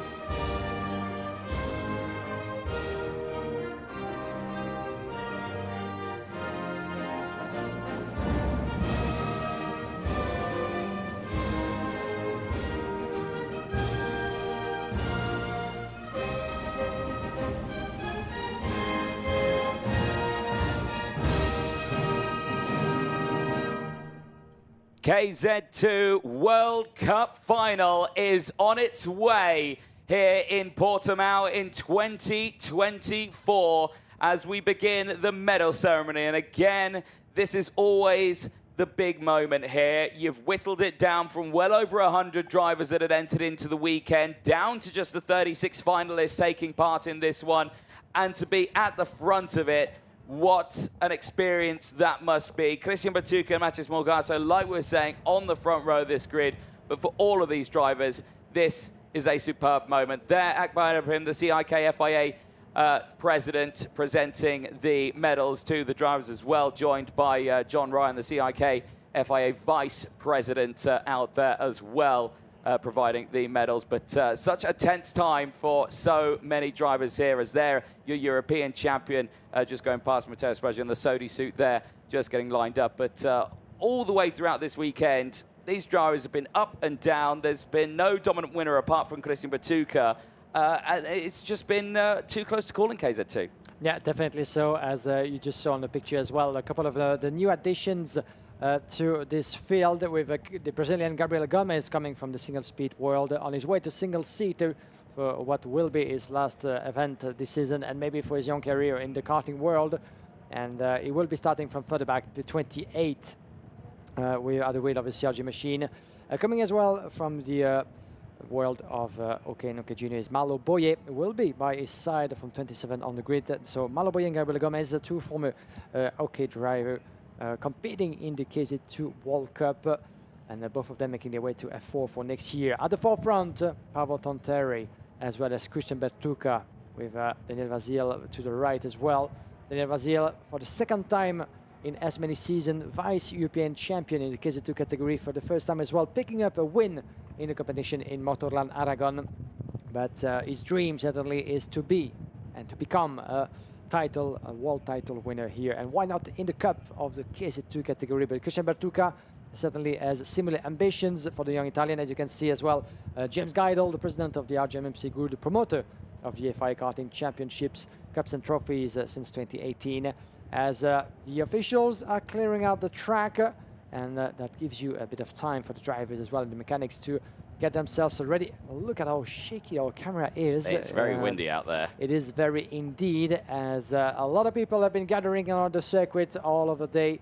And once again, obrigado, thank you very much indeed for joining us this weekend on the Kartódromo Algarve. What I could tell from the flags waving, though, there, that it's a tailwind down the start-finish straight, which then means it's a crosswind into the braking zone down in towards turn 2 and 3. And that always makes it just that little bit interesting. There, Christian Bertucca, though, on your screen. Absolutely superb performances from him over the course of this season. And today, this year's 2024 Italian champion in KZ2, came P4 in the European Championships in 2023, P2 in the World Cup in 22 as well. So again, a very talented young driver, and this weekend could become the winner of the 2024 KZ2 World Cup. But also, it could be this man here, Matheus Morgado, the Brazilian as well. Not a driver you would not see fiercely at the front. Of course, the 2022 FIA Karting OK World Champion. He knows how to pedal around circuits. He's done it multiple times before, but here on the front row, this is where it becomes important. A KZ2 World Cup final here in Portimão. Can the Brazilian take it? That's the question. And for the Birlat factory, that's already a little victory to have two of the drivers at the forefront of the grid. But watch out for the danger coming from Paavo Tontteri, the standard bearer of the CRG factory team, with the new livery on his car. Paavo Tontteri from Finland trying to make a difference in this final, as he's been certainly among the peloton of KZ2 for the last few seasons. This is his season number 6, as he has made the top 10 in the final of that category on 3 occasions. So Paavo Tontteri is always there when it counts, but so is the driver from Spain, Denis Civico Espona, representing the Tony Kart factory. He will be aligning himself on the second row of the grid on 4th place on the exit side, coming to turn number 1. But on such a layout as Portimão, as we've discussed before, either you are on the inside or the outside.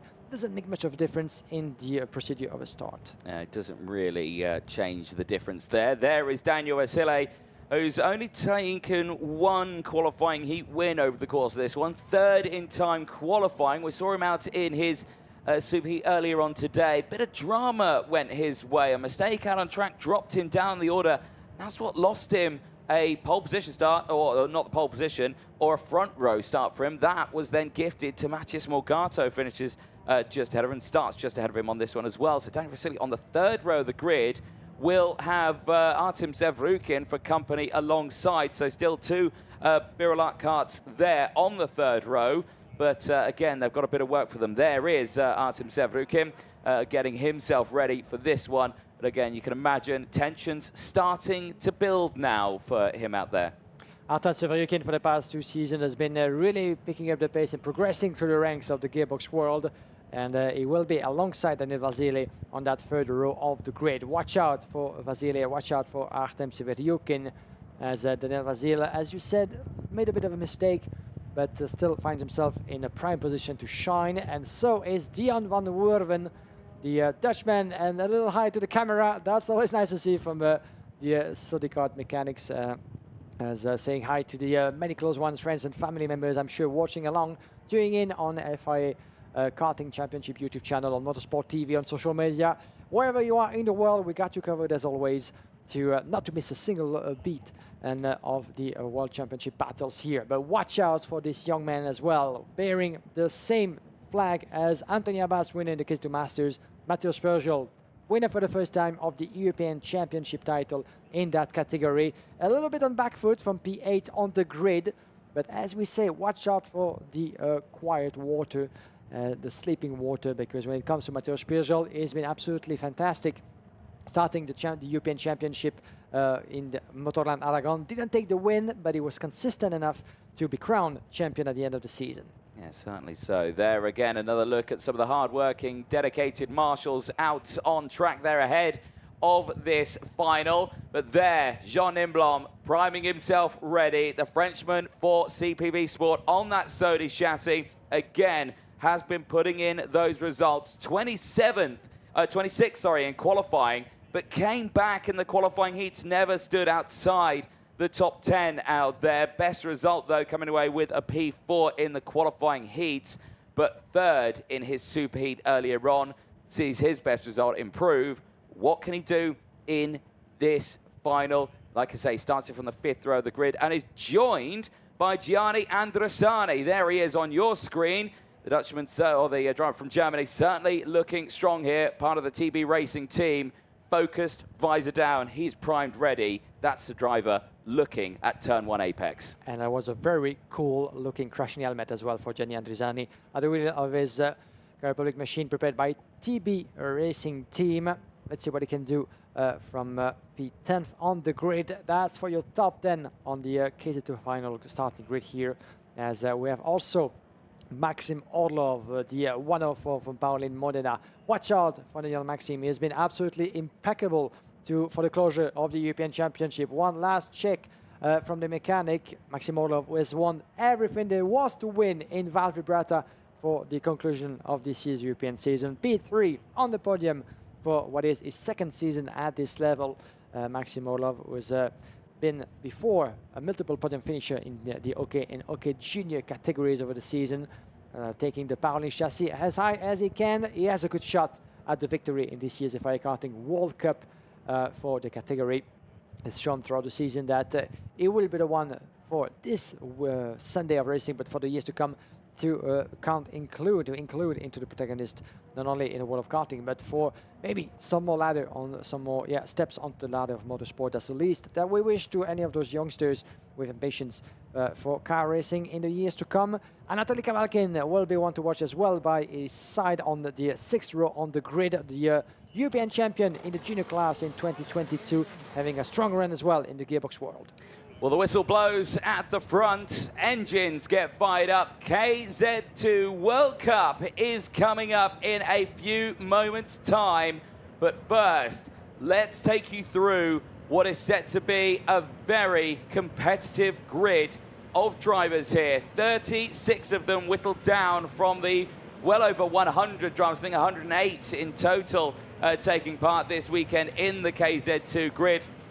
And it all starts on that front row with Italy and Brazil, with Christian Bertucca and Matthias Morgato on row number 1. Paavo Tonteri of Finland and Yenis Savico of Spain go from row number 2, from Daniel Asile and Artem Sevrukin on row number 3. Dion van Verven and Matteo Spurgel go from row 4. They'll have Jean Nimblom and Gianni Andresani on row number 5. Maxim Orlov and Anatoly Kavalkin go from row 6. They'll have Nicholas Ruse and Timo Jungling on row 7. Tigran Banatian and Corentin Rousseau go from row 8, with Alvar Simasvara and Victor Larsen going from row number 9.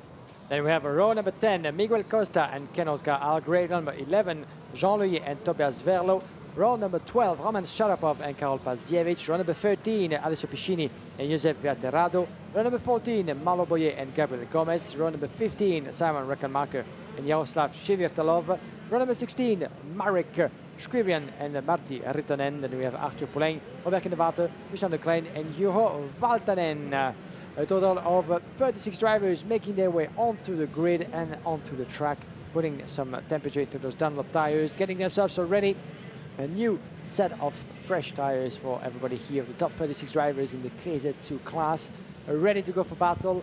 And so are we here from our position, and everybody around the track, and you guys and everybody at home. Thank you ever so much for joining us live for the World Championship event in Portimão. Who to take the win in the FIA Karting World Cup KZ2? Will it be for the first time Christian Bertucca? Can Matheus Morgato, after his win in Sarno 2022 with DPK on an OK machine, do the same with a gearbox in its hand? That remains to be seen. There's a couple of drivers dreaming to take a title at this level as well from the back behind. Mateusz Peugeot has an European crown to his name already. Can he make it 2 in a row and asserting himself as the prime king of the category this year? Remains to be seen, as I'm willing to have a good look as well, Anthony, on some of the drivers coming back from behind. Gabriel Gomez, the Brazilian, not the best of quali, but the pace has been strong for the Brazilian all throughout the course of the weekend. Yeah, exactly. Starting that one a little further down as well are the drivers that I'll keep an eye on in this one. Josip Vey as well, just starting ahead, the driver from Spain. I think Miguel Costa as well.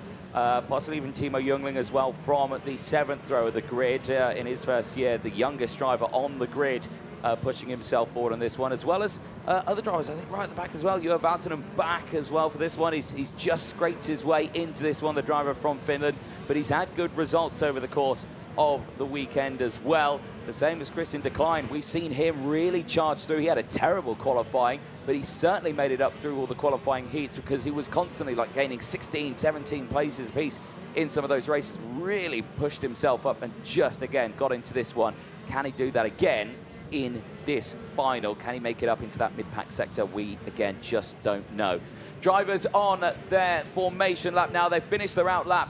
From this one, they'll line up ready on the starting grid. Longest race for them again this weekend, 20 laps, 30.6 kilometer race distance. This is a long one for the drivers around this 1.5 kilometer long circuit. It's all whittled down to this one. 5 qualifying heats they had over this weekend, plus the super heats, all of the warm-up sessions, the qualifying, everything to learn what this track can offer. We had so many drivers saying, you know, I'm struggling in that last sector. It's tight and twisty down there, but I'm loving the fast sector. We've had drivers who have said, oh, we just haven't got the top end speed here, but we're really quick around the tight, twisty section. It's been an up and down for so many drivers, but right now, everyone is focused. The setups are there. It's been there all weekend for Christian Bertucca. He's dominated. But it all falls down to this race here. Last few attempts to get the temperature into those rear tyres. The Dunlop tyres being used this weekend in all 3 classes. And right now, this is where it starts to really boil down. The visors go down, the focus becomes in, the heartbeat rises out there, as so does the tension and the revs of the karts. Last of the grids just lining up at the back of the field then, as we wait for Christian de Klein and Juha Valtonen on that final row, on row 18, get into position. There they are, pulling into spot. The Door Motorsport and the Maranello driver finally in position as we wait for the green flag at the back. There it is. We are moments away. It's 2024. It is the FIA Karting KZ2 World Cup here in Portimão. Lights are out, we're racing here in the Algarve. It's a lightning start for Bertucca. He holds on to the lead as drivers off in the background and into the wall. Already that was someone fairly high up. Was that Daniel Vasili? I'm not too sure. I don't want to call a name. I think it might have been Daniel Vasili. I'm not too sure though. We'll try and find that one out, but that was a driver very high up in the order, and it was Daniel Vasili out of the race at turn 1. There he is. Oh, that is heartbreak for the driver who was looking so strong this weekend.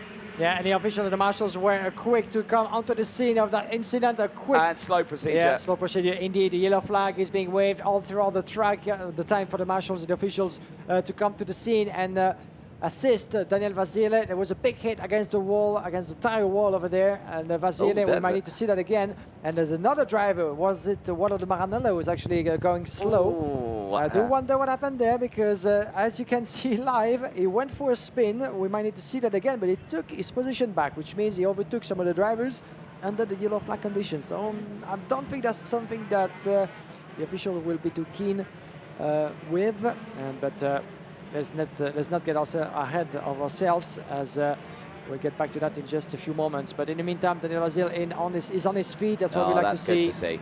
And it's going to be, the thumbs up.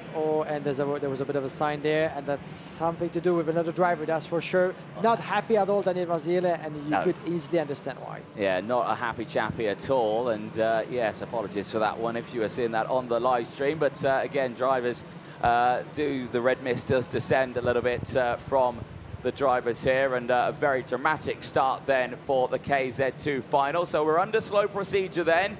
But the race still does continue, so we are on lap 2 of this one. It's still Batuka, Morgado, Tonterri, Savico, the top 4. They have not changed. Van Verven up 2 from Jean Nimblom, up 3 places. They are in 5th and 6th place. Sevrukin went down to 7th. Orlov, Spurgel and Andrasani rounding out the top 10. Drivers in the background, Pacini gaining 6 places on that opening lap, now inside the top 20 in 19th place. So still very close runners then in this one as we wait for the race to get restarted here. Marshals are working very, very hard there at turn number 1 to get the barriers back in a very safe position. Fantastic work from them, and of course all the officials here at the Portimão circuit. But for right now, Christian Batuka now just needs to collect his thoughts and get ready for a race restart here, maybe in a lap or 2's time. And but again, this keeps everyone in, Yeah, we had the same this morning with the Super Heat, again with the peloton led by Christian Batuka. Again, another restart was needed after the 2 laps of that big incident in the same spot in turn number 1. But that was a standing start again, wasn't it? This will be a rolling restart, so a different style that he's got to deal with now. So that's what makes it an interesting one. And Morgado here could take full advantage of this situation.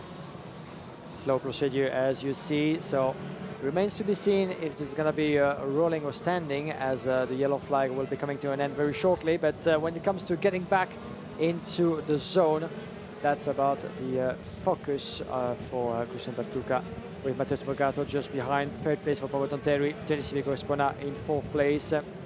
So rolling start should be coming our way very, very soon. Once the green flag is being waved and the track is deemed clear, but I think we will go around for one more lap, as you don't get to see it then, but the officials and the deputy race director Nigel Edwards are still on the scene. But now the tire wall seems to be fit and order, clear for racing, as it is going to be an interesting one, that rolling start, because Batuka and Morgado, they were very, very close coming to turn number 1, but you could see that Morgado didn't want to go for any unwise move around the outside. His Howard might come, but he got himself just behind Christian Batuka, leading to turn number 1. As for the rest, we have Dian van Werven, who climbed 2 places up to P5. Jean Noblo find himself P6. Maxim Orlov P8 from 11. And Artep Severyukin and Matheus Spurgel are the 2 drivers who lost the position.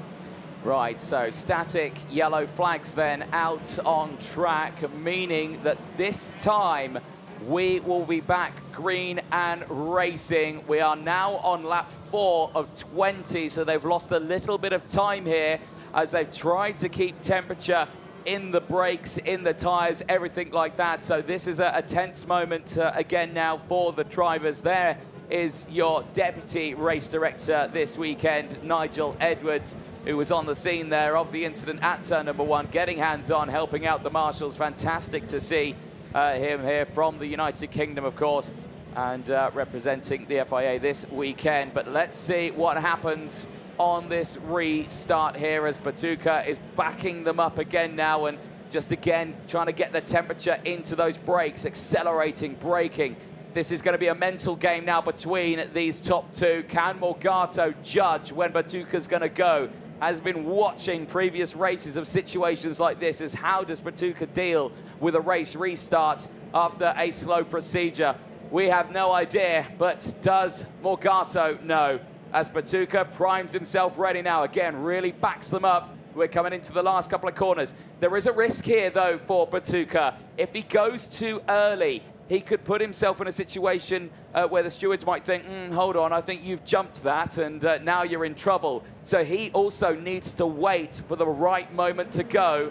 As again, I think he's bolted. Wow. He's bolted indeed. Batuka nailed that one on the start. He caught Morgado sleeping massively. And now Paavo Tonterri could have a chance here as the 2 go side by side, wheel to wheel, down in towards turn 2 and 3. He's not got through. He's stayed there in third place as the race is now green and going as we go on to lap 5. And we go green, green, green indeed, and that might be a decisive move, a decisive moment into this final as Morgado, look at him, actually lost completely in terms of gap, 1.1 second. Bertucca is getting away, and there's emergency certainly for Matheus Morgado. If he wants to have a shot at the World Cup, he needs to get back on pace and really let Pavel Tonterre behind, but he was caught slipping, as you mentioned.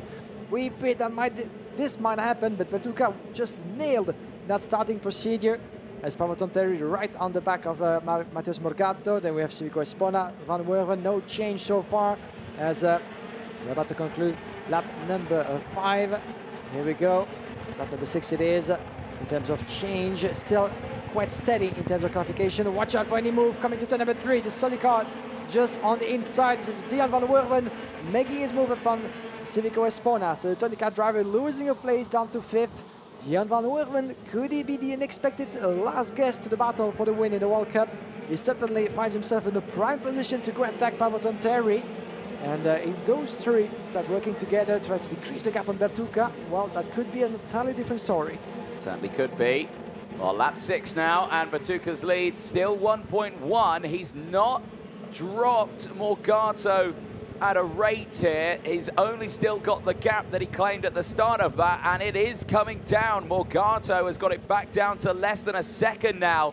The battle for the lead will be on here, and Pavel Tonterre is right there behind Morgado as well. This will be a 3-car battle for the lead here very, very soon, but keep an eye on behind as well, because Van Werven there with the clear air. Civico's under pressure from John Nimblom. Sevrukin there as well, who's still down.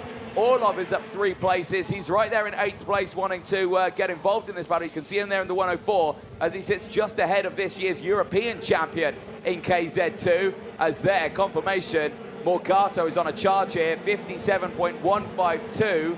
But the gap again has just gone back above 1 second. So again, it's chopping and changing through these sectors. And we are only getting started. The final is still long. This is the longest race. Oh, run inside. Beautifully made on the 105. This is Artem Siveryukin getting ahead of Jean Nomblot into the last corner, the last sector, coming back to the most technical part of the track. Beautifully made by the Birla driver. Upper place, finds himself now in P6.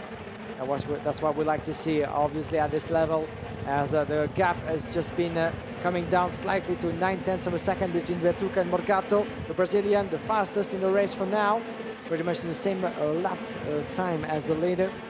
Pavel Tonterre is still down in 4th, keeping a close watch on Morgado. The battle here with Artem Siveryukin still in front of Civico Espona, as he just made his way past the Tony car driver. So Artem Siveryukin on the charge, and unlike Anatoly Kavalkin, with whom he was sharing the row of the grid further back, well, he was just behind him. Well, he's not quite able, the Parolin driver, to make up for the ground he had lost in the first place. But I'll be very interested to see, back again, what happened to Daniel Vazil in that starting procedure, because we didn't get to see with which driver he was involved into that incident. As you can see, the restart of Christian Bertucca. Look at how much faster he was coming out of turn number 17, and Pavel Tonterre, by the look of it, was very, very close to get ahead of Matheus Morgado for P2. Yeah, indeed. It was just that last little thing there.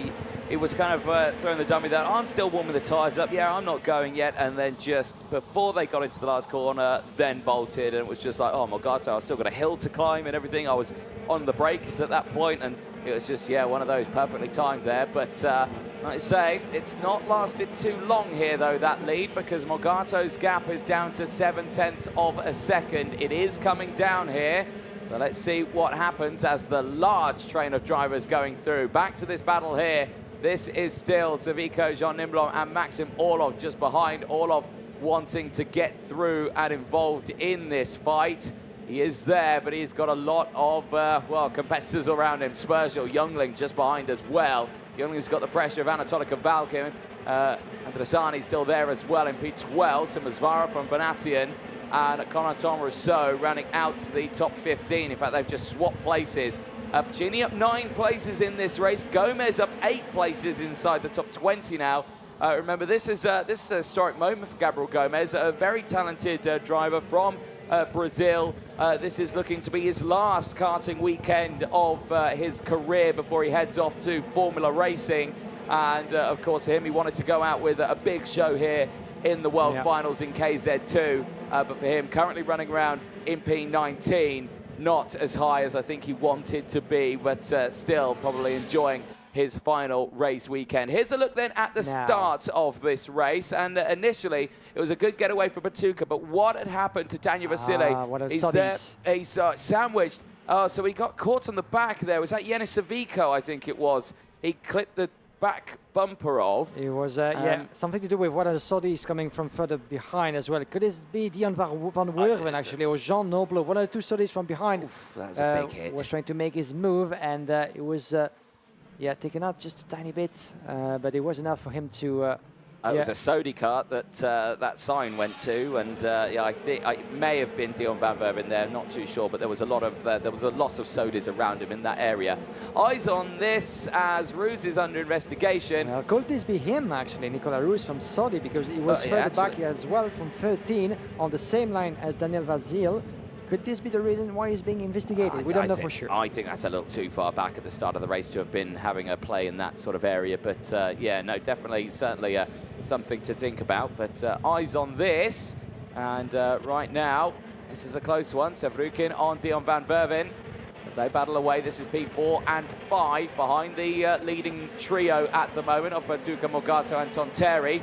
And that battle actually is starting to get a little bit interesting. It's down to less than 0.4 of a second for the race lead here. So that is going to heat up nicely as Sevrukin again just closing in under braking there of Dion van Werven in 4th place. But van Werven holding on to this one at this moment in time. There's the lead battle just ahead of it right now. If I was Sevrukin, I would think that there's going to be a fight up ahead in a few moments' time. I would stick behind and try and push along and see if they can close in. But Sevrukin's got some good pace here. So is van Werven.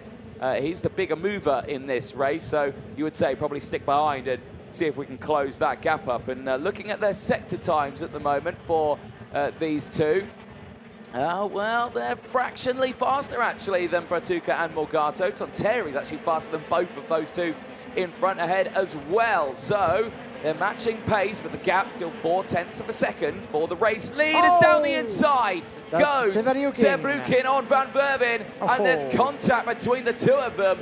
And van Werven there getting squeezed out wide at the hairpin at turn 5, and he tumbles down just that one spot. And now this is kicked off as well as Jean Nimblon's got past Yanis Savico. So again, these battles are all starting to kick off now. Yeah, and there was a little bit of a mistake coming to turn number 8 and 9 by one of the drivers at the forefront of that train. But what a move it was from Artem Severiukin. And look at the battle of the Saudis with Matteo Spirgel, the 102. Oh, clipping the curb is the 151. Anatoly Kavalkin going for the move on the inside of the hairpin in turn number 12. That opens the door to the 157 as well. Gianni Antrizani. We haven't seen much of the TB car drivers so far.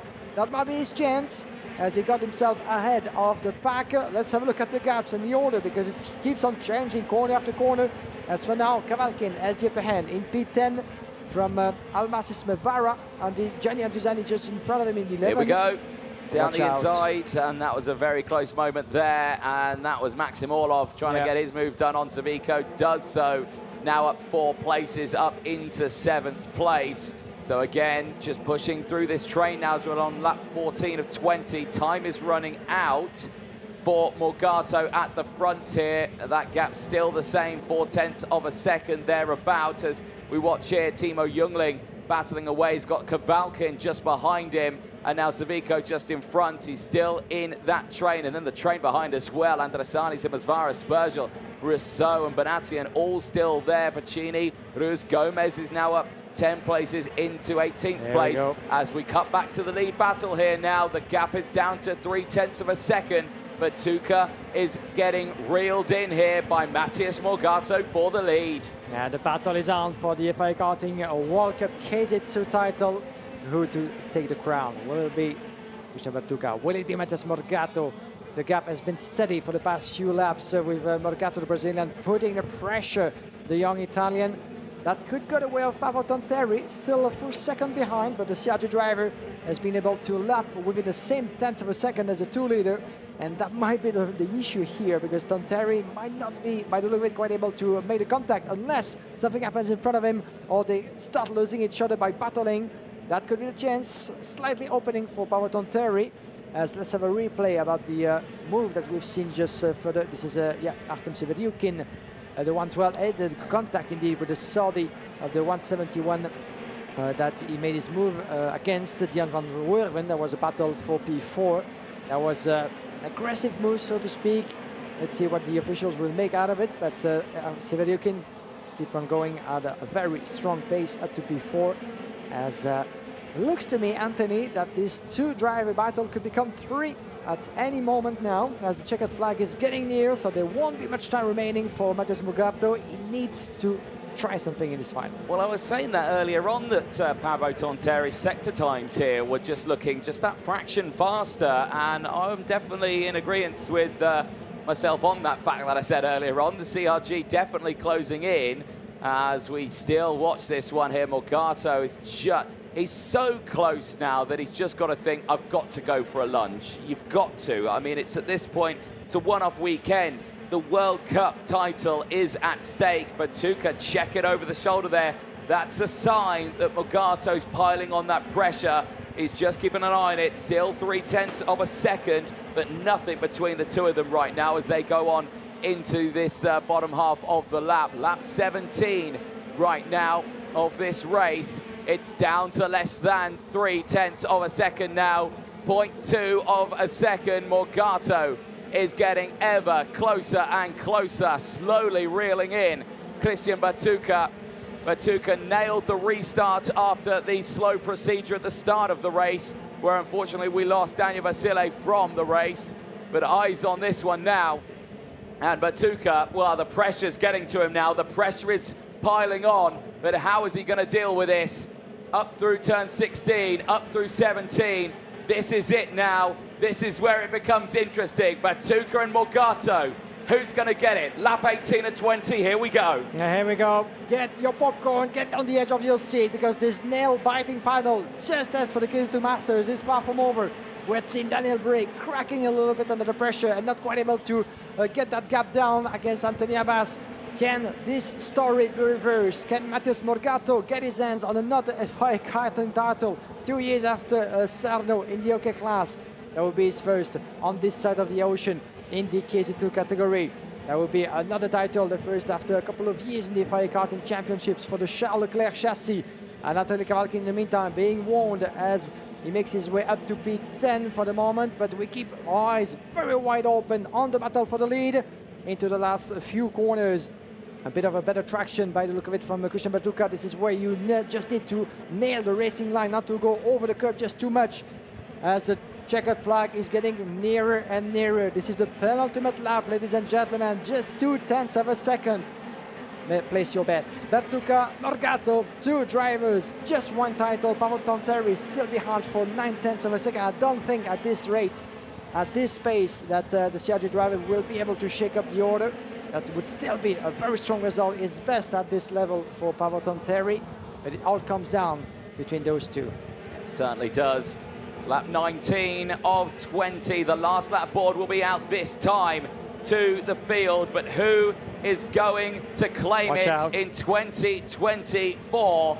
Could it be either one of these two drivers, as Batuka is now starting to go defensive here between the two of them? Who is going to claim this one? Could it be the 2022 world champion in OK of Matheus Morgado? Could it be the Italia champion this year of Christian Batuka in KZ2? Final lap board is out. Who is going to take it?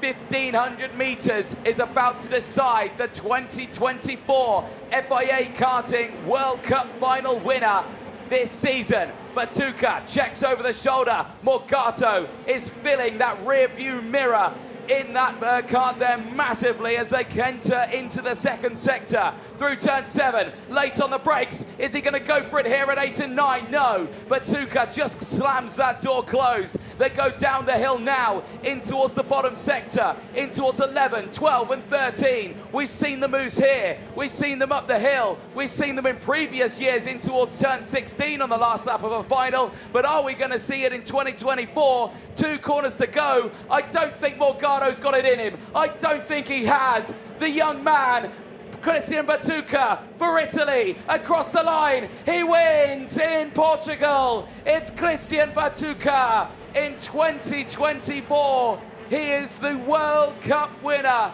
in KZ2 in FIA Karting.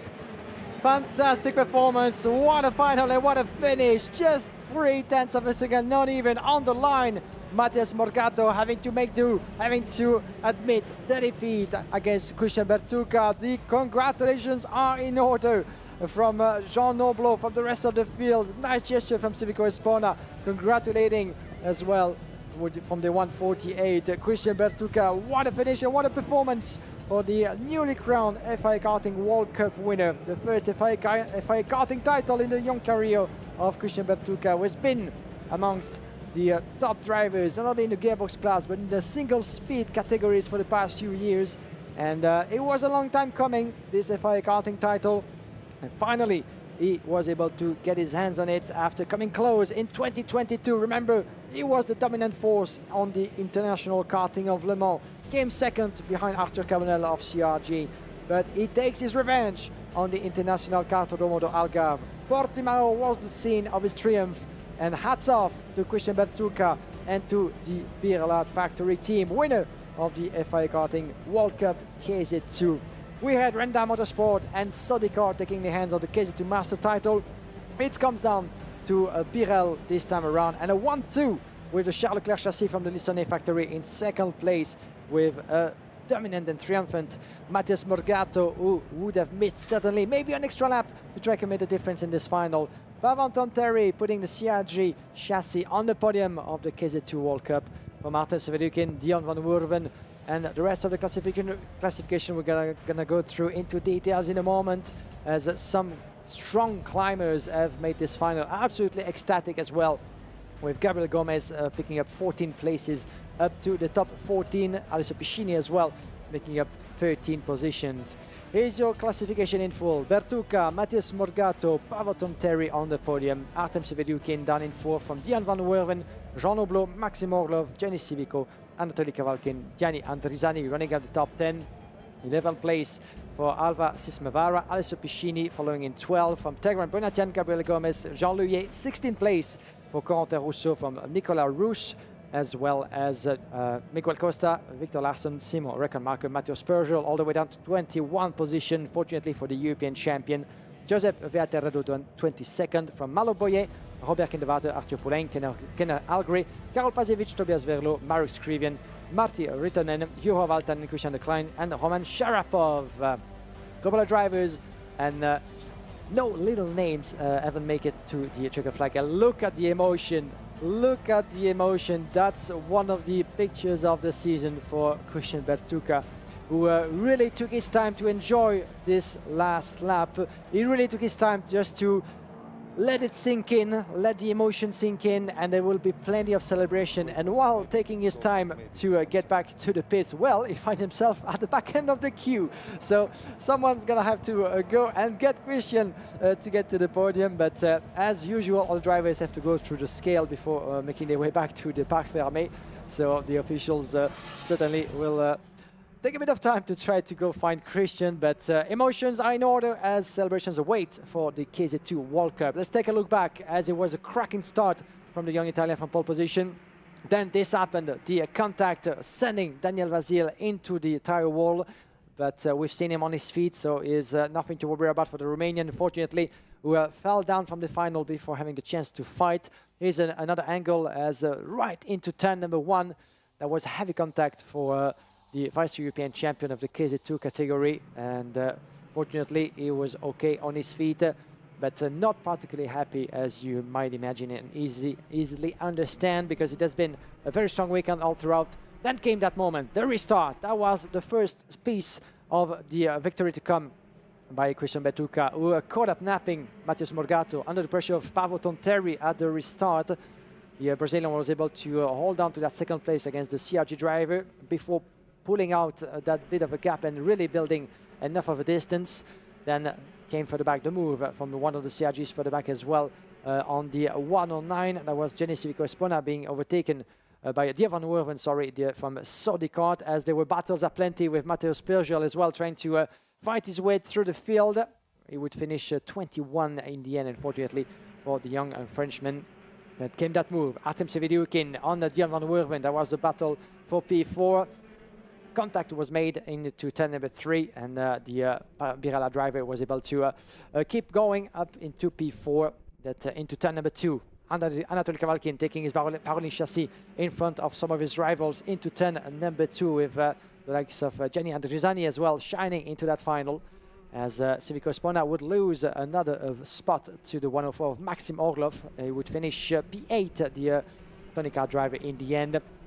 The final lap and the final corner, just under 0.3 of a second splitting our top 2 drivers. Matheus Morgado gave it all, certainly, like Daniel Bray against Antonio Abbas in the Masters. But in the end, Christian Bertucca was just too fast, too strong, too on the pace, and too consistent one lap after lap. But it was a fantastic display of driving skills all throughout the final. And Riccardo Longhi, the team manager, co-team manager of the Birla factory, in tears, congratulating Christian Bertucca. That's a long story, of course, between those two, as emotions aplenty into the sky of Portimão. And for the first time, Christian Bertucca takes the title in the FIA Karting KZ2 World Cup, his first FIA Karting title at this level. And this is a well-deserved achievement for the young Christian Bertucca, champion of Italy, champion of the world, winner of the KZ2 World Cup here in Portimão, as Bertucca has been close to get his hands on that title 2 years ago. He was one of the protagonists as well in last year's KZ2 European Championship, as there will be many more things to come, certainly, for the young driver from Italy. Christian Bertucca being celebrated as well by some of his close ones and team members, as well as other members from opposite teams. That's what we like to see, obviously, you know, the congratulations and the fraternity behind some of the rival teams and factories. With Daniel Vazil, you could see him on the left side, generally disappointed about what happened, but still very, very proud about the result of young Christian Bertucca, being surrounded by his Lissone family. And you can see Pedro Hilbrand as well, congratulating young Bertucca. Everybody seems to be, you know, over the moon for young Bertucca, with Il Signore Ronnie Sala, the president of the Birla factory as well, and his family congratulating young Christian Bertucca. A little bit of a son to everybody from the Birla family. And what an achievement, what it is for the Lissone factory, putting a 1-2. Matteo Vigano as well, falling into the arms of Christian Bertucca. And at that rate, well, we will do the podium tomorrow, guys. So don't forget that the celebrations coming our way, as a little bit of a debrief with Signore Ronnie Sala, as well as Signore Rudi from the TM Engines, preparing, of course, the engines for the Birla factory team and Christian Bertucca. And the material has been on point all throughout the weekend, allowing Bertucca to take this maiden win in the KZ2 category, with Natalia Balbo as well, that you could see, the co-team manager of the CRG Racing team, celebrating the results of Paavo Tonterri, the Finnish driver, third on the podium of the category. And these are certainly some of the images that everybody will take home with them, as the last final of the afternoon awaits. The KZ class will be coming next after the podium ceremony of the KZ2 category. But Christian Bertucca, Matheus Morgado and Paavo Tonterri will be stepping on the podium in just a few moments, as for the young Bertucca, after the European season didn't go according to plan. The opening race of the year didn't go according to plan, with 0 points from Motorland Aragon. He was able to claim a couple of points more into the last run in Val Vibrata on home soil. Christian Bertucca finishing P10 in the final on the beautiful circuit of Val Vibrata, but certainly not the season up to his liking after finishing 4th in the European season 2 years ago. but this time he was able to really go for it and give us a beautiful, beautiful lesson of driving. And it's fair to say that the level has been astonishing in both the Masters and the KZ2 so far. When you see those drivers battling at the front, split by just millimeters and a split of a second, all the way down to the checkered flag without, you know, putting a wheel wrong. That's just what happened once again. Well, respect, hats off to everybody here as part of the KZ2 final. Unfortunately, a couple of drivers that we lost, as we said, Timo Jungling, Daniel Vasil and Jaroslav Shevitalov didn't make it to the checkered flag. As I can see from a distance as well, the Davide Fore coming towards Christian Bertucca to celebrate as well and to give his congratulations to the young Italian. But this is a party coming in, certainly very soon for the entire Birelart family. 1-2 with Matheus Morgato offering his best result to the Charles Leclerc chassis in a while in the FIA Karting Championships, if I'm not mistaken. Matheus Morgato, who 2 years ago was king of the world in the Oka class and stepped on the podium of the FIA Karting World Cup KZ2 category, sorry, where he has been really progressing through the ranks. Matheus Morgato competing as ever before on two sides of the ocean, in the United States of America and in Europe, with the Charles Leclerc chassis and the Birelart factory. Don Terry from CRJ on the podium, Artem Savayukin down in fourth. That's another Birelart chassis within the top 5, as well as a bunch of Saudi drivers further back as well. We have Dion van Wurven, P5 from Jean Noblo, as well as further back as well, Nicolas Roos all the way down to P17. Gabriele Gomez, 14 places gained, as we said, up to P14. 13 places gained for Alessio Piscini at the edge, really, of the top 10. And 9 places gained as well for Simon Reckenmacher up to P20. 10 places gained as well for Robert Kinderwater up to 24. A couple of strong efforts there in the peloton of the KZ2 World Cup final. Don't go anywhere because the podium is underway in just a few moments as we have the KZ final coming next here on the Circuito Internacional do Algarve, the pinnacle of worldwide karting, the prime category of them all. Just 30 drivers in the world competing for this World Championship event, and a new world title to be awarded at the end of this 20-lap final. So in just a few moments, looking down on the preparation for the podium, I think that we will be soon ready to get going to celebrate Christian Bertucca, Matheus Morgato and Paavo Tonterri, your top 3 finishers of the KZ2 World Cup. And what an event it has been. Thank you once again ever so much for everybody tuning in. There's been a lot of you on the YouTube channel of the FIA Karting Championship, a lot of you as well on the different TV channels all over the world, including Motorsport TV. And as you can see, the weather is still with us, a little bit cloudy, as we are ready onto the podium. Over to you, Anthony. Thank you very much, Guillaume, in the commentary box. Yes, indeed. Thank you so much for your patience, ladies and gentlemen. We are now ready for this year's KZ2 World Cup podium. And we'll start with 3rd position from Finland. Give it up for Paavo Tonterri.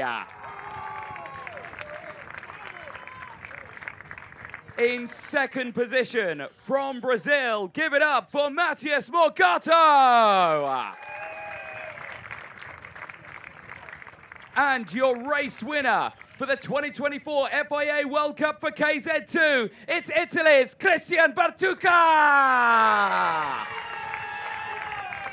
And please welcome onto the podium for the Birelart team, Jordan Lennox.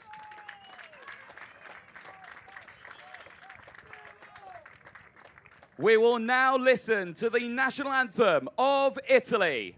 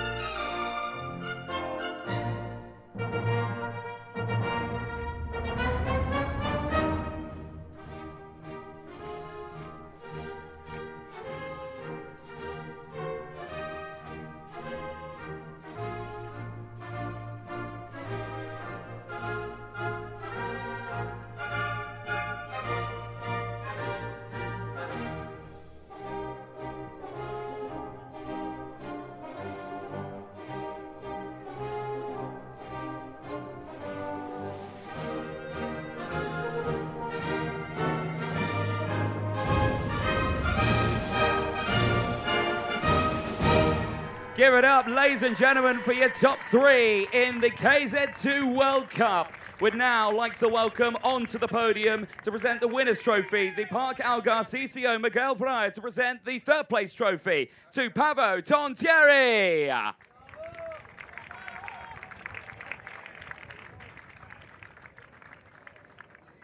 We'd now like to welcome to present the 2nd place trophy, the manager of Mondo Kart, Matteo Calda, to present the 2nd place trophy to Matthias Morgato.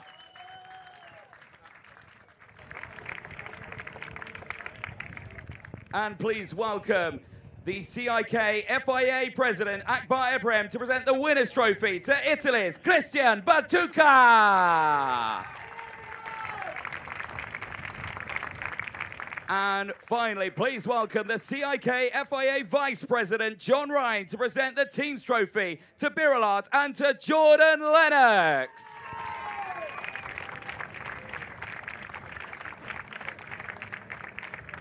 While drivers hold those trophies nice and high up in the air for me, please. Nice big smiles for all of the photographers out there from around the world. We'd now like to present the flowers to the drivers and, of course, to Jordan Lennox from the Birilat team. A brilliant end to a very close final in the end between the top 2, but Christian Batuca coming away with an absolutely superb win at the end of a frantic final between all 3 of these drivers. Once again, drivers, nice big smiles for all of the photographers out there.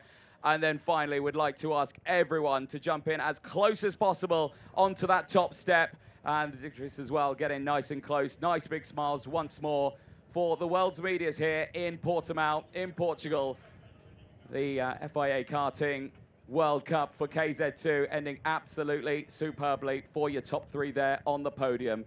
Well, one more race to come up, but before we do that, it's time to bring in the bottles of champagne to our top 3 dignitaries. Feel free to duck and cover at this point. You don't want to get covered in this. Even Jordan's running as well. You know it's about to get a little bit funky here. 3, 2, 1, let it rip for your top 3 in the KZ2 World Cup in 2024. A brilliant end and a lovely show of affection there for the top 2. Christian Batuca, Matthias Morgato, and Paavo Tontieri. Well, one more final to go. It's time for the best from around the world. It's the pinnacle of short-circuit karting. KZ is coming up next. The best in the world. You said it, Anthony, as we get ourselves ready for the 3rd and last final of the afternoon. If you're joining us right now, well, you made the right choice. If you've been with us, well, stay put, because the KZ category is up next. 30 drivers, the best in the world in short circuit racing, in kart racing with a gearbox. And we cannot wait for this final to come into play. We've been looking forward to this moment ever since the weekend started. Every year, the MondoKart.com FIA Karting World Championship final for the KZ class is one of the prime moments in the Planet Karting, as the podiums, the ceremony of presentation for the drivers will get underway in a little bit under 20 minutes. Don't go anywhere, as the drivers, the mechanic, as well as the machines, the officials will make their way onto the track shortly for what is the KZ final. The presentation will get started in just a few moments. The official start at 3:30 local time. It's currently 3:11, so in under 4 minutes the presentation will get underway, and a little bit under 20 minutes we'll be ready for 20 laps of absolute madness here on the Kartódromo Internacional de Algarve in Portimão. Anthony, you're back from the podium. Another very, very nice celebration at the podium, with a well-deserved shower of bubbles for the top 3 of the KZ2 World Cup. Those 2 finals have been absolutely nail-biting, but the best is yet to come. It certainly is. One more final to go. It's KZ in a few moments' time. We're going to take a short ad break. Don't go anywhere here in Portimão.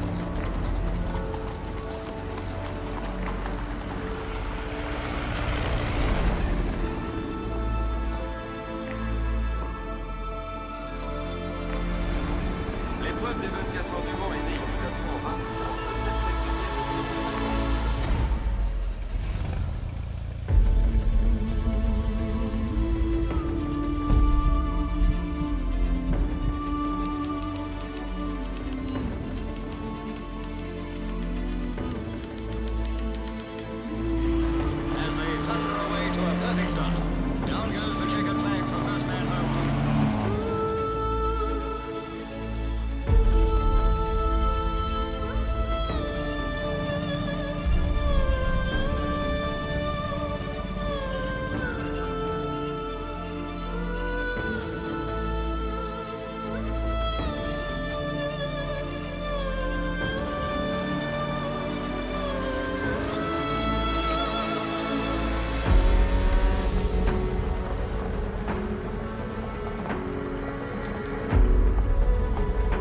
Tortuous, rough, special stages bring the 192 crews as the rally heads off on the southern loop of the first.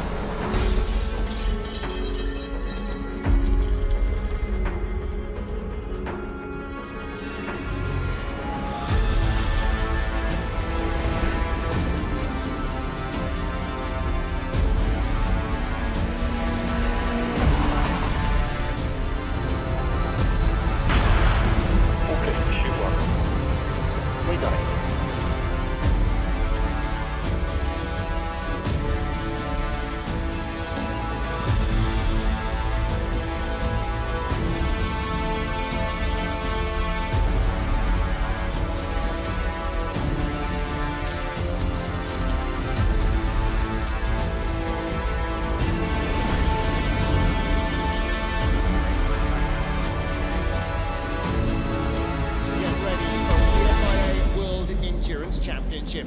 The safety car should dive into the pit lane and then might come back.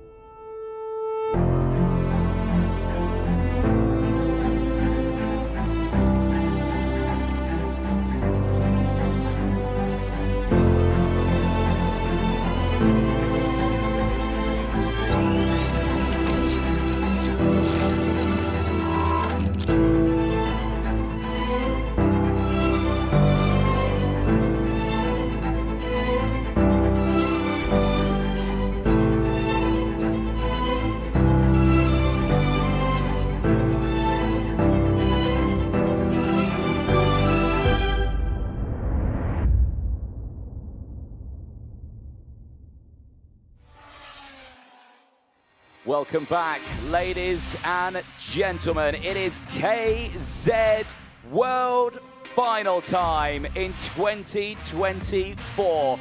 The drivers and karts making their way out onto the circuit. It's the pinnacle. It's the best from around the world about to do battle for 20 full laps here at Portimão. Myself, Anthony Jordan, and Guillaume Alvarez in the commentary box.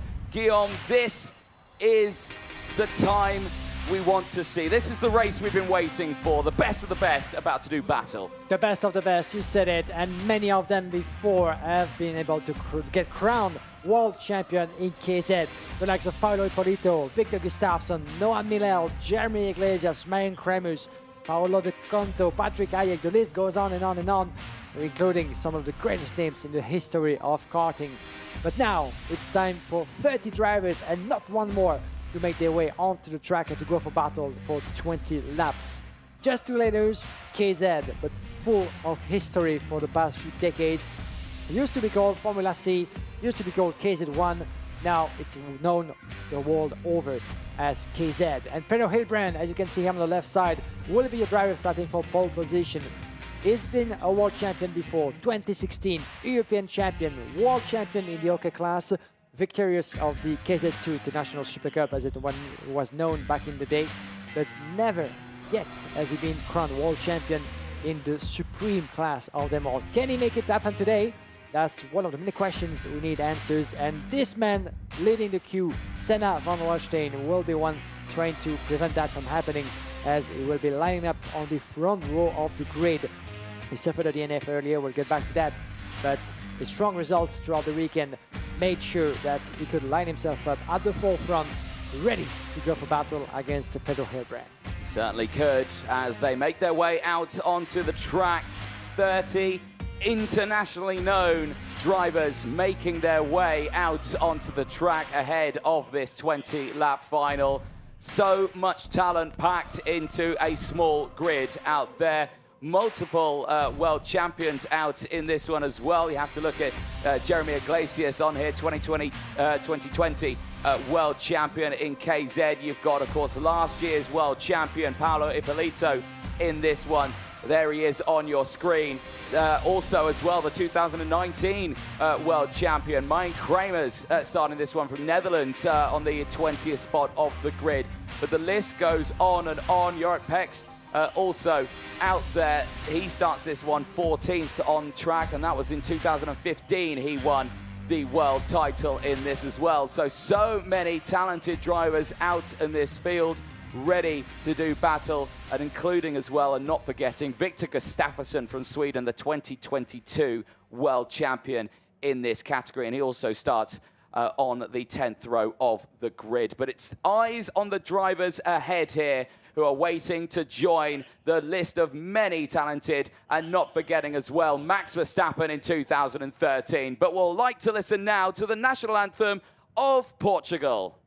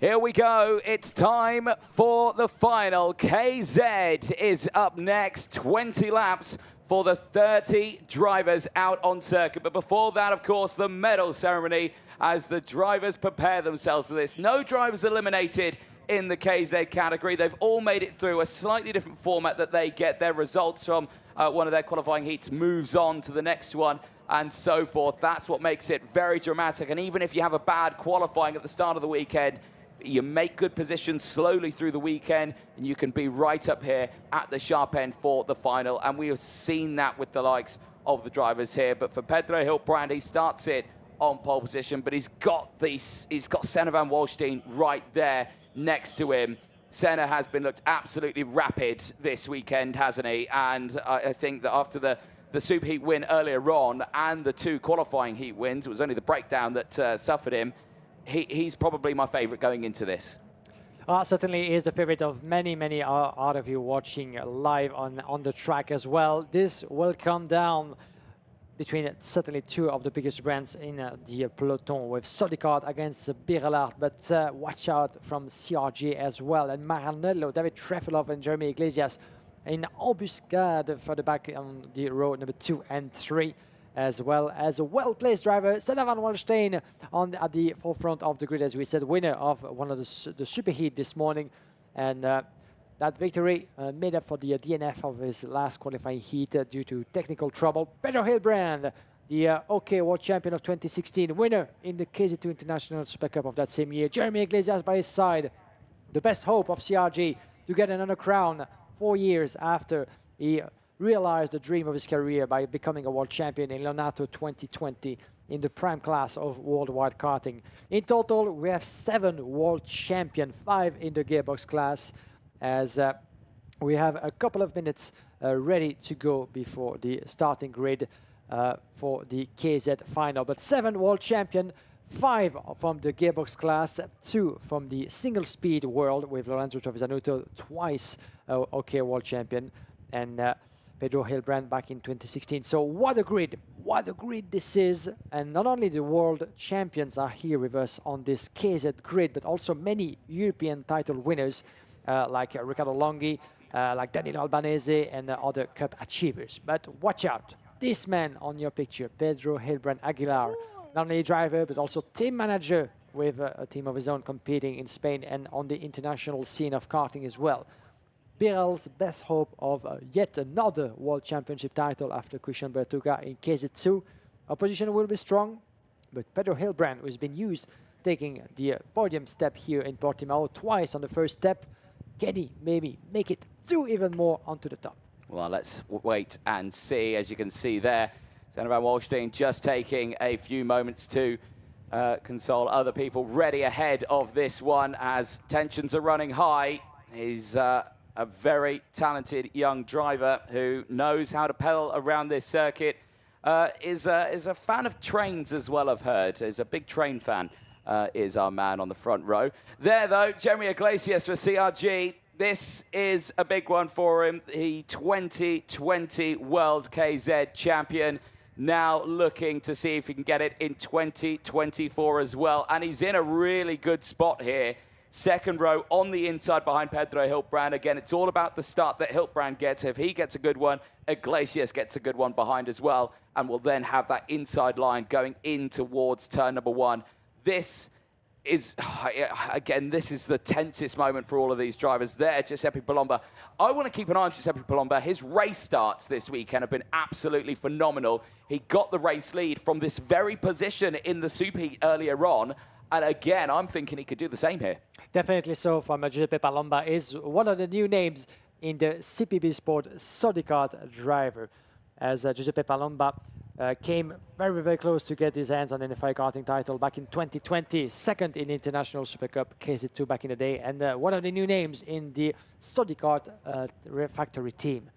David Trefilov, the standard bearer of the Maranello SRP Racing Team, German team for the Italian chassis. David Trefilov has been at the forefront of this category for many, many years. And one of the best chances of title for him is a race winner in the European Championship this season. A little bit of a heart to the camera, Adrien Renaudin. It's been a while since we had the pleasure of having the Frenchman within the top 10 at this level in a KZ final. He is one of the 2 drivers from the team of Danilo Rossi, the 5-time world champion, a former winner of the International Super Cup, a former European champion as well, and a good chance maybe to shine on his way to the podium. Certainly so, and there is Stan Pex getting himself primarily ready. A few last words of encouragement just behind. Stan Pex, the KZ2 European Vice Champion back in 2016. P3 in the World Championships in this very class back last year as well in 2023. So again, this year he's looking to see if he can turn a P3 into a P1 in 2024. That's going to be the ultimate test. There, though, Arthur Carbonell for CRG. Again, a brilliant run he's had over the course of this weekend. The 2022 KZ2 World Cup winner this year in KZ. Stepping up now with the big boys ready for this race. What can he do from that 4th row of the grid after a P6 finish for him earlier on? Steps him up a little bit in this order, but he is looking strong on that CRG as well as this man here. Johan Segal, 11th in his Superheats earlier on, but he's had good results. 14th in his first one, stepped it up throughout the qualifying heats though, 8th and then 5th with the driver from France. But again, he's looking strong here, and he starts it on that 5th row. What a great it is, what a great it is. And the other driver back with his former colors, Maximilian Paul with the DR Racing Kart Racing Team.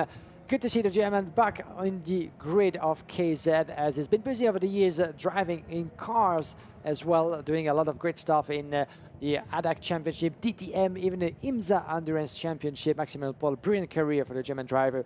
It's been a few years since we've had the pleasure of having him in a KZ final, and he's back to give a hand to Adrien Renaudin, wearing the colors of Danilo Rossi. There's Lorenzo Camplese getting himself primed and ready for this one. You can see smashing new race suits being adorned by the drivers for Tony Kart, as well as, of course, going into next season. There'll be a big shake-up with how these karts look, of course, with brand new body kits coming into play next year for the OTK package. But for the rest of them, this is going to be a tense one. Matteo Fagano for the Leclerc by Lennox team, the Charles Leclerc Racing team, looking very, very strong this weekend. And again, he starts this one P12. He's got a bit of work ahead of him here, but he's got some big names behind him in the form of 4 world champions in KZ starting behind them.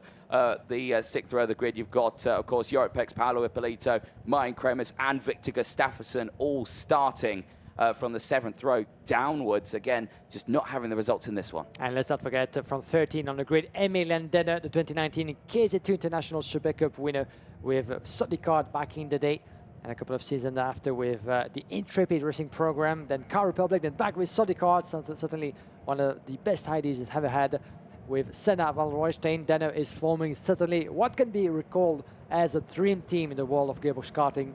Van Roystein, Denner, and the other likes of the Sodicard Racing Team. Giuseppe Palomba from 4th on the grid. Birlart against Sodicard with the likes of CRG, Maranello, DR. Put your bet, get your popcorn, get a comfortable seat, because the KZ final of the World Championship is underway in Portimão. Well, welcome to everyone watching from around the world, no matter where you're from. This race is going to be electric. Here's the grid then for the KZ final for the World Championships here in Portimão. And it's Pedro Hilbrand of Spain starting on pole position, with the driver from the Netherlands, Senna Van Walstein, going alongside. Jeremy Iglesias of France and Giuseppe Palomba of Italy go from row number 2. They'll have David Trefilov and Adrian Renadin on row number 3. Stan Pex and Arthur Carbonell on row 4. They'll have Johan Segal and Maximilian Paul on row 5. Lorenzo Camplese and Matteo Vigano going from row number 6, with Emilian Denner and Jorik Pex on row 7. Tom Luyer and Paolo Ippolito, last year's world champion in this class, starts on P16. Then we have on row number 8, Lorenzo Trasanuto, the freshly crowned European champion in the KZ class. Jorge Pescador, podium finisher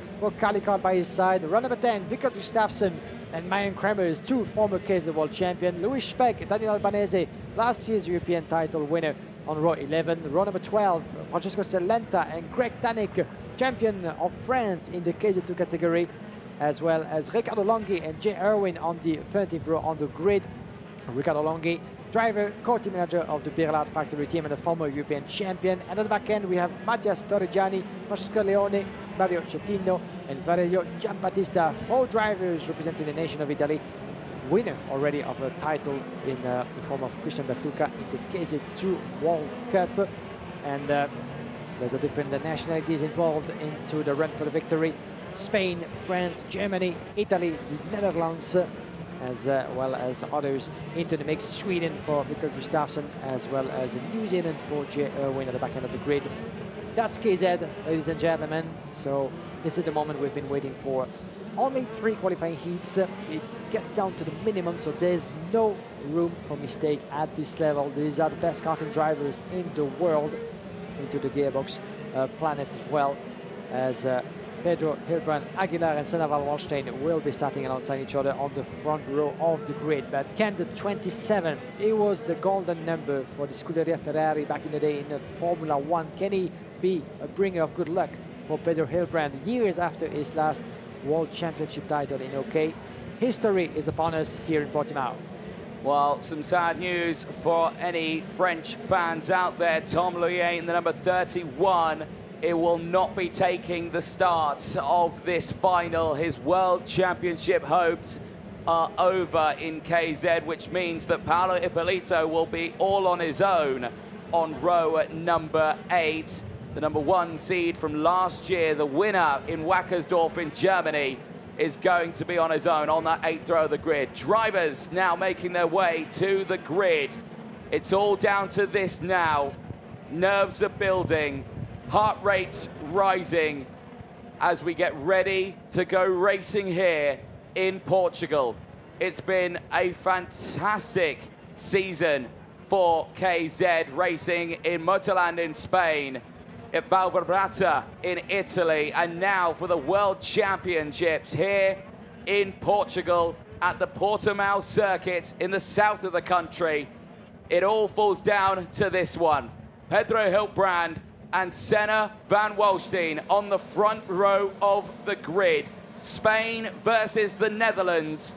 But again, you can't rule out any of the drivers behind, especially with Iglesias sitting right there in P3 for France. The green flag waves at the back of the grid. You can see the missing Tom Loulier spot there, but the lights procedure will start nonetheless. So the last time this season, it is lights out, and we are racing in KZ, and Van Walstein has got the jump on Hiltbrand already at the start of this race. And could that be the end of the matter of the race of this one? Because as soon as Van Walstein gets the lead, he drives away from the rest of the field. And right now, the driver from the Netherlands is going to do just that. Out of turn number 5 they go. There's nothing the Spaniard could do. He's there in second place for Pedro Hiltbrand. We'll have to wait and see if he can recover as the race goes on. But right now, he looks comfortable right there as drama in the background. Straight off the track goes the 45,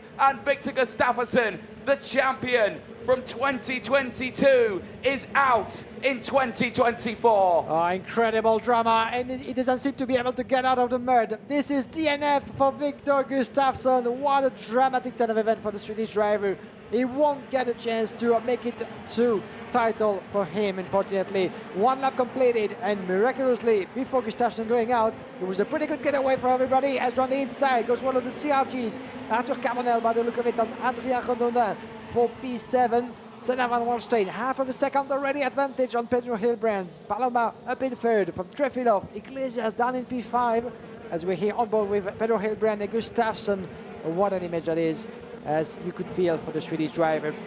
World champion in 2022 in Le Mans. He's being strong, taking his first pole position in this class earlier on this season in Aragon. Not quite able to make it stick performance-wise, but still he managed to finish on the podium in Valverbrata. But his World Championship is over, unfortunately, as back on track. Senna van Walstein under the pressure of Hiltbrand and Palomba. Those two, they know what the mission is for Palomba. It's to get ahead of Pedro Hiltbrand, to give a little bit of a hand to his teammate from Soti Kart, and why not try to make it a 1-2 for the French factory. Well, let's see what happens then as the field make their way up the hill through turn 17. Back on the start-finish straight there as they head down the hill as well. Still Van Walstein who leads the way, but the gap is down now to 0.3 of a second.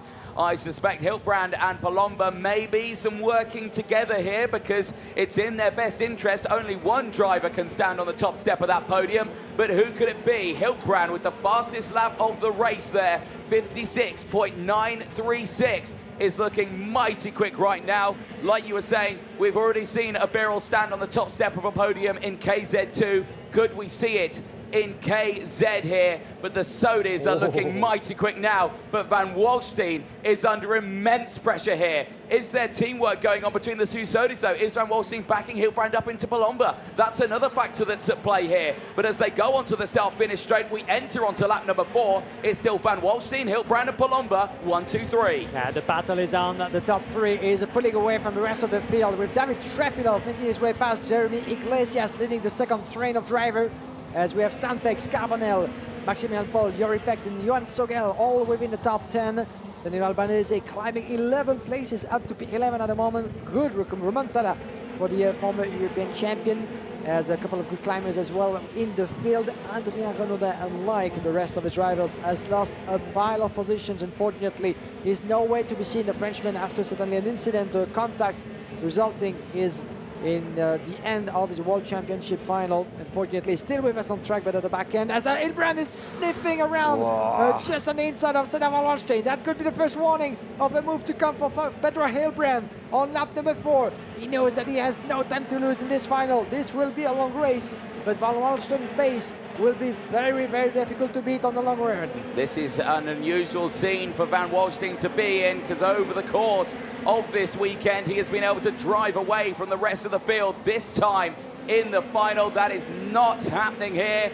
Hilbrand all over that rear bumper now as they exit out of turn number 5. Climbing up the hill now, flat out through these corners. You've got to be so careful on the exit of turn number 7. You can run wide here into the braking zone of turn number 8 and 9. We've already seen that from Victor Gustafsson, who's out of this race. But right now, these 3 here look absolutely unstoppable. I'm going to keep an eye on Darragh Trevelyan there in the 69 in P4. He's also looking a little bit feisty here now, because look how close this is. Absolutely nail-biting stuff right now. It's just a case of when an overtake is going to come and where will it happen, because out of the final corner they'll go. And again, still, Hilbrand looks just that little bit faster through the second sector, but through the first sector here, it just looks like Van Walstein's got the exit out of those last couple of corners. The Sodi looks planted through the fast corners, but Hilbrand, the Birrell, looks rapid out of the tight and twisty sections. And Giuseppe Palomba slightly faster on the last lap on Pedro Hilbrand. Those two still in control. Information that could come from left or right, from either Hilbrand or Palomba. As David Trefilov from 4th place. Remember that the German was the dominant force in the heats of last year's World Championship in Wackersdorf. Couldn't translate this into the final. We had to go DNF on home soil.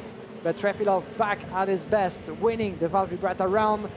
And that's another proof that the pace of the Maranello driver is very much on point here for the final. He could be the 4th one into that battle, taking with him maybe Jeremy Iglesias and Stan Pex. Those two have years and years of experience behind them. They know how to manage to deal with that kind of pressure at this level. Could we get ourselves in the second part of the final with up to 6 or 7 drivers in the mix? That would be just immense, as it is already. But look at Hilbrand. It's trying to shake up a little bit Senna van Walstein, trying to really get him to crack under pressure into the racing line. There's no way he can find a little bit of a space that could just allow him to get through. Well, Van Walstein doing an absolutely superb job here of not over-defending. He's not slowing them down into the drivers behind. He's just taking that slightly tighter line through some of the corners, just positioning the kart in such a way that Hilbrand doesn't see a gap to the inside. So again, keeping an eye on this one. So much slower out of turn number 13 is Senna van Walstein. Hilbrand just leans on that rear bumper as they climb up the hill, and that's what we're talking about.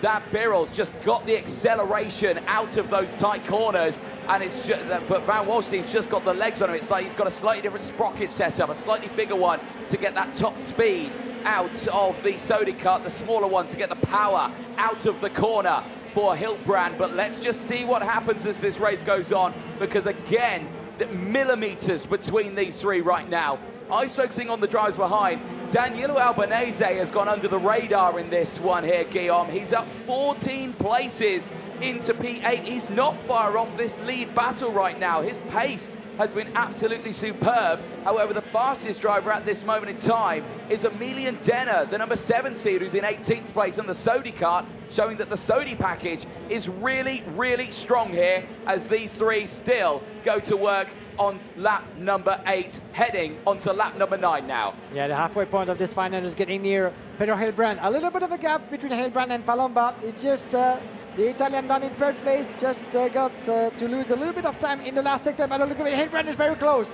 on the outside of turn number 3. Could he shake up the order? Maybe switch on the inside. There's just no space for him to get up to the curb. I thought for a second and Palomba has lost touch, but is back from P3 on the tail of the Spaniard. And look who's coming knocking on the door. David Trefilov in 4th place. That's going to give us one heck of a battle going to the second part of that final. Who can win this one? Will it be Sodi? Will it be Birrell? Can this be Maranello? As we have a replay on one of the moments out there. This is the move. Oh, the contact with Jeremy Iglesias. We've lost the Frenchman. Another Frenchman in trouble, unfortunately, after Andrea Renaudin. Now Jeremy Iglesias coming together with Stan Pex. Bex is still with us in P5, but Jeremy Iglesias fell all the way down. Trying to see where he is actually at the moment, but he was able to get back. He's 18 only, the former world champion. That was CRG's best hope of a title this time around. Now Arthur Carbonell is only P6 with a lot of time to try to make up. Still, no, some hopes are still alive for the Italian factory, but Arthur Carbonell is going to have to give a lot left in this race. This is some of the closest gearbox racing I've seen in the years of commentary here in the FIA Karting Championship. Absolutely nail-biting stuff. Now, 2's company, 3's a crowd, 4, well, don't even talk to me. That's far too many drivers to be involved in a race lead, especially in a final of a World Championship. And it might even get any more. And there's the first attempt. There's the first attempt from Pedro Hilbrand. And he's done it. He's got through turn number 14 of 15. The Spaniard leads the way. He leads the driver from the Netherlands across the line at the halfway point of this race. But that is a very early move. And is it going to be a title fight for the next 10 laps? It is. Back down the inside goes Cedro Wallstein. Through goes Palomba. Palomba from third into first. It's sublime for the driver from Italy. Giuseppe Palomba leads the World Finals here in Portimão and leads by 0.3 of a second. And Pedro Hilbrand is out of the podium. He's currently sitting in P4. David Trefilov managed to get his way around the Spaniard. There's an emergency in the Birelad factory room right now as he finds his way back, at least trying to, on Trefilov, side by side with Stan Bex and Arthur Carbonell coming at them as well. 4 drivers in the same picture, in the same battle. That's about for the last step of the podium, going the way of Trefilov. Hilbrand just in the middle, taking in sandwich with Stan Bex and Carbonell. Carbonell sees his chance. Those two are glued together, all of 4 of them coming to turn number 1. We enter lap number 12 out of 20, and nothing is done yet, but Giuseppe Palomba in the meantime getting himself through, profiting, taking advantage of the situation between Trefilov and Van Wallstein, between Hilbrand and Van Wallstein, sorry. And for the Spaniard, it just went from P1 to a very difficult situation. He certainly did, and now that's really opened up the field here. Palomba in control now by 0.7 of a second to Senna Van Wallstein. Trefilov there in third place. Hilbrand back down to P4 as this is really starting to heat up here. Stan Pex, of course, there's a question mark over Pex, of course. We saw that move on Jeremy Iglesias where he went out of the race. There is Jeremy Iglesias live pictures there from Parc Ferme out of this one. There's a parallel in there as well, and I'm thinking that might be Mario Schettino as well out of this race. So multiple retirements so far in this one, but it's Palomba who looks in control of this one on lap number 13 of 20 as Hilbrand is trying to fight back on David Trefilov. Down the inside through turn 4, it's not worked out. That's brought in Pex, Carbonell and Danilo Albanese, who's up 15 positions now. He's part of this battle. Absolutely superb. Superb it is from the former European champion with the blue livery from Czech Republic. And talking about another big name from Italy that we've lost, unfortunately, Riccardo Longhi, the former European champion, is nowhere to be seen as he had to DNF in the Super Heat. That's another blow for the co-team manager of the Birelad factory, I'm afraid. As back with David Trefilov under immense pressure from Pedro Hilbrand. He wants to make up for the ground he lost. He knows that the longer he stays behind the German, well, the tinier his hopes will get to get back to Palomba and Van Wallstein. Driving formation split by 1 second. We're getting ourselves a 1-2 from Sodicat CPB at this rate. Now the question is, can... Trefilov! Trefilov is out a little bit off the corner, and it just allowed Pedro Hilbrand to go through. Was there a mistake? Was there contact? But Trefilov is losing the third place on the podium to Hilbrand. And we came close to disaster for Trefilov because Specs was just there for the taking.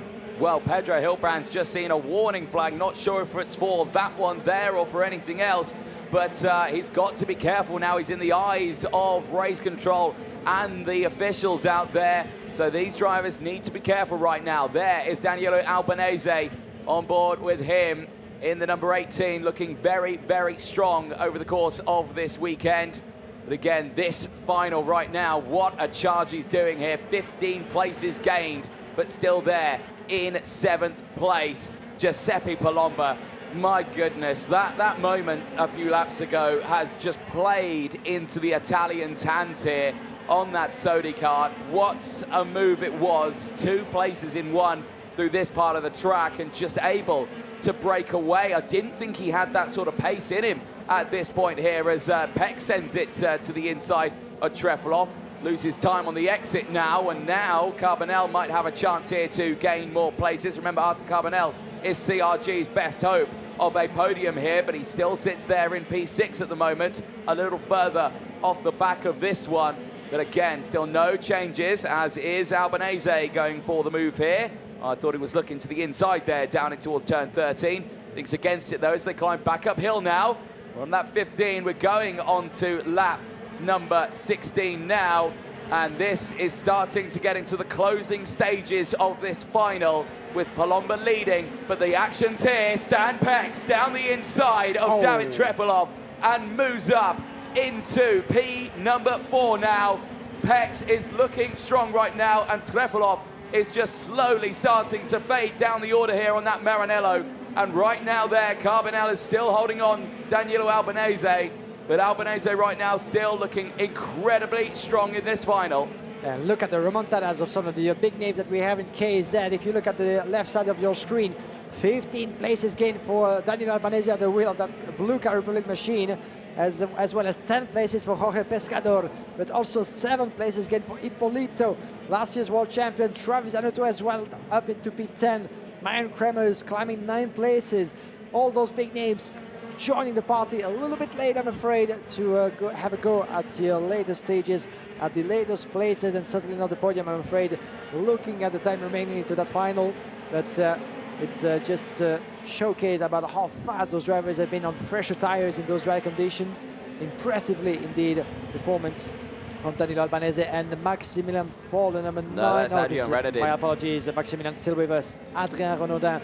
A race that went from very positive to disaster as he was pushed out. At least we didn't get to see what happened truly to Adrien Renaudin. He doubled down the order, and that's a DNF, another disastrous result for one of the Frenchmen out there, joining the likes of Jeremy Iglesias as well as Tom Loyer, who didn't take the start of this final.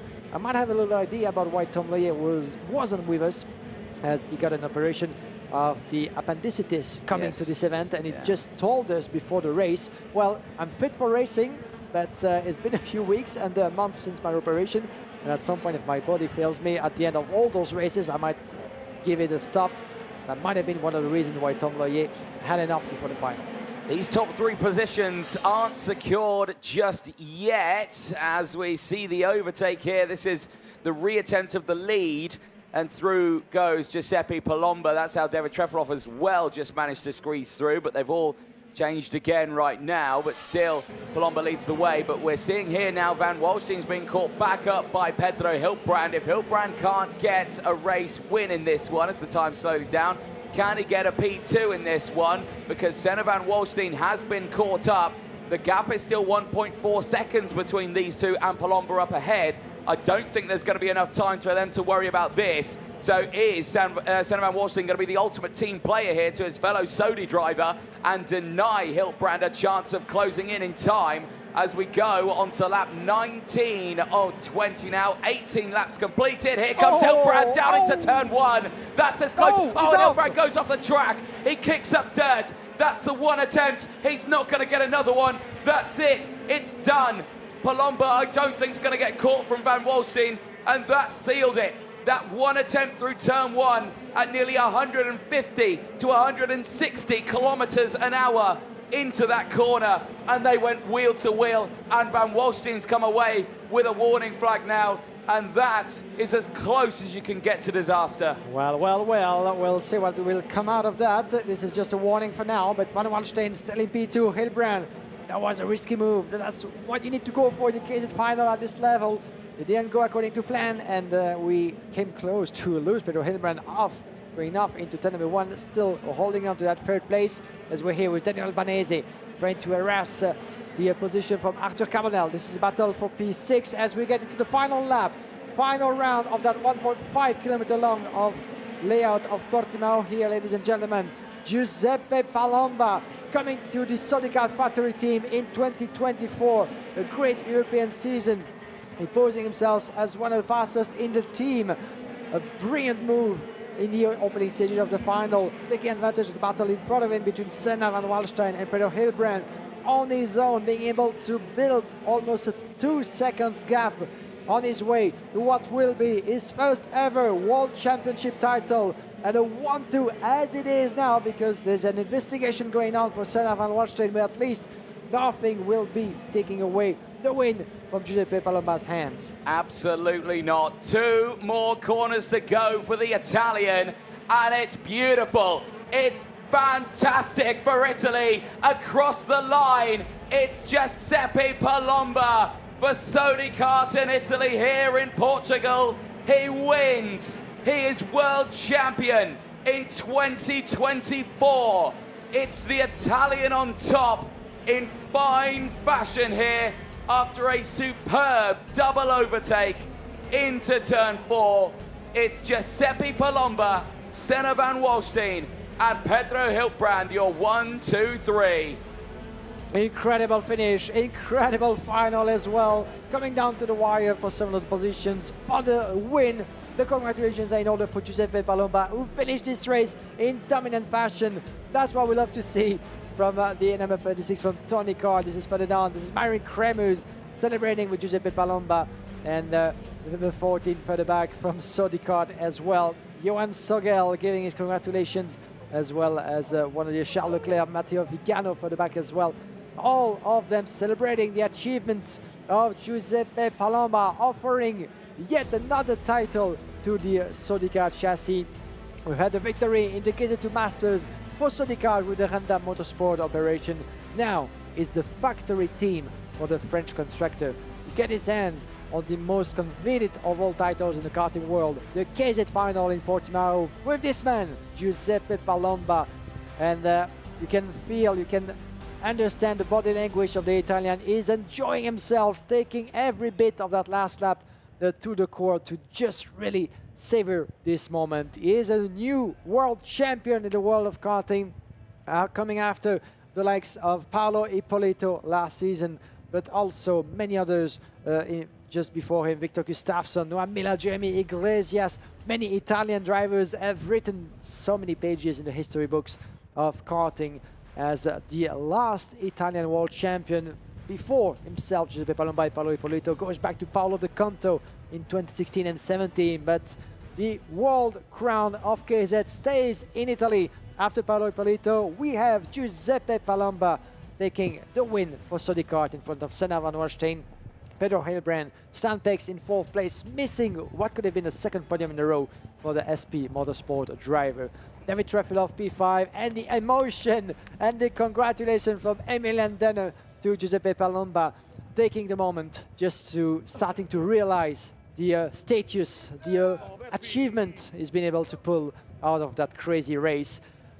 Giuseppe Palomba has been a little bit behind some of the big names like Senna van Wallstein, taking the Sodi colors up in the front, but he was waiting for the right moment. He was waiting for the moment to attack. Marion Kremers and the rest of the KZ peloton will be lining up certainly to congratulate Giuseppe Palomba again, who is taking all the time in the world, and that's what he needs, that's what he deserves at the back end of the queue. But what a result for Palomba, and what a result again for Sodica, taking a second world title out of 3 attempts here in Portimão, and another strong result for the Birrelat factory as well, with Pedro Hilbrand stepping yet again on the podium in a race here in Portimão.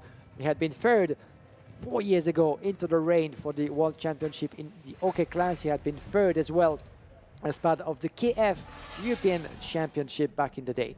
Now, before we get into the podium, let's have a replay. Let's take a look at the replays of that last crazy final. It was a good getaway for Senna van Wallstein in front of Pedro Hilbrand. Some of the Saudis as well placing themselves behind. Jeremy Iglesias losing a bit of momentum to P5 as he was starting from P3 onto the grid. It was a good getaway, a clean start, and half of a good lap for everybody. And then there was a contact. There was a contact actually leading to the DNF of Victor Gustafsson, unfortunately, as he was battling on the N3 to turn number 8. Such a disappointment for the world champion of the KZ category back in 2022, vice champion of the world in Vakersdorf last year, as it was the first hopes of another world title for CRJ going into the bin. Unfortunately, just before losing Jeremy Iglesias, David Trefilov making his bet on the Frenchman on the inside of turn number 16 and then 17.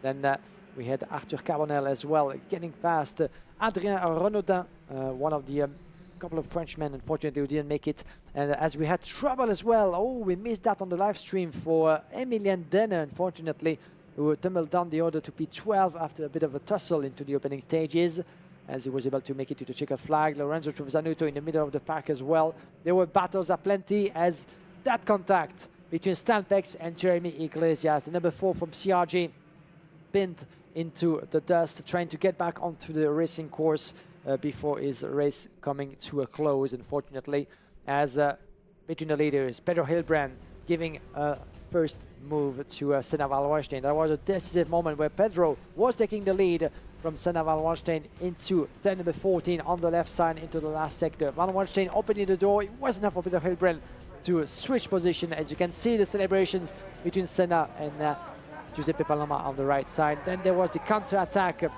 of the Sodicat driver. Van Wallenstein diving inside Pedro Hilbrand. That was the moment on lap number 11 that Giuseppe Paloma chose to get himself in the lead. And look at the celebrations from Florian Bizalion and Kevin Cuoco as well. Fantastic display as well of celebrations as we keep an eye on the replays. But you can feel, you can hear almost the screams of joy from the Sodicat factory team men on the live stream as well. As towards the later stages of that race, there was a bit of a moment between Hilbrand and David Trefilov, allowing Stan Pex almost through. Carbonel and Daniel Albanese, we made the contact towards the end of that race.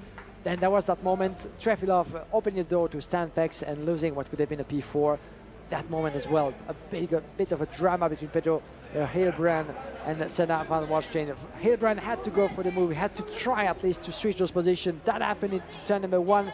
There's been a bit of a contact. There's still an investigation going on as we speak from the officials on Senna van Wallenstein. Hilbrand still 2 wheels onto the grass, managed to get onto the course on his way to P3.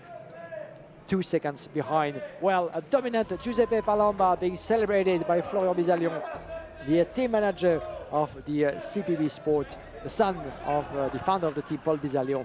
Certainly full of joy and ready to celebrate all night long for that great achievement, as the Sodicat chassis from France is once again shining here on the world stage. But what an achievement, what a result for Giuseppe Palomba. His first ever World Championship title, his best performance at this level in the FIA karting races, and that's a well-deserved P1 cap for the Italian. New to the team, would you believe, and what a way to conclude his first season in his new colors for Giuseppe Palomba, being celebrated all over. A couple of drivers as we wait for the podium who didn't make the cut, unfortunately. We lost, as you saw, Victor Gustafsson in the opening lap. We did lose as well Riccardo Longhi, the former European champion in 2021. We did lose as well Valerio Giambattista, Mario Schettino, and also 2 other Frenchmen, Jeremy Iglesias, after the contact that sent him into the grass after that contact, yes, with Stan Pex. And we lost also Adrien Renaudin. That's quite a bit of a shame as well for Renaudin, since he was P9 on the starting grid and going very, very strong into the early stages of that final. But I mean, we didn't get to see clearly what happened to Renaudin. We just saw that he tumbled down the order for a reason still unknown to us. Was it the result of a contact? Was it the result of some mechanical trouble? A mistake on his own? That's something worth go digging for in the meantime. But Adrien Renaudin, unfortunately, not seeing the checkered flag. 23 drivers made the cut at the end of this 20-lap final here in Portimão, as we are waiting for the drivers to step onto the podium in just a few moments.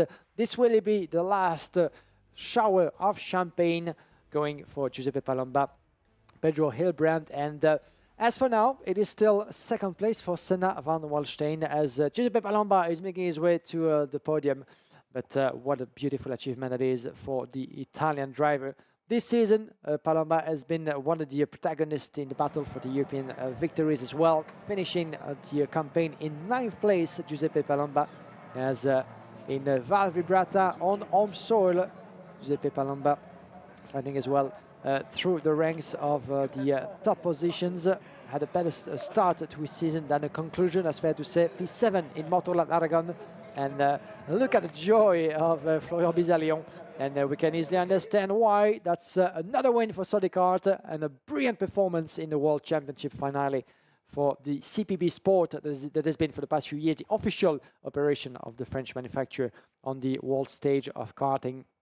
But well done to them, and well done to Giuseppe Palomba, finishing on a high what has been his first season in his new colors. What a team that is, as Senna van Wallstein still classified in second place to date. It remains to be seen what will come out of that investigation having to do with the contact with Pedro Hilbrand. And still, the Spaniard will step out on the podium in just a few moments. As you can see, the celebrations are starting to gather from our position just by the corner of the main building. The podium will be taking place just in front of your very eyes in just a few moments. As taking a look at some of the big climbers into the KZ finale. Danilo Albanese, what a performance. 15 places gained for the former European champion of last season of the Car Republic. There's been a difficult weekend, to say the least, for Danilo Albanese, but the pace was very much back this afternoon. 15 places gained up to P7. That might have been certainly a very, very amusing race for Danilo Albanese, despite not the best weekend up to his standards. Jorge Pescador from Calicar, 10 places gained up to P8. And we had also a good recovery for Lorenzo Trovazanuto, 8 places gained to P9. The European champion running up his season within the top 10 of the KZ class. Paolo Ippolito, P10, 9 places gained for Marian Kremers up to P11, 7 places gained for Francesco Serlenta up into P16, as well as Jay Irwin from New Zealand climbing 8 places up to P18. That's for the performance here and there from some of the protagonists in the KZ category. As we're waiting for the podium ceremony to get started with you, Anthony Jonan, down in the pit lane in just a moment. After the podium ceremony, this will be time to, conclude what has been a fantastic weekend of kart racing here on the Kartódromo Internacional de Algarve. And before we finish this off with a beautiful celebration for the KZ drivers, let me take the time to once again thank everybody here. Obrigado, everybody. From the International Kartódromo do Algarve. I do think we're ready. Let's celebrate the KZ top 3 drivers. Over to you, Anthony. Thank you very much, Guillaume. Yes, down here at the podium, we are now ready for the last podium of the 2024 season, the KZ World Championships. And we start with 3rd position. Please put your hands together for Spain's Pedro Hilbrand. In 2nd position from the Netherlands, give it up for Senna van Wallstein. And for Italy, for the Sodi team, it's Giuseppe Palomba.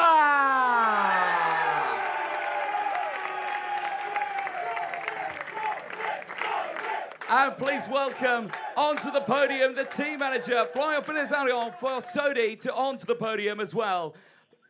In KZ, a brilliant end for the top 3. We now listen to the national anthem of Italy.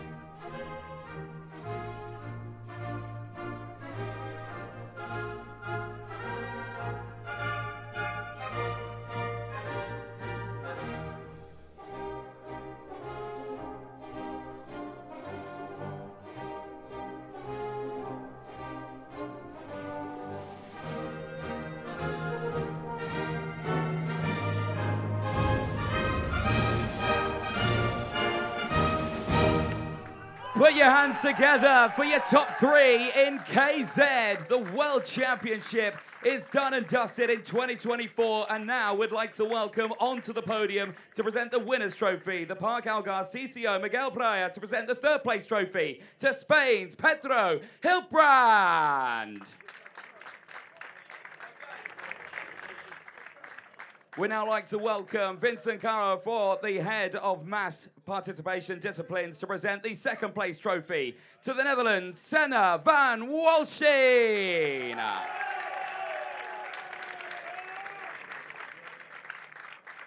And please welcome the CIK FIA President Akbar Ibrahim to present the winner's trophy to Italy's Giuseppe Palomba. And now, please welcome Matteo Cauda, the manager of MondoKart.com, to present the team's trophy to Sodikart and to Florent Bizalion.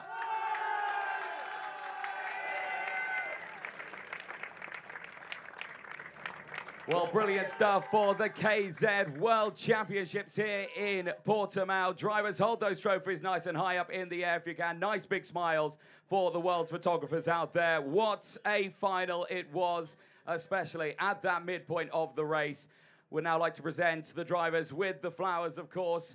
A great way to end a very dramatic final here. And what a way to end the 2024 season for the top three in the KZ World Championships. Once again, drivers, nice big smiles for all of the photographers out there as the sunshine is still trying to creep through those clouds here in the south of Portugal. We'd now like to get everyone on the top step of the podium. Drivers, Jeremy, nice and close. Dignitaries getting nice and close as well for the last few photos of this season. What a 2024 season it's been, starting in Spain, heading to Italy, and now ending here in Portugal for the World Championships. A fantastic way to end. Well, now, for the last time this season in the FIA Karting Championships, it's time to celebrate with some champagne.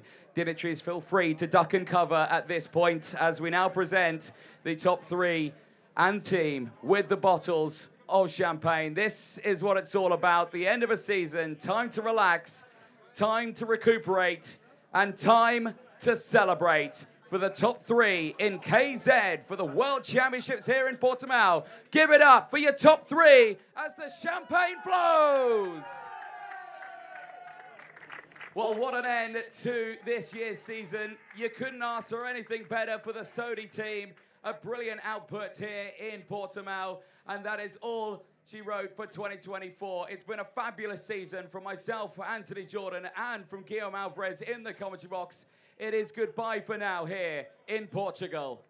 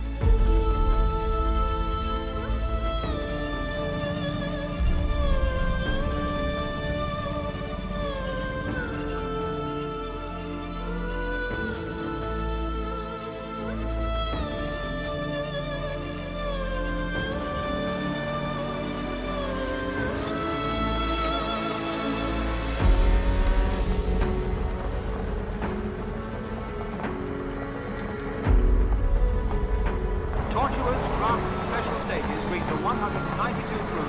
The rally heads off on the southern loop of the first.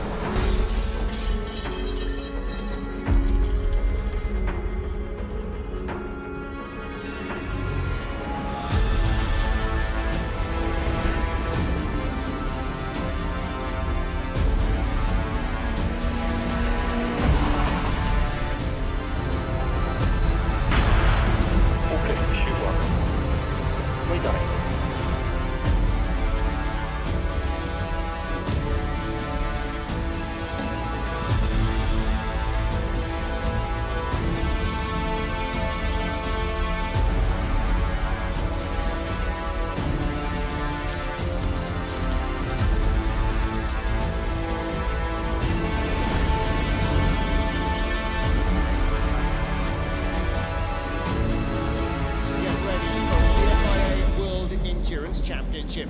The safety car should dive into the pit lane and then